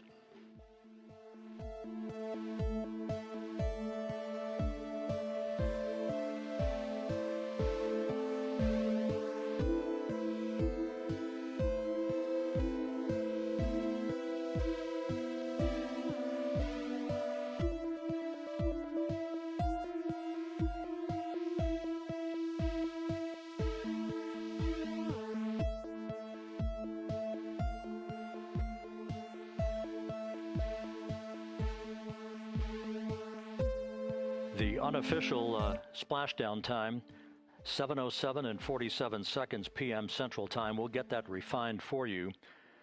That would put the end of the mission at a mission elapsed time of 9 days, 1 hour, 31 minutes, 35 seconds.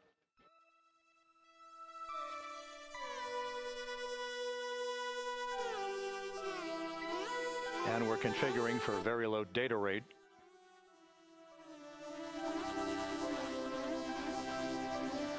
Once again, splashdown occurring in the Pacific, southwest of San Diego at 7:07 and 47 seconds p.m. Integrity Houston, comm check on VLDR.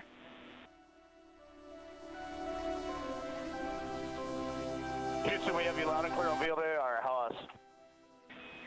We have you the same. We'll meet you over in post-landing.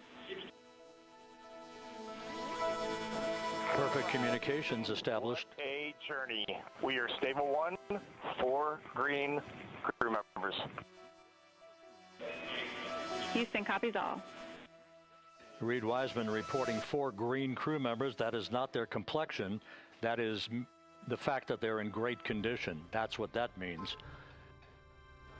So stable 1, upright. The crew module uprighting system is being deployed. The 5 airbags being inflated through helium to maintain the upright configuration for the vehicle. This was a textbook entry and a textbook touchdown for Integrity. Reed Wiseman, Victor Glover, Christina Cook, and Jeremy Hansen back on Earth after a journey around the moon.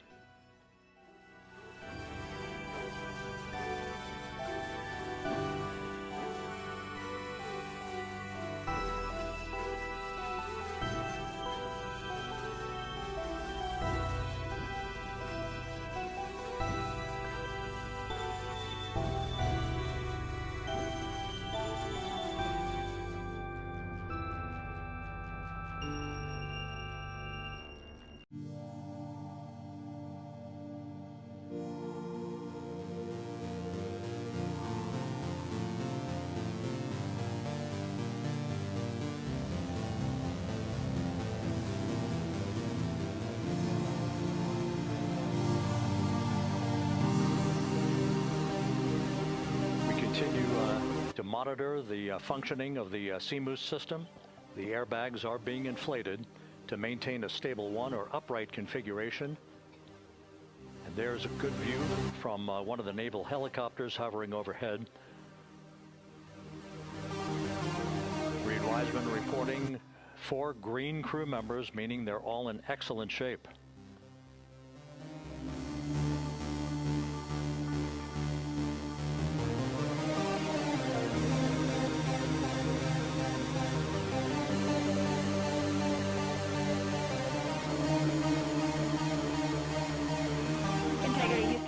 Star beacon and radio.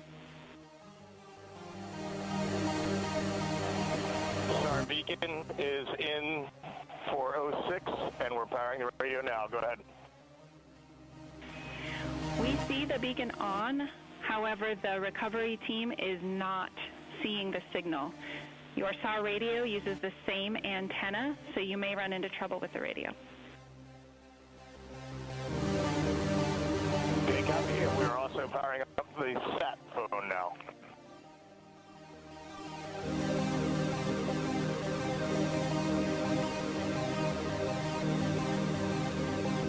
So Integrity is in great shape, and as the crew continues its post-splashdown timelined activities on board, Reed Wiseman once again reporting that all 4 crew members are in excellent shape. And we have 5 inflated airbags to maintain an upright configuration so that the recovery team can now begin a slow approach to the vehicle. Meanwhile, here in the flight control room, Entry Flight Director Rick Henfling is polling his team of flight controllers for the start of powering down the vehicle after a thorough systems check. We have no toxic gases to be concerned about, so the recovery personnel can approach the vehicle, but not until we have powered down the spacecraft. That's expected to take a few more minutes.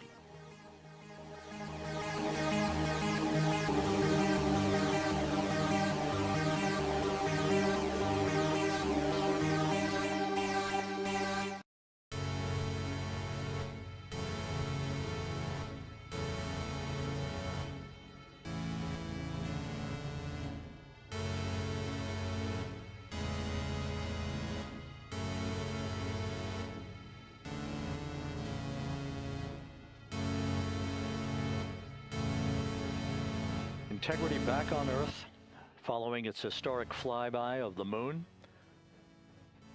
It was, for all intents and purposes, a textbook mission. On 2828, but I'll remain on this frequency. We copy.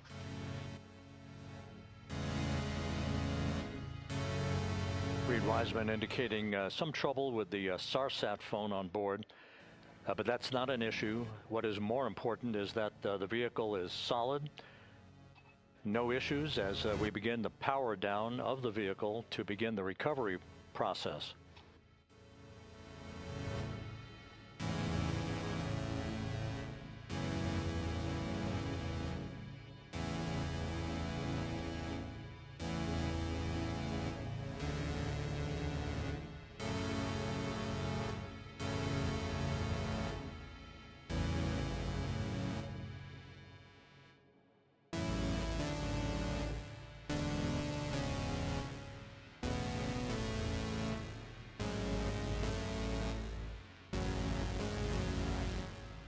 The propulsion officer here in Mission Control reports that we have safed the prop system on Integrity.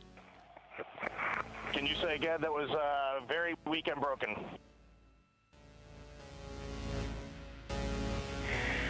Integrity, Houston did not call.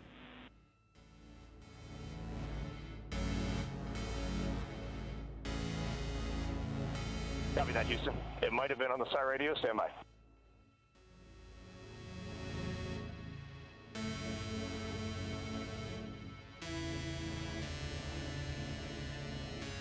All of the milestones were executed in perfect fashion. Integrity entering the Earth's atmosphere right on time, reaching its peak speed shortly after a blackout period began. We emerged from the blackout period, but the recovery imagery airborne assets were able to pick up Integrity's descent almost immediately through entry interface, tracking the vehicle all the way down. And finally, you saw the sequence of chute deployments. First, the forward bay cover being pulled off the top of the vehicle by a series of 3 parachutes. Then the drogue chutes were deployed, followed by the 3 main chutes that slowed the splashdown velocity of Integrity to just 19 miles an hour.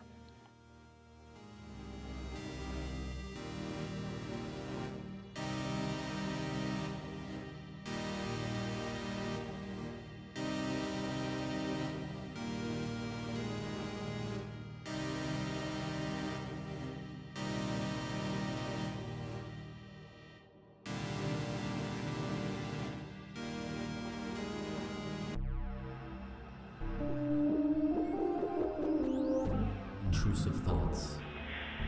Integrity, Houston, with no joy on SAR and SAT phone, we'd like you to command an additional 15 minutes for a total of 30-minute power down delay.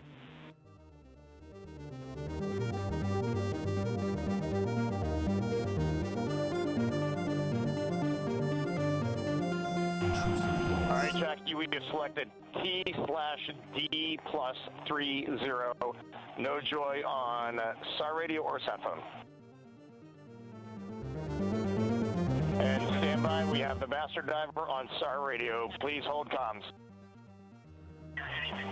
Hey, Lily. Excuse me. Hey, Jackie, we just got the master diver on SAR.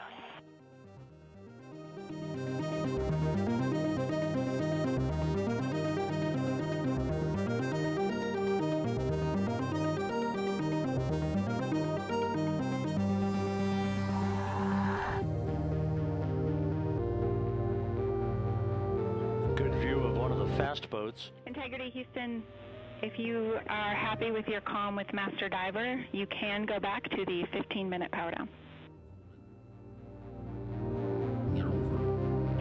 Okay, stand by. Yeah, we'll confirm here in a second. The crew on board Integrity coordinating with the flight control team in Houston here in Mission Control on the timing of the power down of the vehicle, which will be the precursor to the recovery teams approaching the spacecraft. There are no issues with integrity. We've had a bit of broken capability in establishing a SARSAT or satellite phone communications capability between the crew on board Integrity and the recovery team. That will get sorted out here shortly. There's plenty of cooling on board Integrity, so there's no rush to begin the power down. I'm trying to call you on the sat phone and not getting an answer there either. Concur. We haven't had anything come through.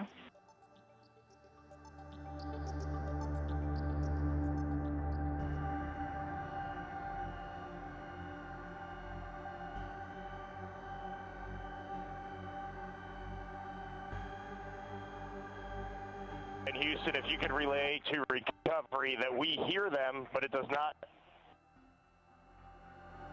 appear as though they are hearing us.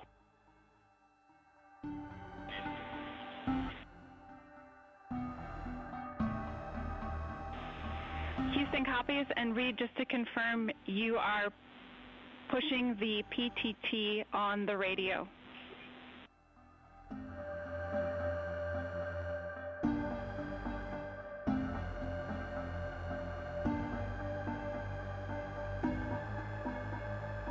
So as we continue to sort out the communications between Integrity and the recovery teams, we are standing by for the initiation of the power down procedures that, as you see, the recovery teams are moving towards the side of the capsule. The next major event will be the erection of that large inflatable raft called the front porch. That will be the port of call for the crew as they're being extracted one by one from the vehicle.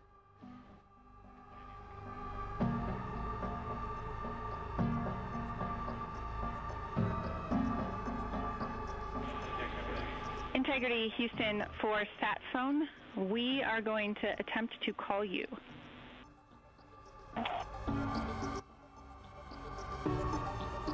Good idea, standing by. And Jackie, yes, we are pushing the push to talk, the two buttons on the left side of the radio below the up-down arrows. We are utilizing them. I'm rebooting the radio to see if we get good comms. Okay, we copy all, and just to confirm, you are seeing that you're touchdown plus 3030 for power, correct? That's affirmative.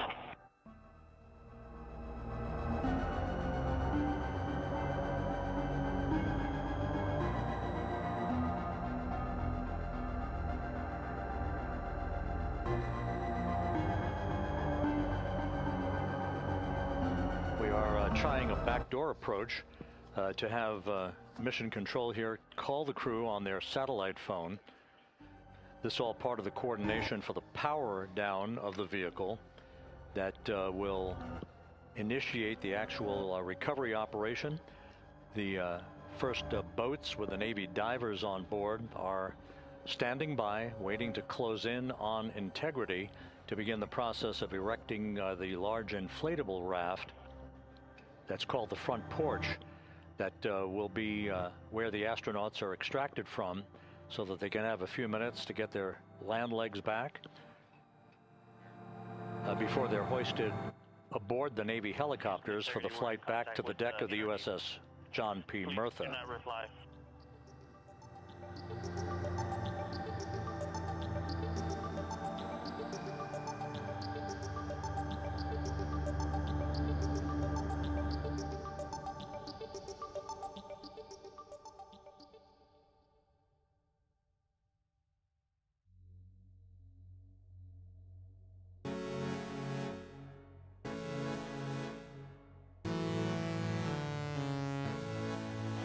And Houston, please don't reply. NRD, very weak,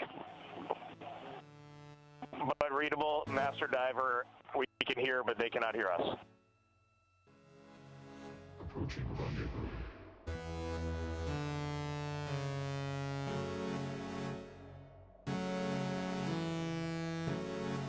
Destination. Inbound.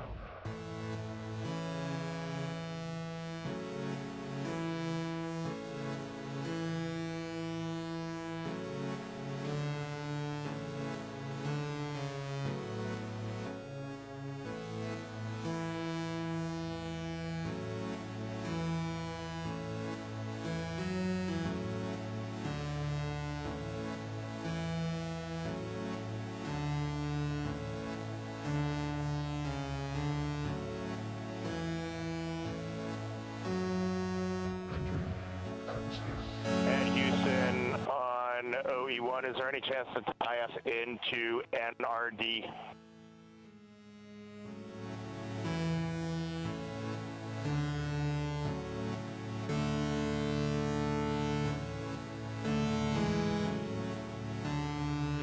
Checking.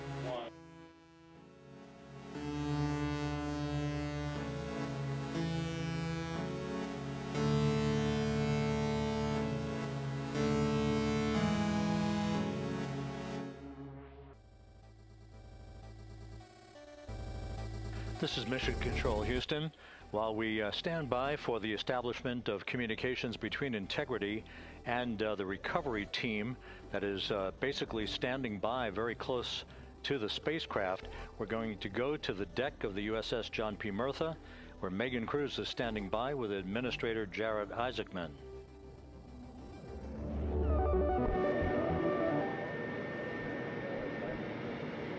Hey, Rob, yeah, just such an honor to be able to be here on the ship, to be able to share and experience this moment with everyone together. And of course, as you just said, yes, here with NASA Administrator Jared Isaacman. Administrator, how did you feel getting to witness this and seeing NASA at its best? Oh, I mean, I'm honestly, I'm still at a loss for words. I mean, you know, like the childhood Jared right now can't believe what I just saw. I mean, almost been waiting my whole lifetime to see this, and then it's NASA Administrator. I just couldn't be more proud of the entire workforce, the years, the effort, the late nights, all the hard work from across the country that contributed to this incredible moment right now. And yeah, incredibly grateful too for our teams here on the John P. Murtha right now. Yeah, look at them behind us here. Got everybody. Hey, what do you guys think? We just brought some astronauts back from the moon, huh? Unbelievable.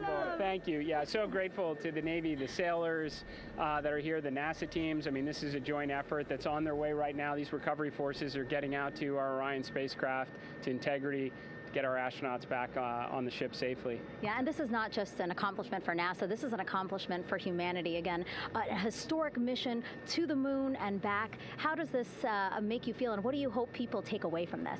Well, I'll tell you, you know, I think about the crew members that we've all had an opportunity to observe over the last 10 days, right? I mean, they're absolutely professional astronauts. I mean, wonderful communicators, almost poets. But then I think these were the ambassadors from humanity to the stars that we sent out there right now. And I can't imagine a better crew than the Artemis II crew that just completed a perfect mission right now. So yes, it's a huge moment for everybody, right? I mean, we are back in the business of sending astronauts to the moon, bringing them back safely, and to set up for a series more. I mean, this is not a once in a lifetime, which you hear sometimes around here. It's like, this was a once in a lifetime. No, it's not. This is just the beginning. We are going to get back into doing this with frequency, sending missions to the moon until we land on it in 2028 and start building our base. Yeah, are we going to build on the momentum for Artemis 3? I mean, it's just around the corner. Absolutely. So, I mean, that's, you know, part of me too. Like, I can't wait to get the crew off of Integrity right now, but also getting Integrity back on this ship so we can start taking a look at it, because all that data is so precious to us right now. I mean, we are going to definitely want to take a good look at the thermal protection system. We're going to want to download all the data they couldn't transmit back to us and use that to inform Artemis 3. But we're already making progress, right? You had SRB segments already showing up at KSC. Core stage for Artemis 3 is rolling out on April 20th. We're getting Mobile Launcher 1 back in vehicle assembly building. So yes, there is a lot to celebrate right now on a mission well accomplished for Artemis 2, and at the same time, we got to start getting ready for 3. Amazing. And last question, you know, for people who joined us for all 10 days to see what we can accomplish together with our international partners, what do you think about the fact that we're going to keep more and more and more? It's incredibly exciting. I mean, yes, it's the contributions, like the best and brightest across the NASA workforce from across the country, our industry partners, our international partners. We had a Canadian Space Agency astronaut on board in Jeremy. We had the European Service Module. And you think, in the days leading up to this launch, I mean, 48 hours prior to launching Artemis 2, I was meeting with the Italian Space Agency. We signed a memorandum of understanding to build a habitation module on the moon. I mean, you have countries, all of our allies and partners coming together saying, we are committed to this effort. We are returning to the moon. We're doing it to stay. We are building that enduring presence. We are going to master the skills on the surface of the moon so someday we can undertake missions to Mars. It's just an incredibly exciting time, and we're not going at it alone. We're bringing everybody along with us. Absolutely. And speaking of everyone, one more time, we're going to ask the crew here, you guys ready to land on the moon? Awesome. I love that. Okay, well, thank you so much, Administrator. Appreciate you being here. We're, of course, going to stay on to watch the crew get extracted from Orion, so stay tuned, and we'll see you back here shortly.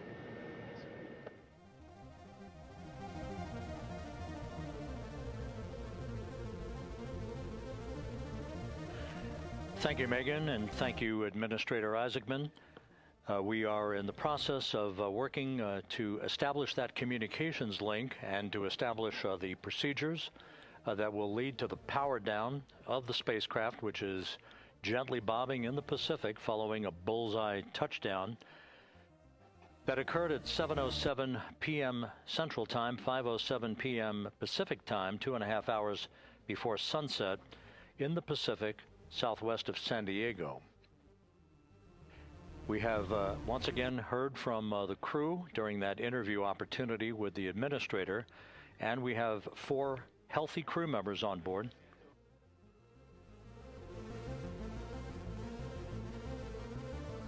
We now have confirmation that the vehicle has been powered down as per the procedures, so we have vehicle powered down. And the flight control team here in Houston, Flight Director Rick Henfling, has handed over mission authority to the Exploration Ground Systems team out in the Pacific. Now, we will physically not get off console with this team until the crew has been extracted into the front porch, that inflatable raft that will be erected along the side hatch of Integrity. So we're standing by for that in the next step in the recovery procedures. But everything is in great shape, and we have 4 healthy crew members on board the vehicle.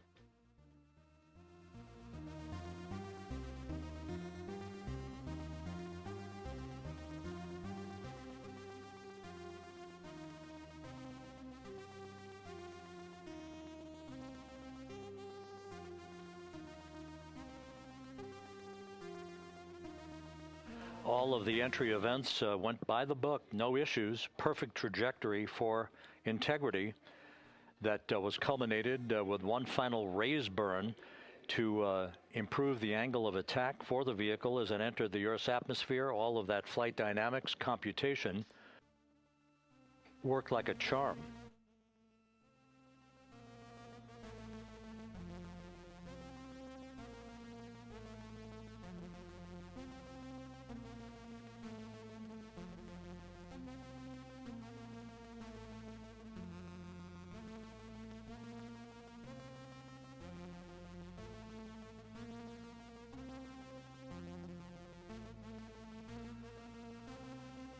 So we are standing by for the recovery team to approach Integrity and begin the process of erecting that inflatable raft called the front porch, which will see the crew members be extracted from the hatch of Orion into that inflatable raft before they're hoisted aboard 2 Navy helicopters in a variety of different configurations. Each crew member will be hoisted in sequential fashion, in alternating fashion, 2 crew members for each helicopter before they turn around to head back to the John P. Murtha. Once on the deck of the ship, they'll be brought into medical bay for comprehensive medical exams. But Reed Wiseman has reported several times that the crew is in excellent shape.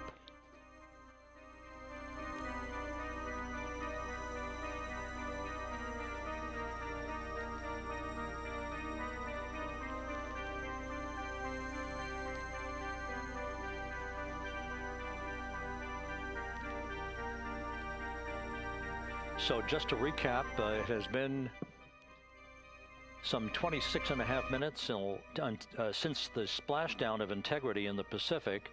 The vehicle is in excellent shape. It performed like a champ all the way down through the Earth's atmosphere. All of the vehicle functions were checked off in excellent trip hammer fashion The parachutes all deployed as planned. Splashdown occurring at 7:07 p.m. Central Time, 5:07 p.m. Pacific Time.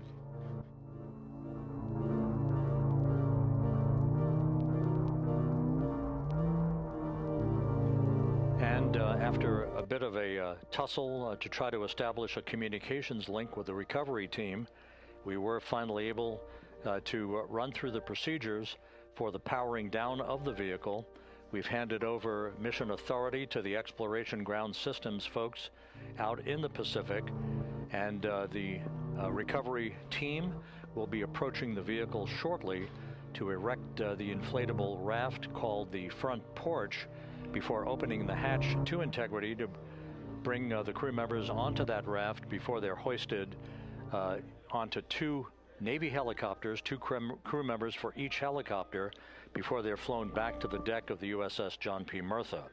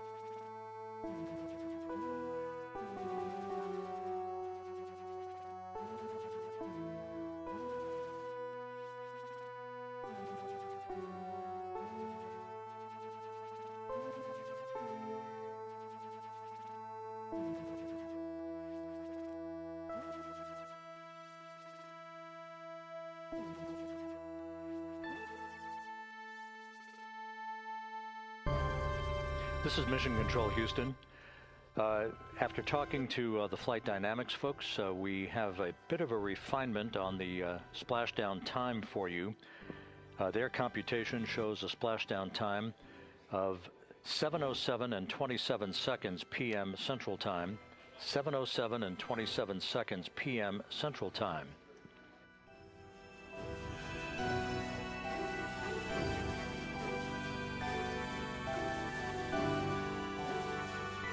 That would equate to a mission elapsed time of 9 days, 1 hour, 32 minutes, and 15 seconds.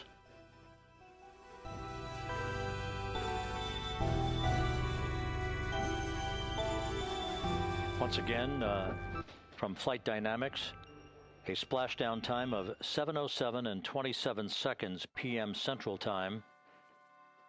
That would equate to a mission elapsed time of 9 days, 1 hour, 32 minutes, and 15 seconds.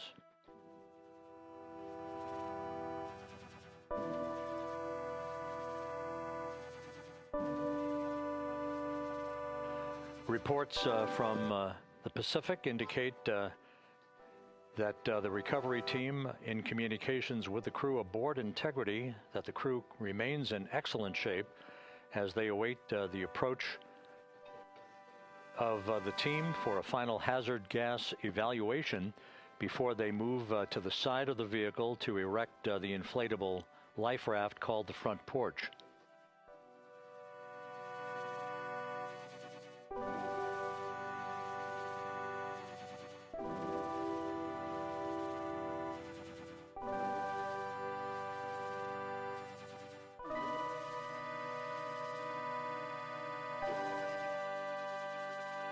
Again, no issues with Integrity. The vehicle is powered down.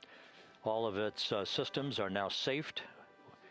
We have handed over mission authority to the Exploration Ground Systems folks in the Pacific, but we will not stand down and have the entry flight control team depart its positions until that inflatable raft, the front porch, is erected, the hatch open, and the crew having exited the vehicle. So that's the next step in the recovery process that will lead to the hoisting of the crew members.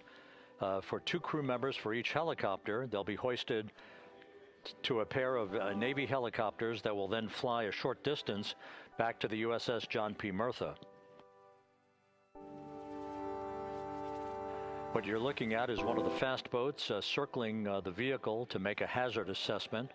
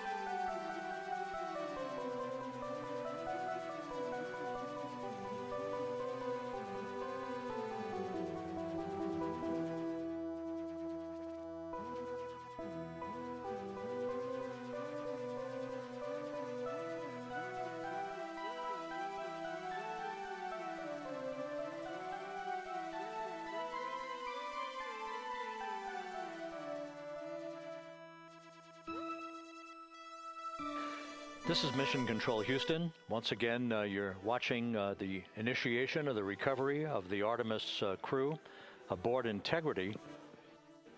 All of the Navy divers and the fast boats are now approaching the spacecraft after conducting a hazard assessment. The vehicle has been powered down. Entry Flight Director Rick Henfling now waiting for the life raft, the front porch, to be erected along the side of the vehicle so that the hatch can be opened and the crew members extracted from Integrity, soon to be hoisted one by one into a pair of Navy helicopters for a short flight back to the deck of the USS John P. Murtha. If you missed it earlier, we talked to Flight Dynamics and received a more official touchdown time or splashdown time, as it were, of 7:07 and 27 seconds p.m. Central Time, 5:07 and 27 seconds p.m. Pacific Time. That would equate to a mission elapsed time of 9 days, 1 hour, 32 minutes, and 15 seconds.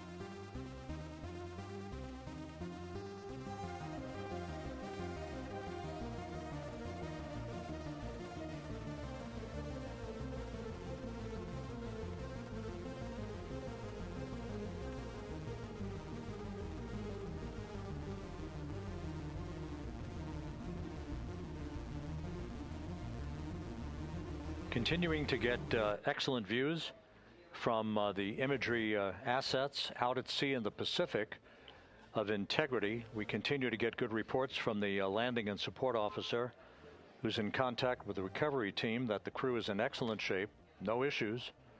They're just currently biding their time, waiting for the front porch to be erected. We have no hazardous hazard gases and no hazardous situation with the vehicle. It performed perfectly all the way down from entry interface to its splashdown in the Pacific at 7:07 and 27 seconds p.m. Central Time. And as you can see, the first phalanx of recovery personnel now pulling up alongside of Integrity.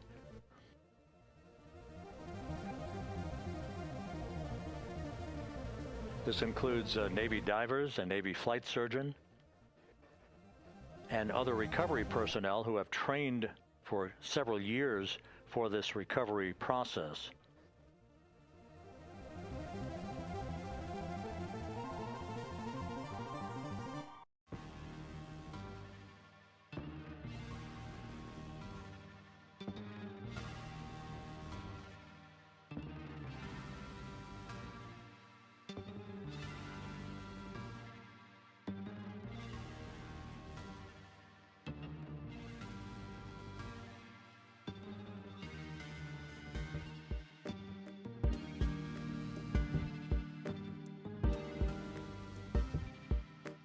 At this hour, some 41 minutes following splashdown, the vehicle has been powered down. There's no hazardous gas emanating from the vehicle. That's why the first team of recovery personnel has been able to pull alongside Integrity.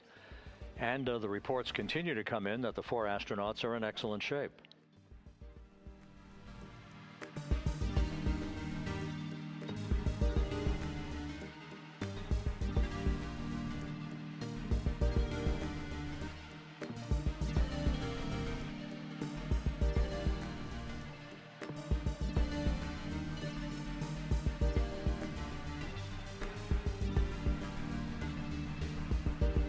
Yes.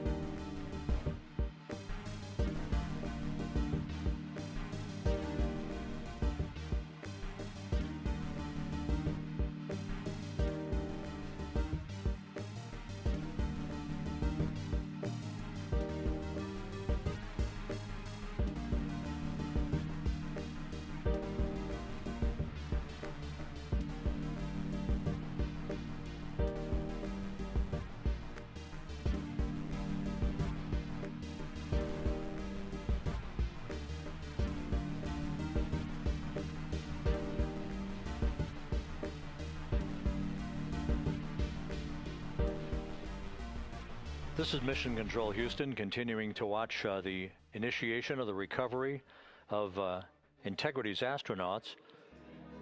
One by one, they'll be brought out of the spacecraft onto a large inflatable raft just a short time from now. In the meantime, we can go back to the USS John P. Murtha, where my colleague Megan Cruz is standing by to provide her situation report. Megan, can you hear us?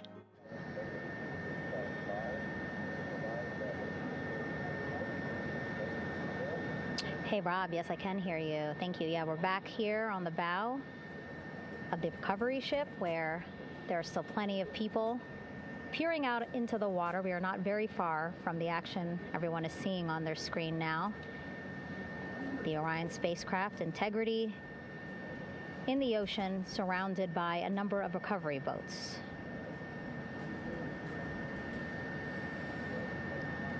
As Rob has been saying, in those recovery boats, NASA and Navy personnel specifically trained to get the astronauts out of Orion.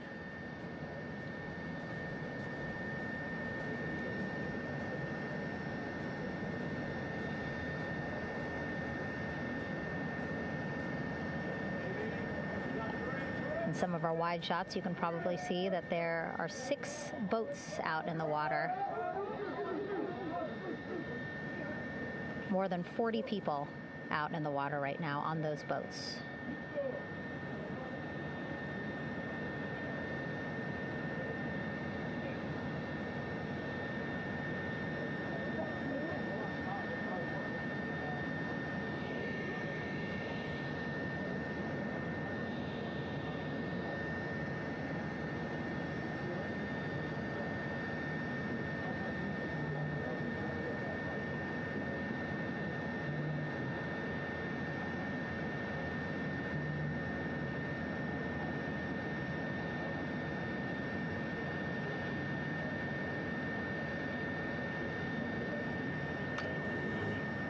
First order of business is to set up the front porch and the stabilization collar. You might also hear it referred to as a stab collar. Basically just to make sure that Orion stays upright, doesn't sway in the water too much, again, to make it easier for recovery forces to get the astronauts out.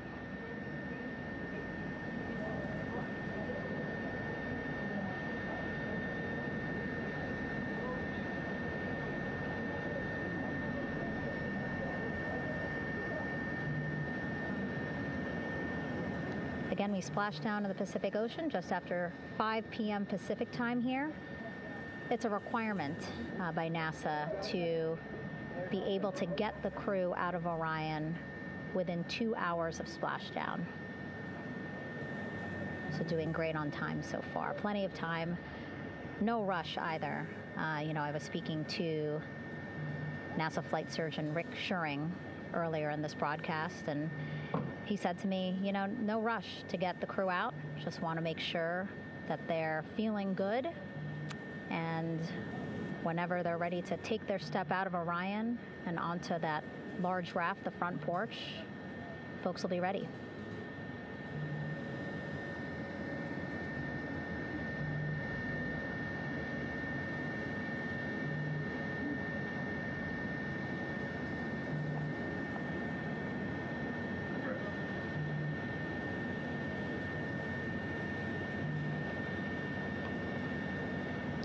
And as there are mission audio loops in Mission Control in Houston, there is a mission audio loop here on the ship, and it was just reported out that the side hatch is open. Side hatch of Integrity is open. You're getting these beautiful shots from our aerial assets. The ship itself, where I'm on, just 3,000 yards away. Again, plenty of people on the boat here, glued to the side closest to where they can see all this action. And again, with just 3,000 yards separating us, great views from the bow here. You can see now that side hatch is open. One of the Navy personnel is about to get inside there.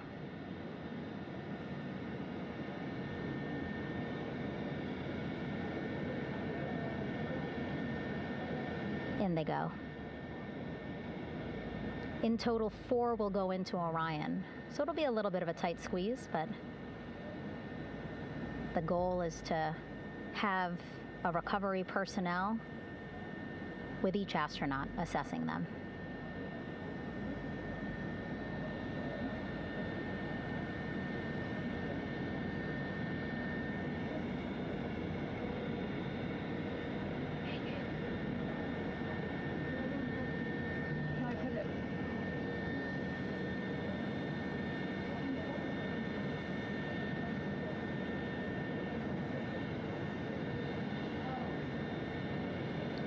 Boats getting closer now. Again, that one that's right up against Orion, those are the divers that will go in to the spacecraft to check on each of the astronauts. These other boats will begin doing a number of things, putting on that stabilization collar onto Orion, building that front porch. Eventually, they will retrieve the parachutes, as well as tow Orion back to the well deck of the recovery ship here.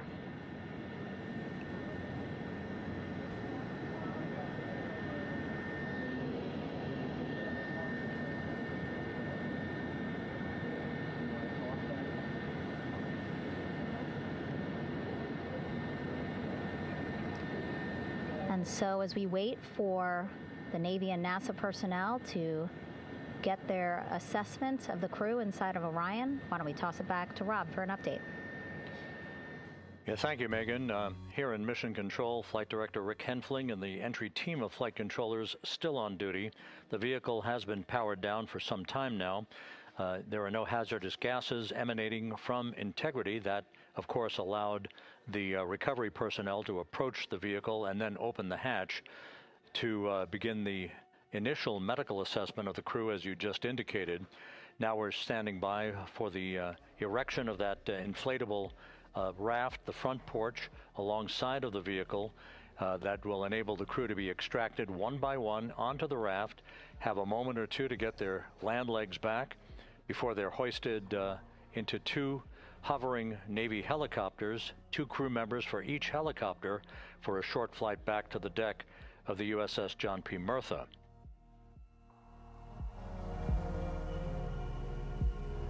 All of Integrity's systems operated flawlessly throughout the course of the approach to the Earth, the entry into the Earth's atmosphere, and all of the key milestones that followed in this high-speed return to Earth for Integrity, a mission that spanned more than 694,000 miles from the vehicle's launch from the Kennedy Space Center atop the Space Launch System back on April 1st.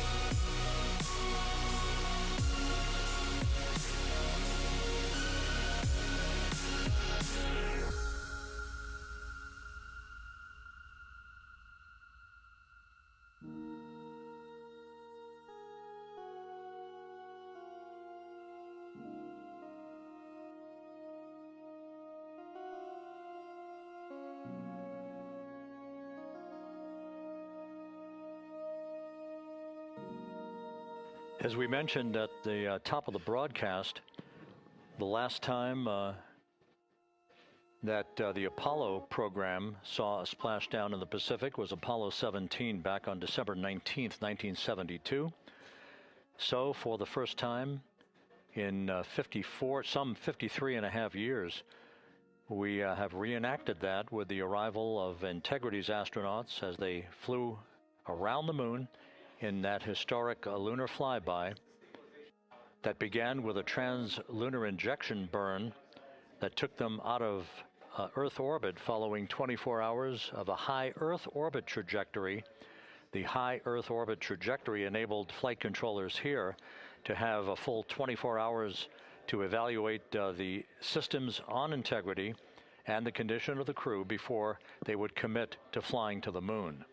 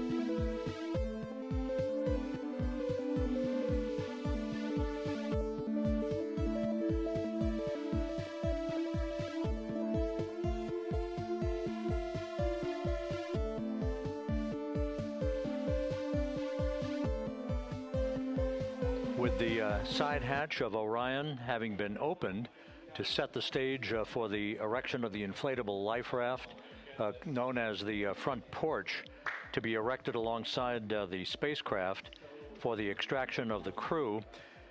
Let's play for you an interview that my colleague Megan Cruz conducted on the USS John P. Murtha with Navy diver First Class David McMahon that explains how this process is unfolding. Okay, Davey, so you and some of your team, one last look over of the stabilization collar, correct? Yes, ma'am. Okay, so what is this stabilization collar? This is what's going to stabilize the capsule out there in the ocean. We don't know how good the weather or the waves will be that day, so this will help prevent any unnecessary occurrences from happening, stabilizing the capsule and the astronauts inside. So basically this is a float that will go around Orion. I'm assuming that what they're doing right now, these are the lines that will attach the collar onto Orion? That is correct. And so what are they doing here? So we've got the lower line that will secure the inflation device before we inflate it. That gives us the go-ahead that it's secure in its place, and then we'll inflate it. And then once that is done, we'll undo all the carabiners and get this orange line on top tied in the same fashion. And then this will be secured to the capsule, and the astronauts can safely take their first steps out of the capsule onto the front porch. Okay, and how long will it take them to set up the stabilization collar? We should definitely be able to handle this in under 10 minutes. Okay, wow. And then you just mentioned the front porch. So basically after they set up this stabilization collar, then they set up what's called the front porch here. That's correct. Okay, and what's the front porch? Front porch is basically a bigger waiting room for the astronauts to sit in while we wait for the helicopters to show up and grab them. Okay, so the medical team that was inside with the crew, they're going to help them out and onto the front porch? That is correct. And then what happens here? We have higher trained medical personnel also on board the front porch that will give them lookovers and just make sure they're okay while we wait for the helicopters to show up. Okay. How does it feel, I mean, your team, you, to be part of a mission that's returning astronauts from the moon in more than 50 years? We all feel extremely honored to be a part of this, as well as a bigger mission for the Navy and joining up with NASA to do great things. Mm-hmm. And do you feel like you and your team are ready? Yes, very ready. Cool. All right, thank you so much. Thank you.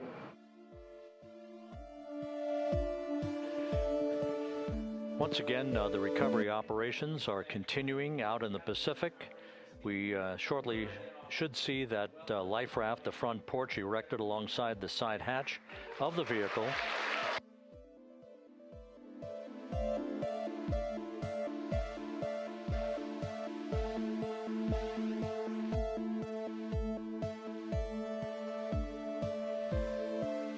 A number of flight controllers have come into the flight control room to receive congratulations from Entry Flight Director Rick Henfling.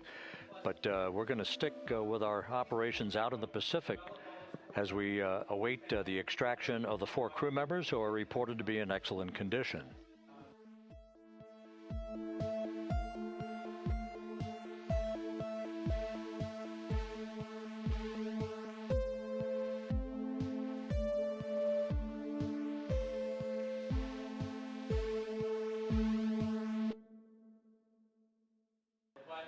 Again, while we stand by for that front porch to be erected alongside of the side hatch of the vehicle, let's go back to the USS John P. Murtha and Megan Cruz. Megan?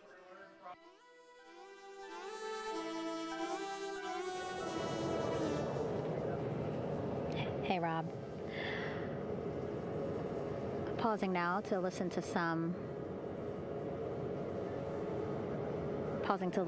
internal audio loops. Again, the operations team here on the ship communicating with everyone out on the water. It seems like currents are hindering them a little bit from unfurling and inflating the stabilization collar as well as the front porch. But again, the requirement to get the crew out within 2 hours of splashdown, plenty of time. So no concerns just yet. But as calm as the water looks, yeah, it looks like it's hindering the teams just a tad.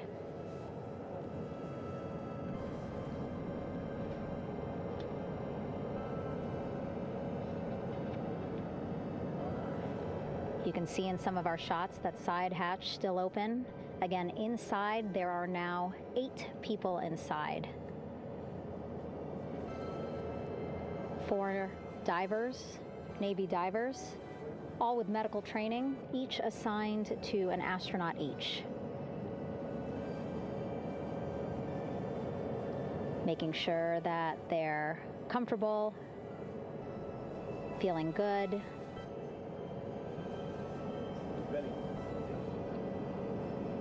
As you've heard us say in the broadcast, you know, they expect a little bit of discomfort. Again, these astronauts just traveled back to Earth at 25,000 miles an hour, a nearly 695,000 mile journey around the moon.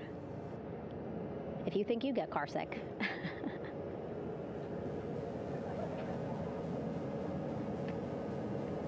Again, 6 boats out there, lots of gear with them, just in case, right?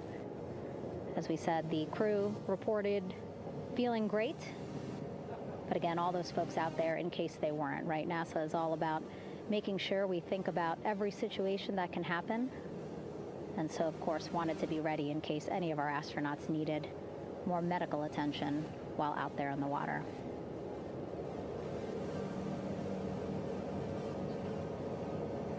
You see now teams again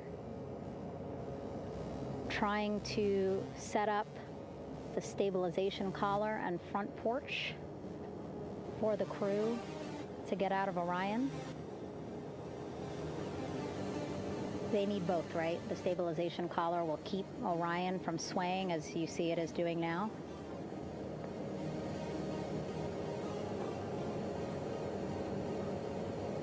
And then they will connect the front porch to the stabilization collar so that the crew can take 2 steps and they will be in the front porch.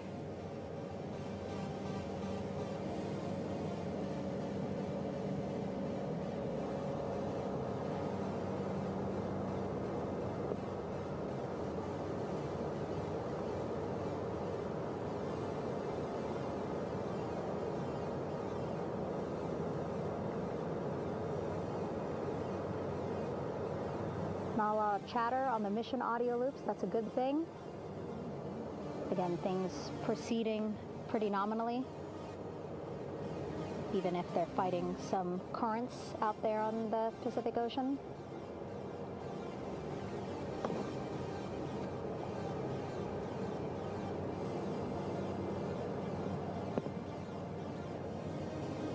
Again, the goal, setting up the stabilization collar and the front porch so that the crew can rest comfortably in the front porch, get placed into harnesses so that 2 helicopters can lift them off the front porch and onto the USS John Murtha here.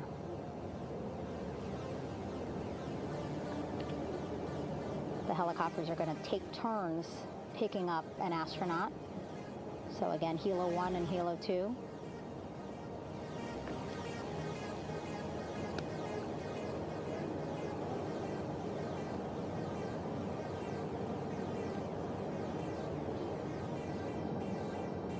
Okay, and the recovery team here on the ship just got a report from the undersea medical officer who is inside the capsule with the crew. He is reporting all 4 members are green. All of our 4 astronauts, Reed, Victor, Christina, Jeremy, green, meaning they are feeling great, not the complexion of their skin. They are feeling great, happy to be home, and ready to be extracted as soon as possible.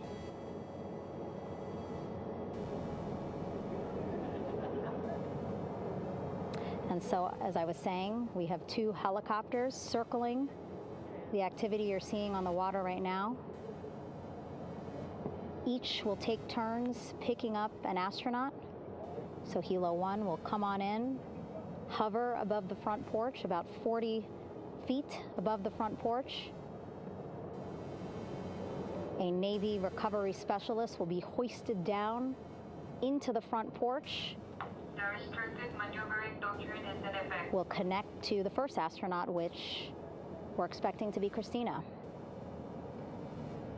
And then Helo 2 comes around, picks up Jeremy, while Helo 1 stays above head, and then Helo 1 will come back in for another astronaut, and then Helo 2 for the last astronaut, and then back to the flight deck here on the recovery ship.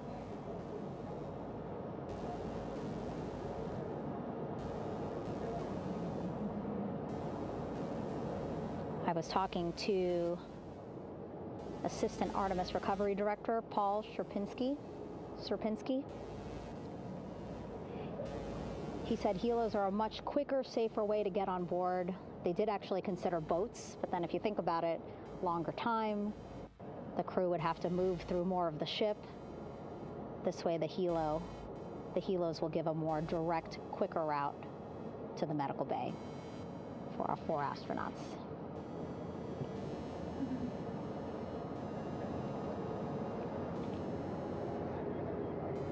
Beautiful shots from our aerial and imagery teams.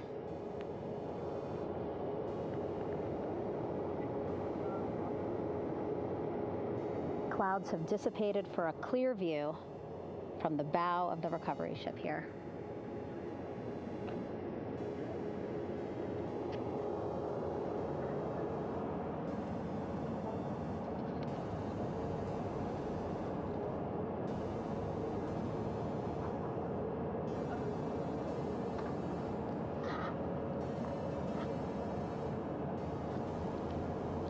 You can still see divers in the water there. Encircling Orion, that is that stabilization collar we've been telling you about. As you saw in that interview just a few minutes ago, they have to first connect it to Orion, and then once it's secured onto Orion, they can inflate it, and then they'll further secure it with other harnesses and lines.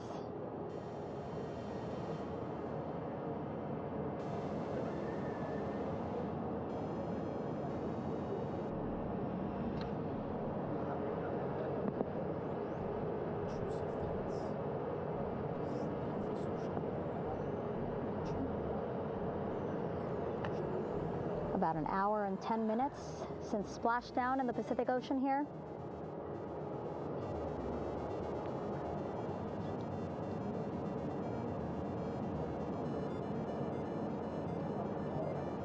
Reed, Victor, Christina, and Jeremy back home after a history-making mission to the moon and back.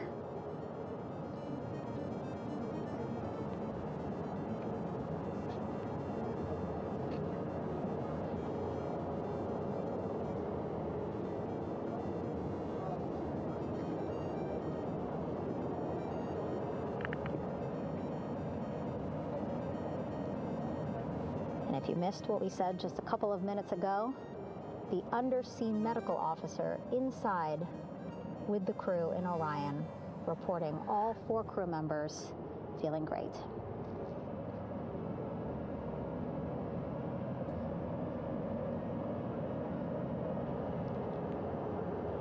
Progress being made there on the stabilization collar. It looks like they are beginning to inflate it.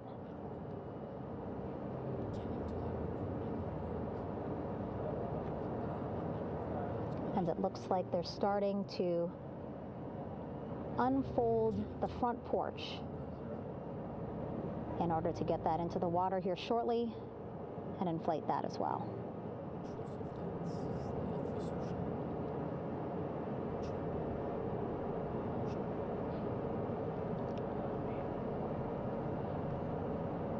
Again, more than 40 people out in the water right now. And those Navy and NASA personnel have been in the water for now about 4 hours.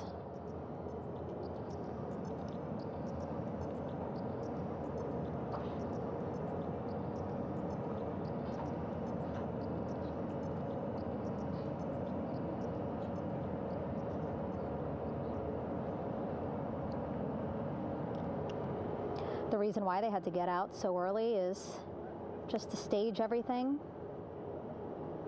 And actually here on the ship, when there are flight operations happening, you can't have anything else, right? Just because the flight deck can be a dangerous place, so they just want to focus on planes coming and going from the ship, so that's why they wanted to get the boats in the water to make sure that they have all the time they needed for the flight ops. And then the same crew here.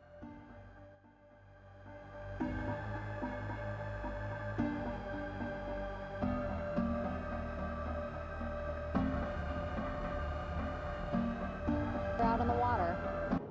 They will stay out in the water for a number of hours after we recover the crew and get them back on the ship, because then they have to recover Orion.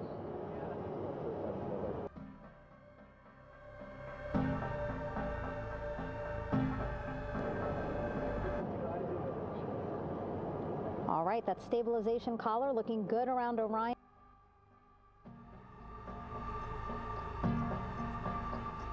We're now seeing some recovery personnel getting on to that collar. Again, they need to further attach it to Orion to make sure that it can really prop up the spacecraft. It's basically lifting it up off of the water just a tad.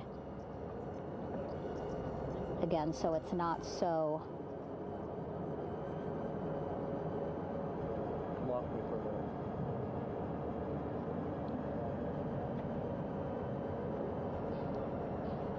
so it doesn't sway so much in the water there.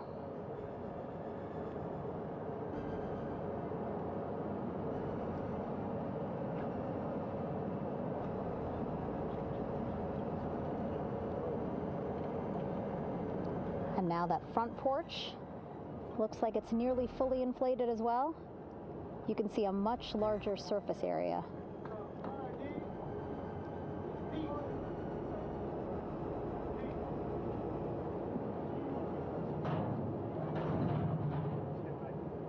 And so once the crew get out of Orion, they can stretch their legs a little bit on this front porch, get some fresh air.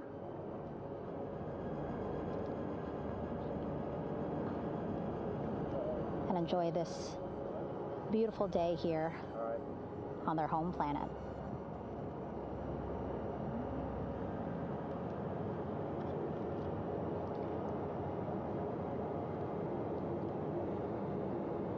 It appears teams now are about to connect the front porch to the stabilization collar.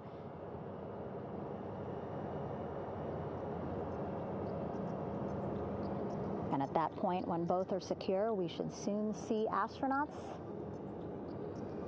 come out of Orion.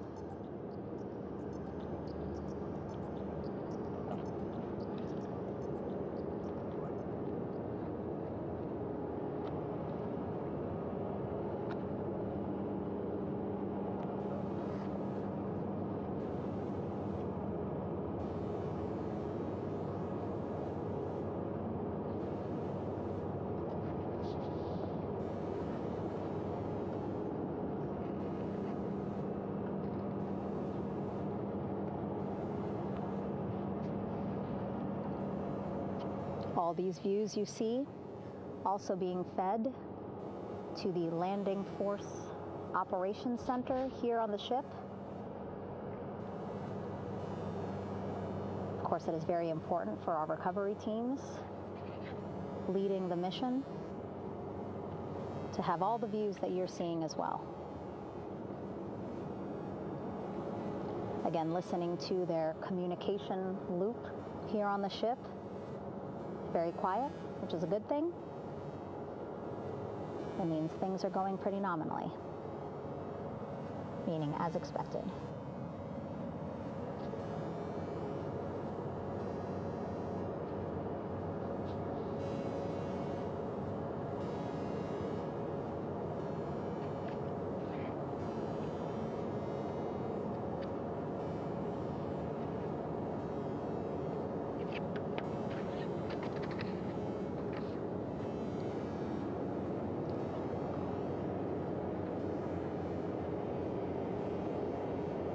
Again, all this activity happening just 3,000 yards away from the ship. So that means this will be a very quick flight back on the helicopters for the crew.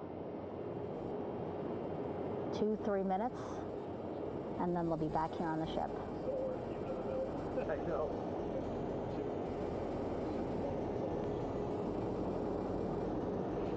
Okay, saw a thumbs up from one of the personnel on the front porch. It looks like they are now getting ready to deploy what they call the Air Rescue Vest, ARV. And so this is the harness that each crew member will get into in order to be hoisted into the helicopters. Again, those helicopters hovering just about 40 feet above the front porch when they're ready to pick up each crew member.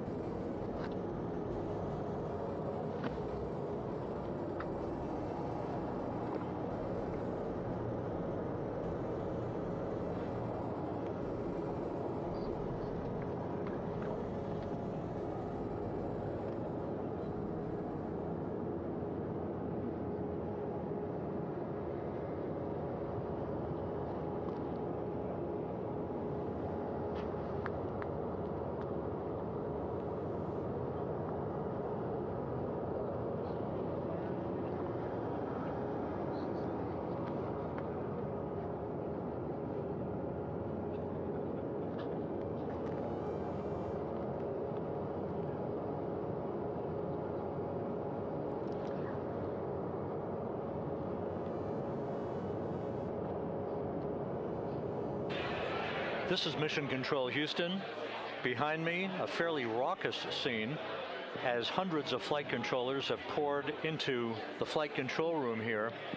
This is reminiscent of the scene after the final shuttle mission of STS-135, although that was the end of a program. This is only the beginning of a program with the textbook splashdown of Integrity and its 4 astronauts.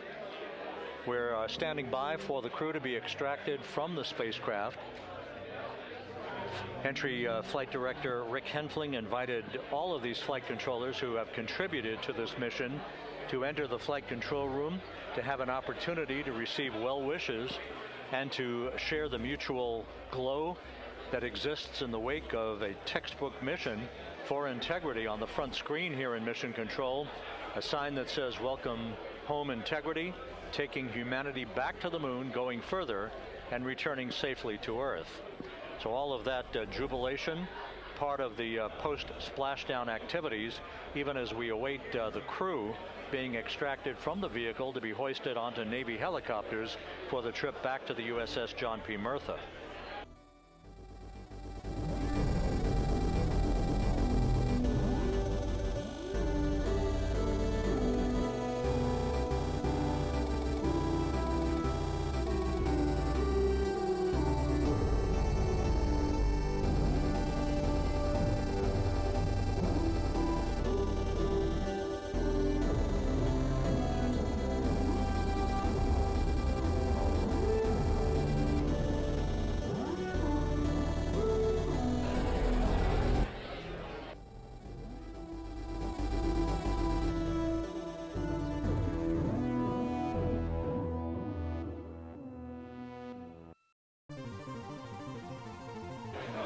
Once again here in Mission Control, this view of the Artemis flight control room, known as the White Flight Control Room. This is the old shuttle flight control room, and now is the home of Artemis missions to the moon and beyond. Once again, quite a few flight controllers were invited in by Entry Flight Director Rick Henfling to share in the jubilation following the successful splashdown of Integrity That splashdown occurring an hour and 22 minutes ago, as we stand by for the completion of the extraction of the crew, and ultimately they're hoisting onto Navy helicopters for a short flight back to the USS John P. Murtha. Splashdown occurred at 7:07 and 27 seconds p.m. Central Time. I had an opportunity to talk to the head of flight dynamics, Jeff Birch, a moment or two ago. He said the trajectory of Integrity coming through the Earth's atmosphere was so precise, they've never seen anything line up on a ground track like today's entry by Integrity for its splashdown southwest of San Diego.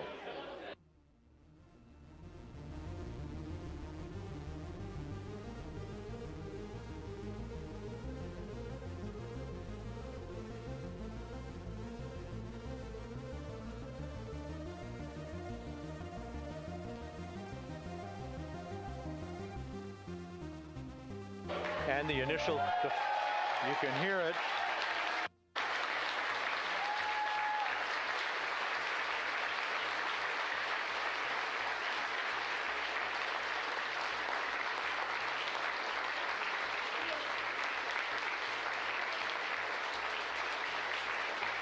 Jubilation here in the flight control room. The first crew member is out of Integrity.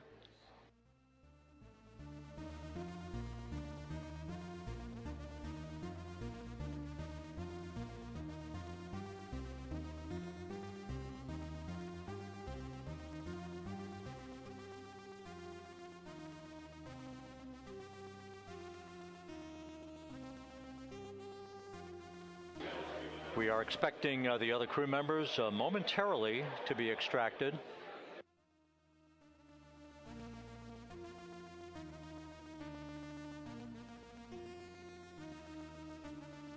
We now have 2 crew members out.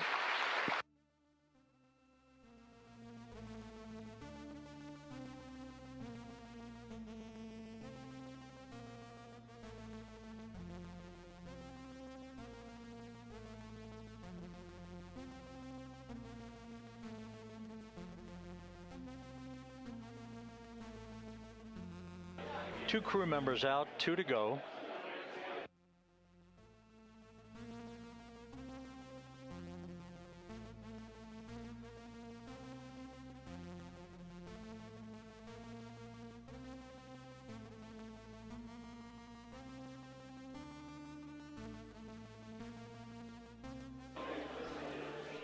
We're about 1 hour from sunset out in the Pacific. Everything continues to go well. Integrity's systems function perfectly during its entry back to Earth. And Reed Wiseman, the commander who will be last out of the vehicle, reported that all the crew members were feeling very well.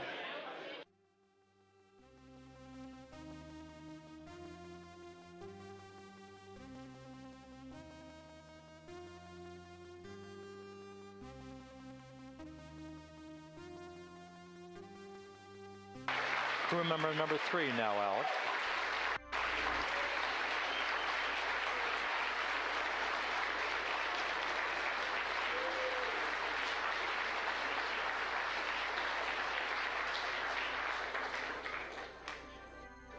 And now standing by for the commander, Reed Wiseman, who will be last out of his ship. Bobbing in the Pacific under almost ideal conditions, Integrity spanned 694,000 miles during its journey from launch to splashdown.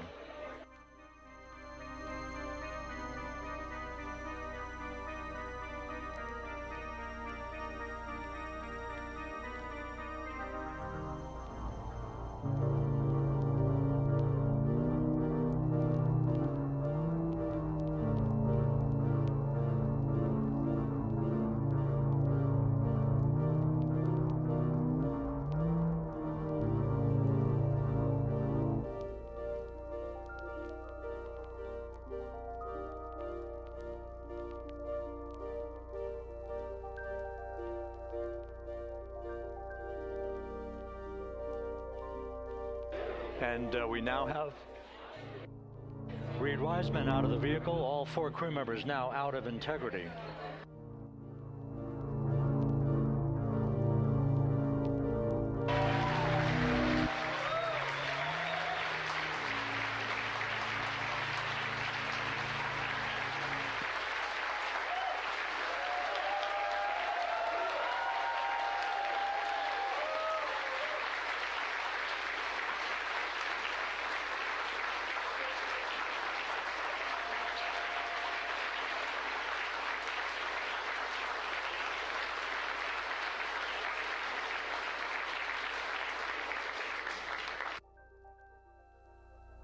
Once again, all 4 crew members now on the front porch, and the procedure to begin hoisting them up to these 2 Navy helicopters hovering overhead will begin shortly.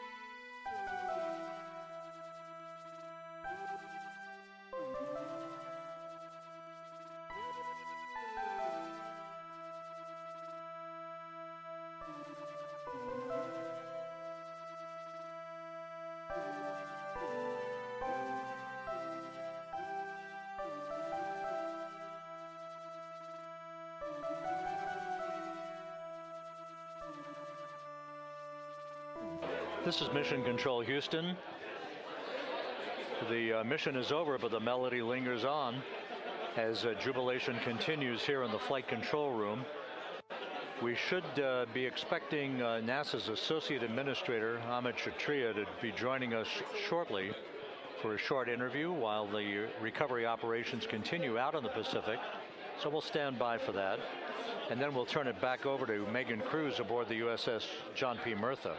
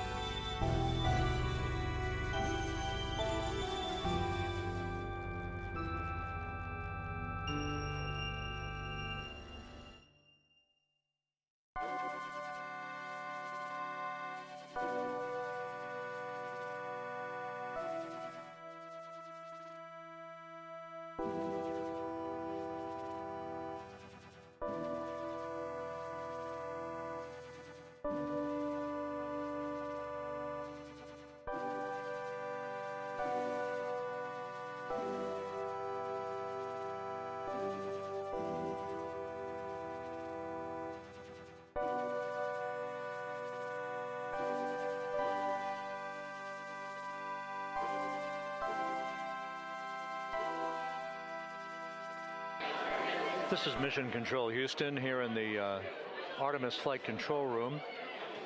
A number of flight controllers basking in the glory of the successful end of this mission that carried 4 astronauts around the moon on a lunar flyby, and the first test flight of Orion with crew members on board. Splashdown occurring an hour and 32 minutes ago after a flawless descent back into the Earth's atmosphere for the vehicle. Its 4 crew members in good shape, simply enjoying their time right now on the front porch, as it were, the inflatable raft alongside of their Integrity spacecraft. We're expecting Amit Kshatriya, the NASA Associate Administrator, to join us here momentarily for a brief interview before we turn it back over to Megan Cruz aboard the USS John P. Murtha, the recovery ship.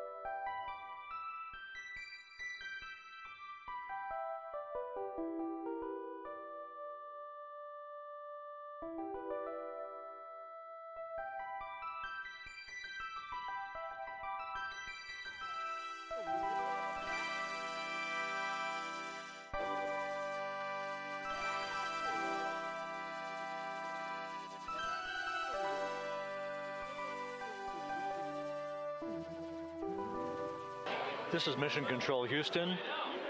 We're about an hour and 34 minutes since the textbook splashdown of Integrity in the Pacific to bring home our astronauts. And with us now is Amit Kshatriya, the NASA Associate Administrator. Amit, a little bit of history made tonight, a little bit of history made over the past few weeks. Your thoughts as this team here basks in the glow of what they just accomplished? Yeah, Rob, we're here in the control center, and it's kind of overrun with jubilant folks in the Mission Control Houston, as well as engineering, and folks that just want to be here, part of it, as we watch our crew get extracted from the vehicle. And, you know, my thought is always about these teams, the team that's in the water right now, pulling the crew out, the team here in Houston that worked so hard over the last 10 days, no sleep to get this done. You know, we still have some work to do to get the crew to the med bay here on the ship. They all look great coming out, so hopefully that won't be too long. You know, I think we saw the administrator on the boat too, giving his thanks to the Navy team on the Murtha, which they're just an incredible group of sailors. I was able to visit with them a couple weeks ago. And then if you pull it all the way back to the workers and the folks that joined the rocket at Michoud, that made the heat shield tiles that held together tonight, that stacked the vehicle in Florida, that integrated the vehicle in Denver, that fired the engines in Stennis, that fired the boosters in Promontory. I mean, this is the entire team, coming together and being tested by the environment that this machine went through, and they did it right. The work was good. They did it right. You've said in a number of briefings, of course, and in other forums that this is just the first step. The cadence has to step up, as the administrator has indicated.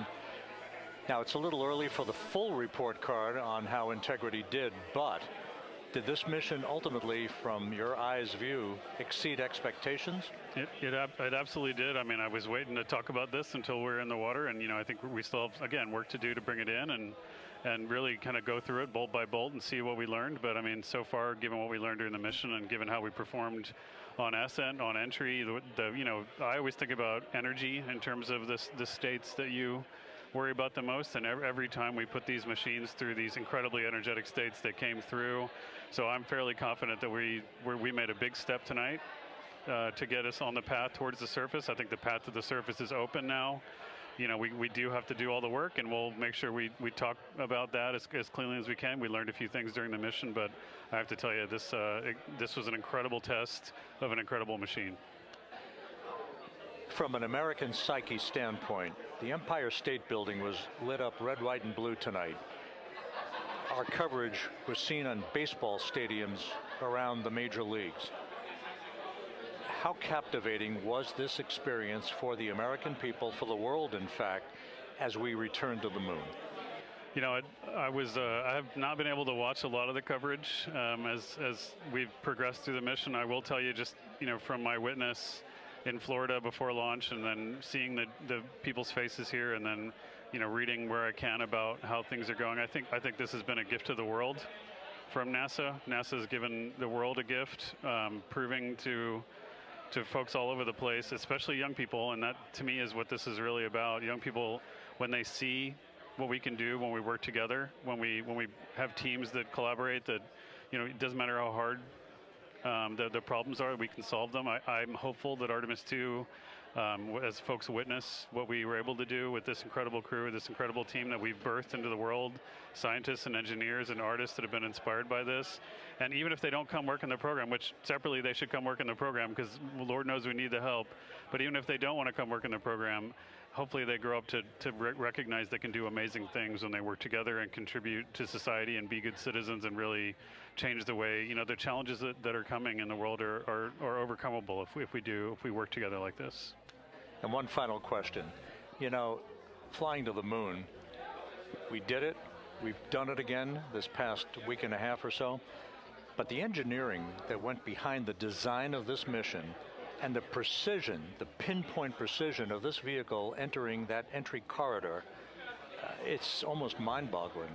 Yeah, it is incredible when you think about the energies involved and the uncertainties involved. That you know, when we inserted the vehicle into orbit, it was 99.2% down the middle. When we dropped the vehicle right on top of the fleet here, you know, our guys knew exactly where to go, but the guidance was perfect.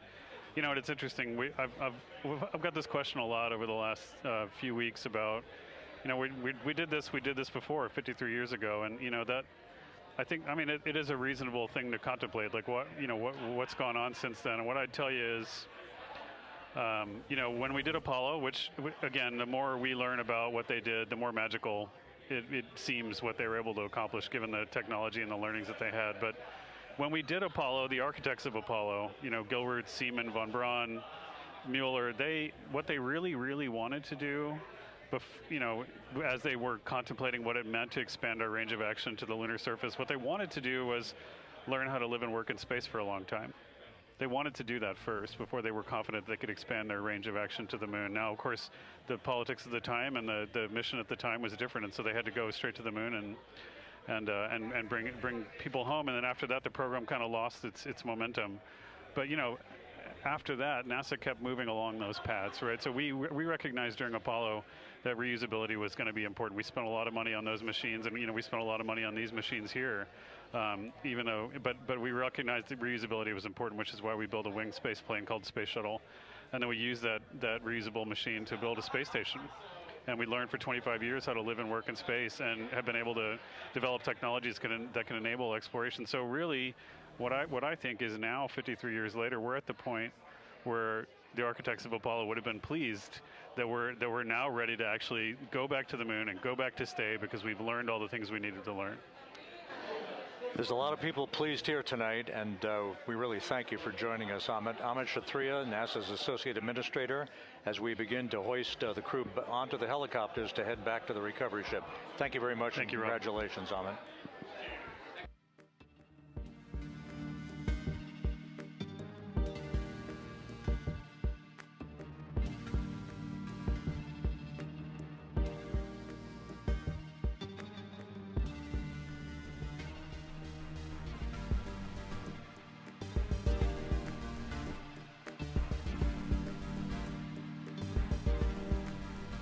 This is Mission Control Houston, with the crew members now beginning to be hoisted aboard the Navy helicopters.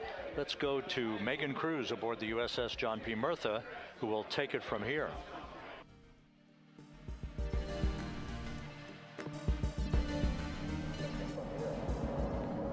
Hey, Rob, yeah, back on the bow of the ship here, we are seeing the helicopters circling Orion. The first one there having just completed picking up the first astronaut. Helo 2 now hovering just 40 feet above the front porch, lowering a recovery specialist out of the helicopter. That person will touch down in the front porch just there.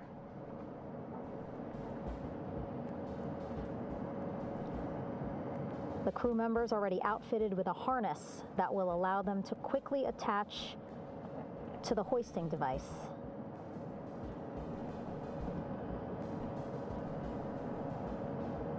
Look at the power of those blades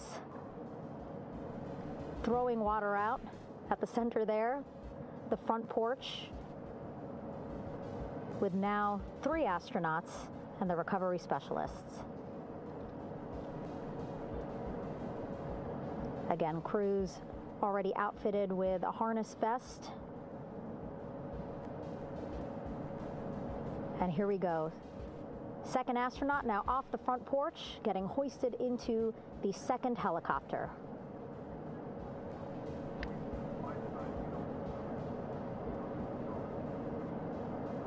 That helicopter will now hover just a distance away to give room for the first helicopter to come back and pick up the third astronaut.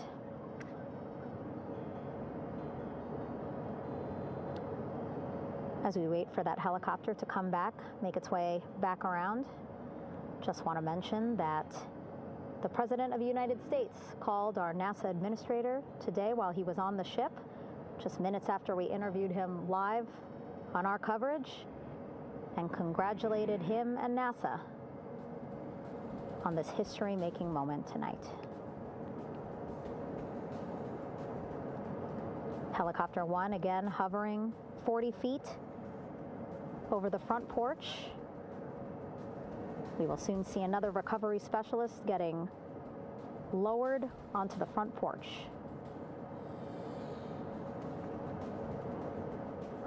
Wow, imagine sitting on that front porch, the wind, the water. But again, the recovery team determined that a helicopter flight back to the ship here would be safer, faster, and more comfortable for our crew, who just completed a 10-day mission around the moon. Third astronaut in the air, getting hoisted quickly back into the first helicopter now.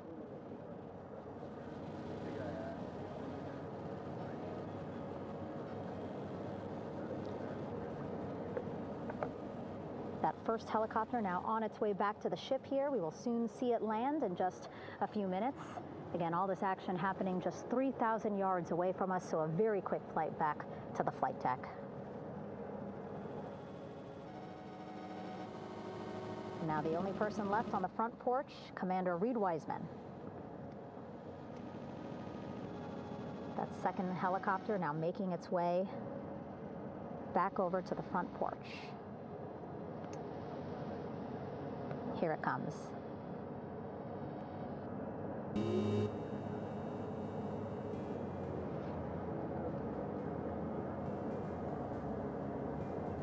Making its final approach here.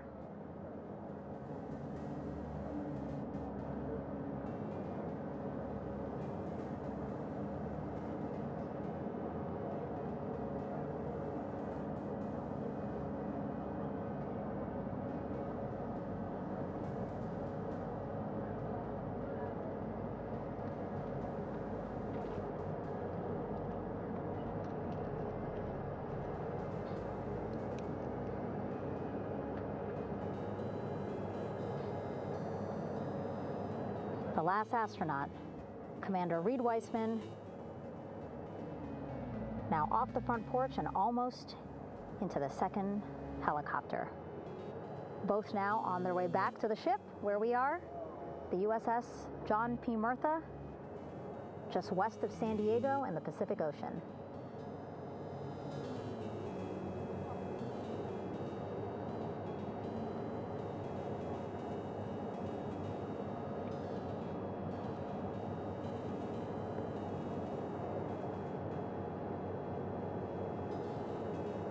Exciting to see our 4 crew members minutes away from landing on the flight deck here on the recovery ship. 550 people on this ship, excited, ready, anxious, looking forward to welcoming this crew aboard.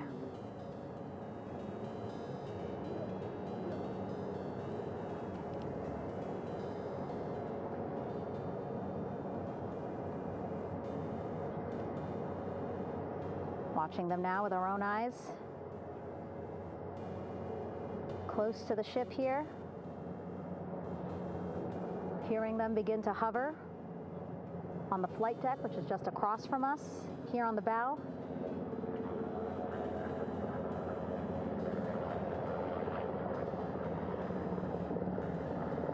The first helicopter coming in.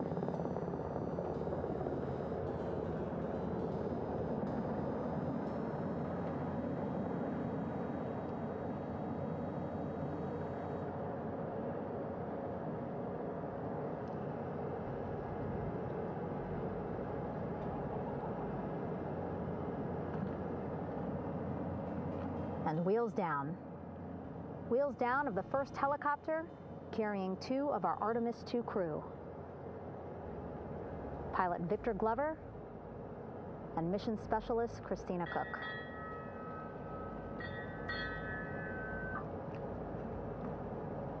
Helo 1 on deck reported on the recovery loop. Again, the mission audio loops that the recovery team are using here to communicate with one another.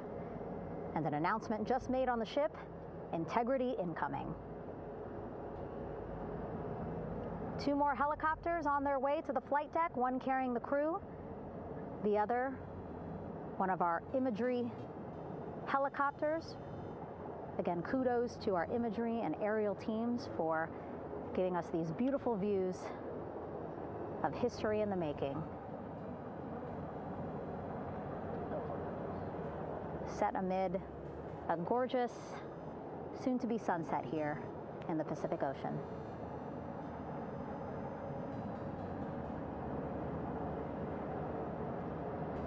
Second helicopter.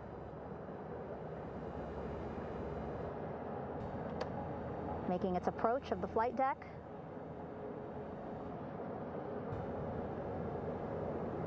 Plenty of people here on the bow with their cell phones out, filming this moment.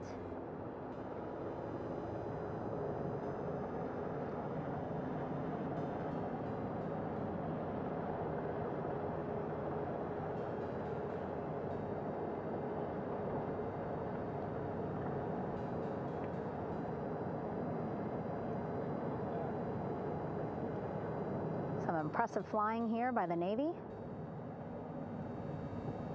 as we are seconds away from wheels down. And there you go. We now have all 4 Artemis II crew members on the USS John P. Murtha.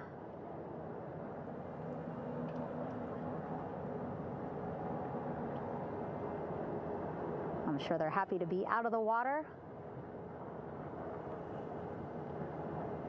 and on this recovery ship with, again, 550 people on board, ready to welcome them home.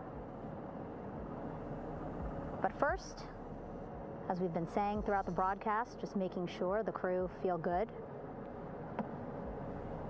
We reported that they were feeling good when they were in Orion, but those were just initial, quick, verbal assessments of how they're feeling.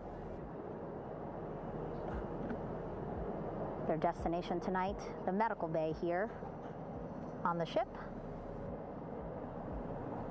right after we power down the helicopters here.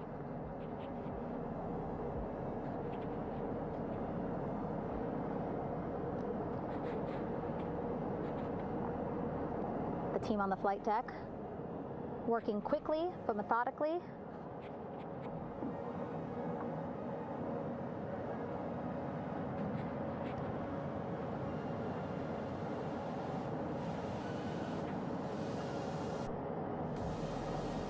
Waiting for just one more helicopter to touch down.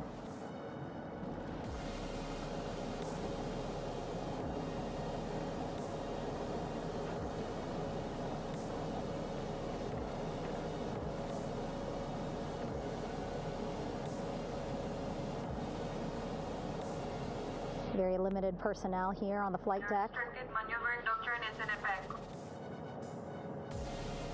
As that third helicopter touches down.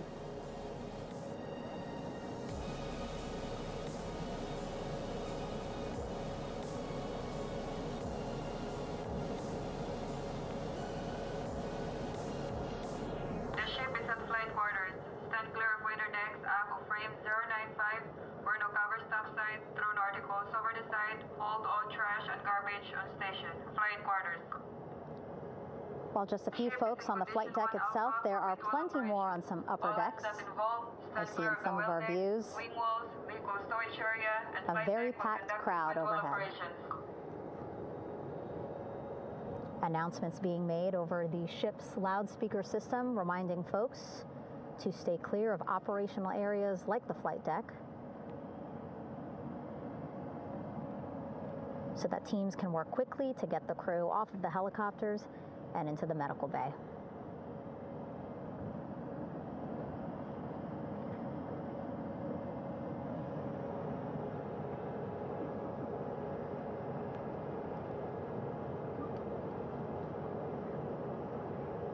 Splashdown today, 5:06 p.m. Pacific time. We are within 2 hours of that splashdown time, and already we have all 4 crew members on the flight deck of the USS John P. Murtha.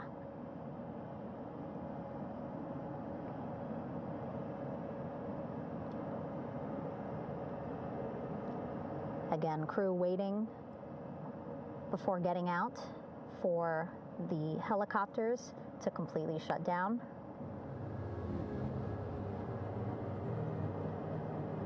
Safety, of course, very important to NASA and the U.S. military.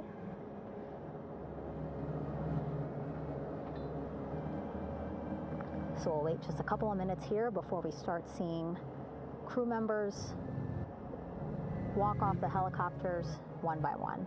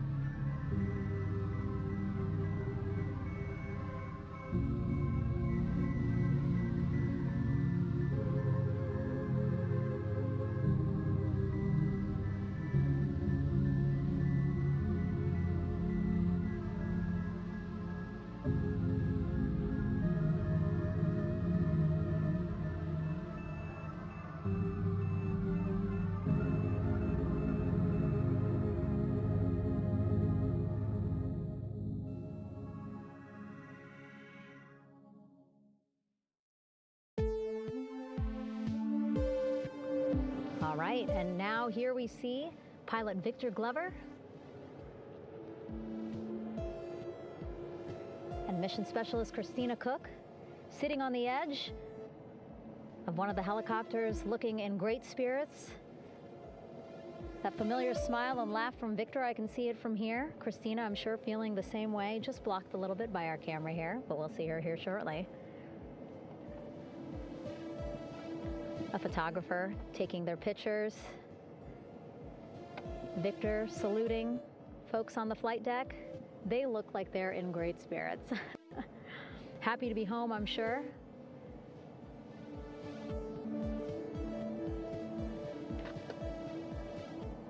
If you're sitting at home, I hope you too are wondering, what would you want to ask them if you got a chance to talk to them, because that is what I'm thinking about.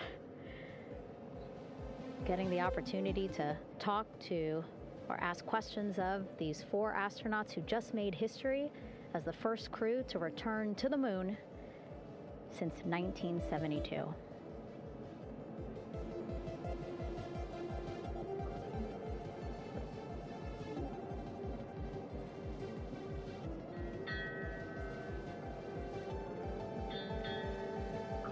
Oh, there we see Christina there, also smiling, finally peering out, waving at the cameras. Hello to you too, Christina, yes. Welcome back. Welcome, welcome home. A loudspeaker announcement on the ship saying, "Welcome home, Integrity."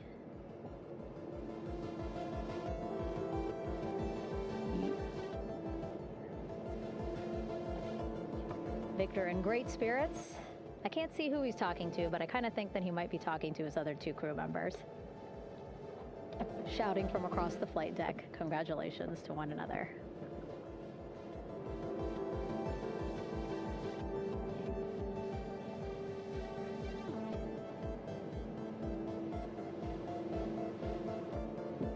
And so now we see some Navy personnel walking up to the helicopter.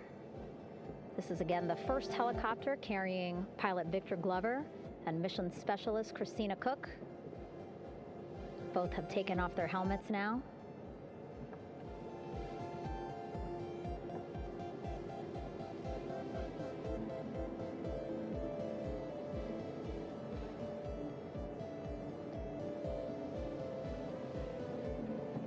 Some pictures, video to catalog this historic moment. A beautiful sunset just behind them here in the Pacific Ocean. Golden hour. These pictures will be beautiful.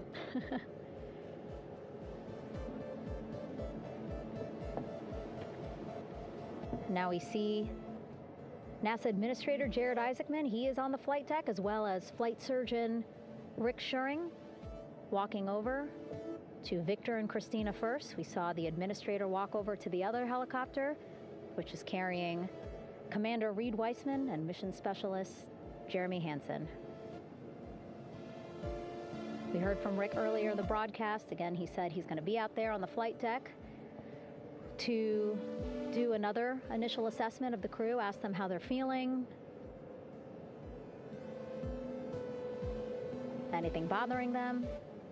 But again, from what I'm seeing, they look like they're in great spirits and feeling pretty good for folks who just traveled 695,000 miles from Florida to the moon and now here to the Pacific Ocean.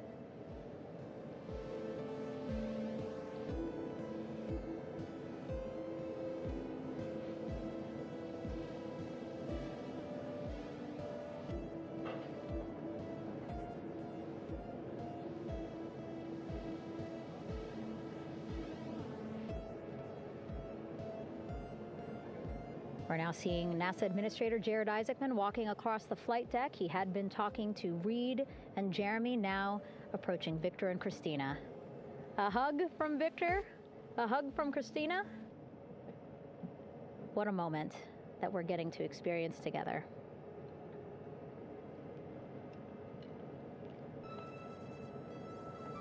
I'm sure congratulatory words. You know, we got to speak to the administrator live on this broadcast as well, and he said the kid in him right now, giddy, absolutely giddy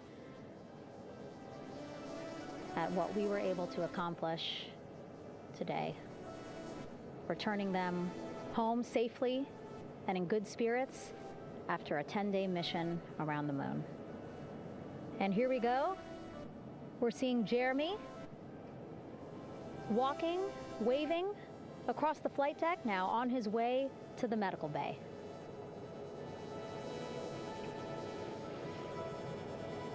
It's a short walk, less than a minute. Again, that's why the recovery team decided to use helicopters to get them on the flight deck for that short walk to medical bay. And now on the flight deck, we see the chief of the astronaut office, Scott Tingle. Rick Schuring switching places. He's going over to the other helicopter. Big hugs from Victor, Christina to Scott. Again, a gorgeous sunset setting the stage for this recovery tonight.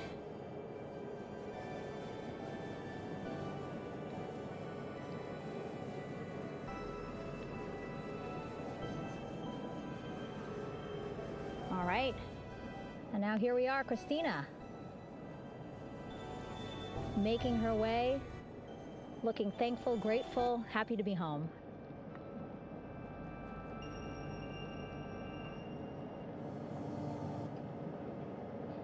You can see she's looking up again, lots of people, just a few levels up off the flight deck, welcoming her home.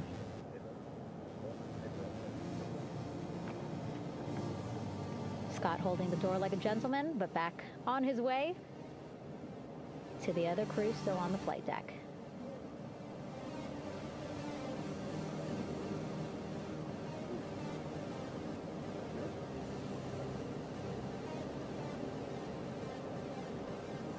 So still on the flight deck, Victor Glover and Reed Weissman.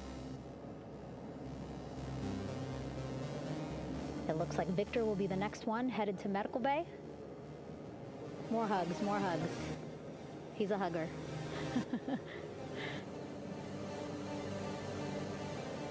Victor looking good as he walks across the flight deck. NASA administrator applauding. Victor applauding for all the folks on the ship with him who played a role in their safe return today.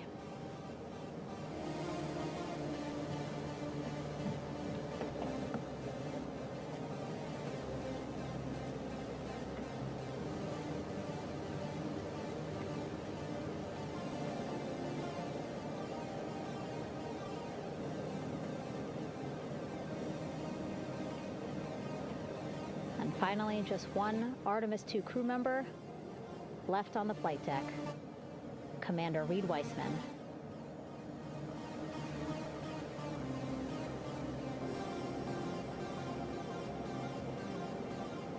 Applause from the group there on the flight deck, I'm sure, as well as on the level just above them, packed with people. Reed looking good as he takes his steps towards the medical bay.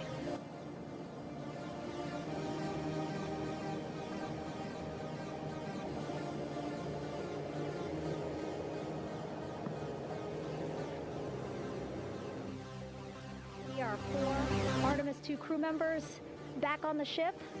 Again, now they will head into medical bay, where they will be assessed by flight surgeons from both NASA as well as the Canadian Space Agency. A more in-depth assessment. When they get to medical bay, they will each have their own nurse. They will be helped out of their suits. And then again, we'll check to see that they're feeling good. Make sure it's not just adrenaline, but that they are feeling good from their long journey back from the moon. Beautiful shot of that sunset, illuminating our flight deck.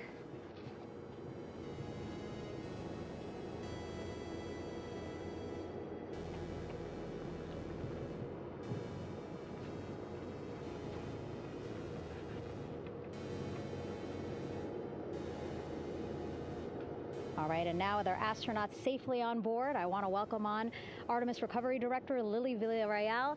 Lily, I don't know how you must be feeling right now. Ecstatic? I'm relieved? so ecstatic, relieved. Of course, we still have to bring the capsule into the well deck of the ship, but this is a major milestone to have the crew here on the ship and in Medbay. You know, our team has been preparing and working really hard, and I'm just so proud of them all.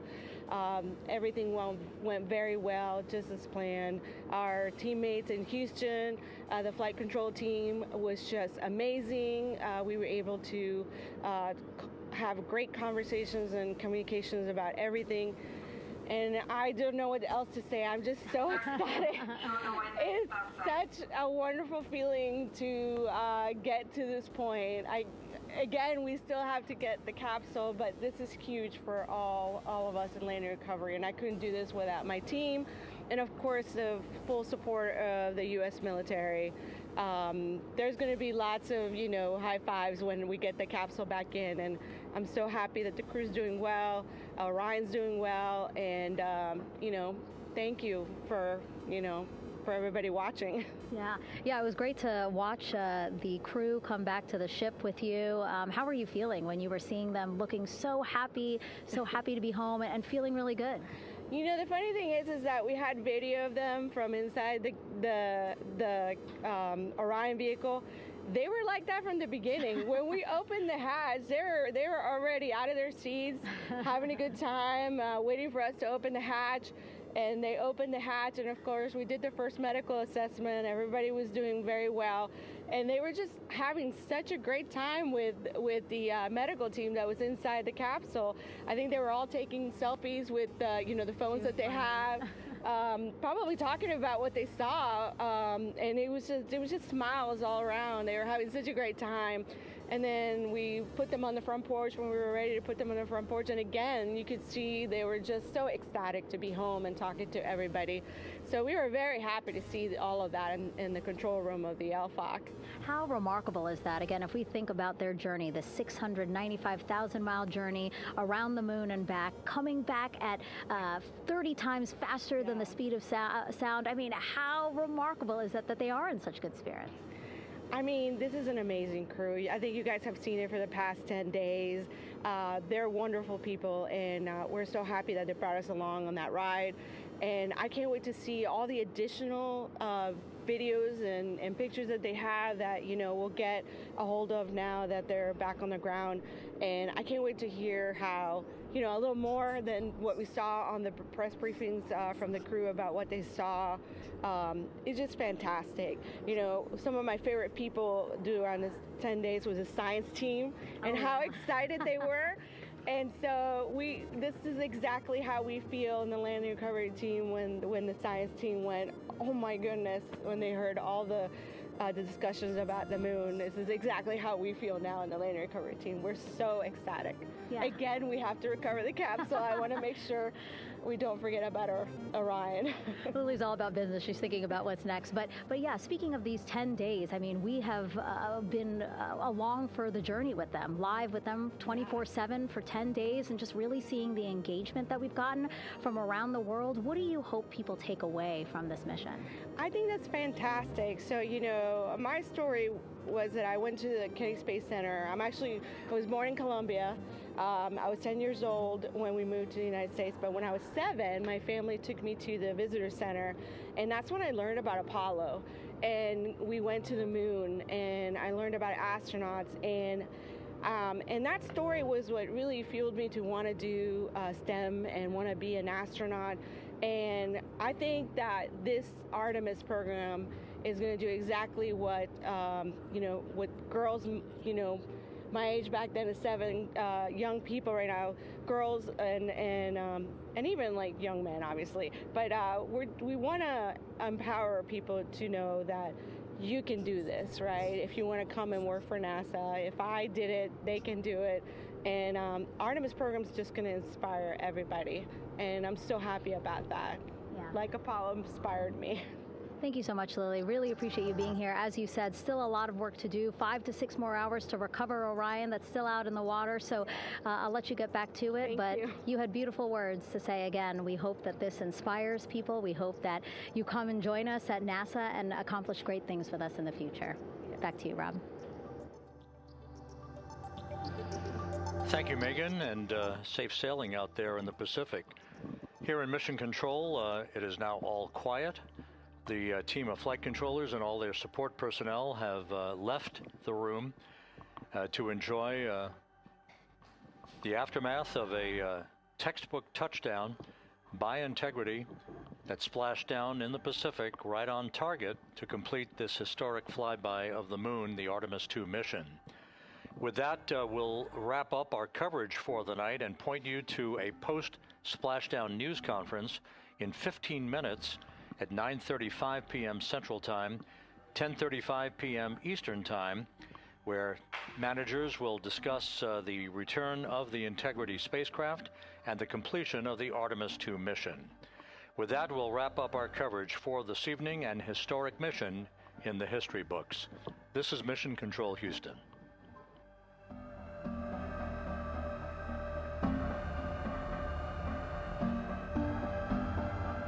Main chute deploy.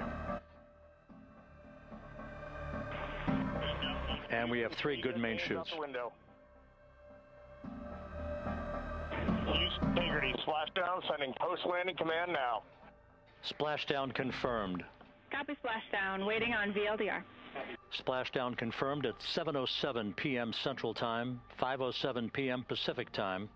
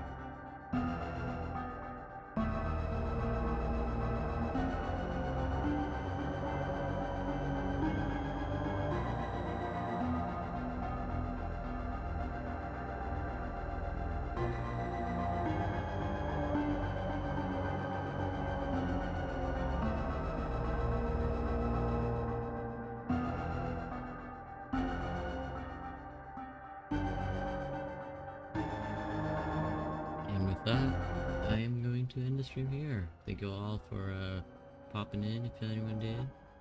And that'll be it for these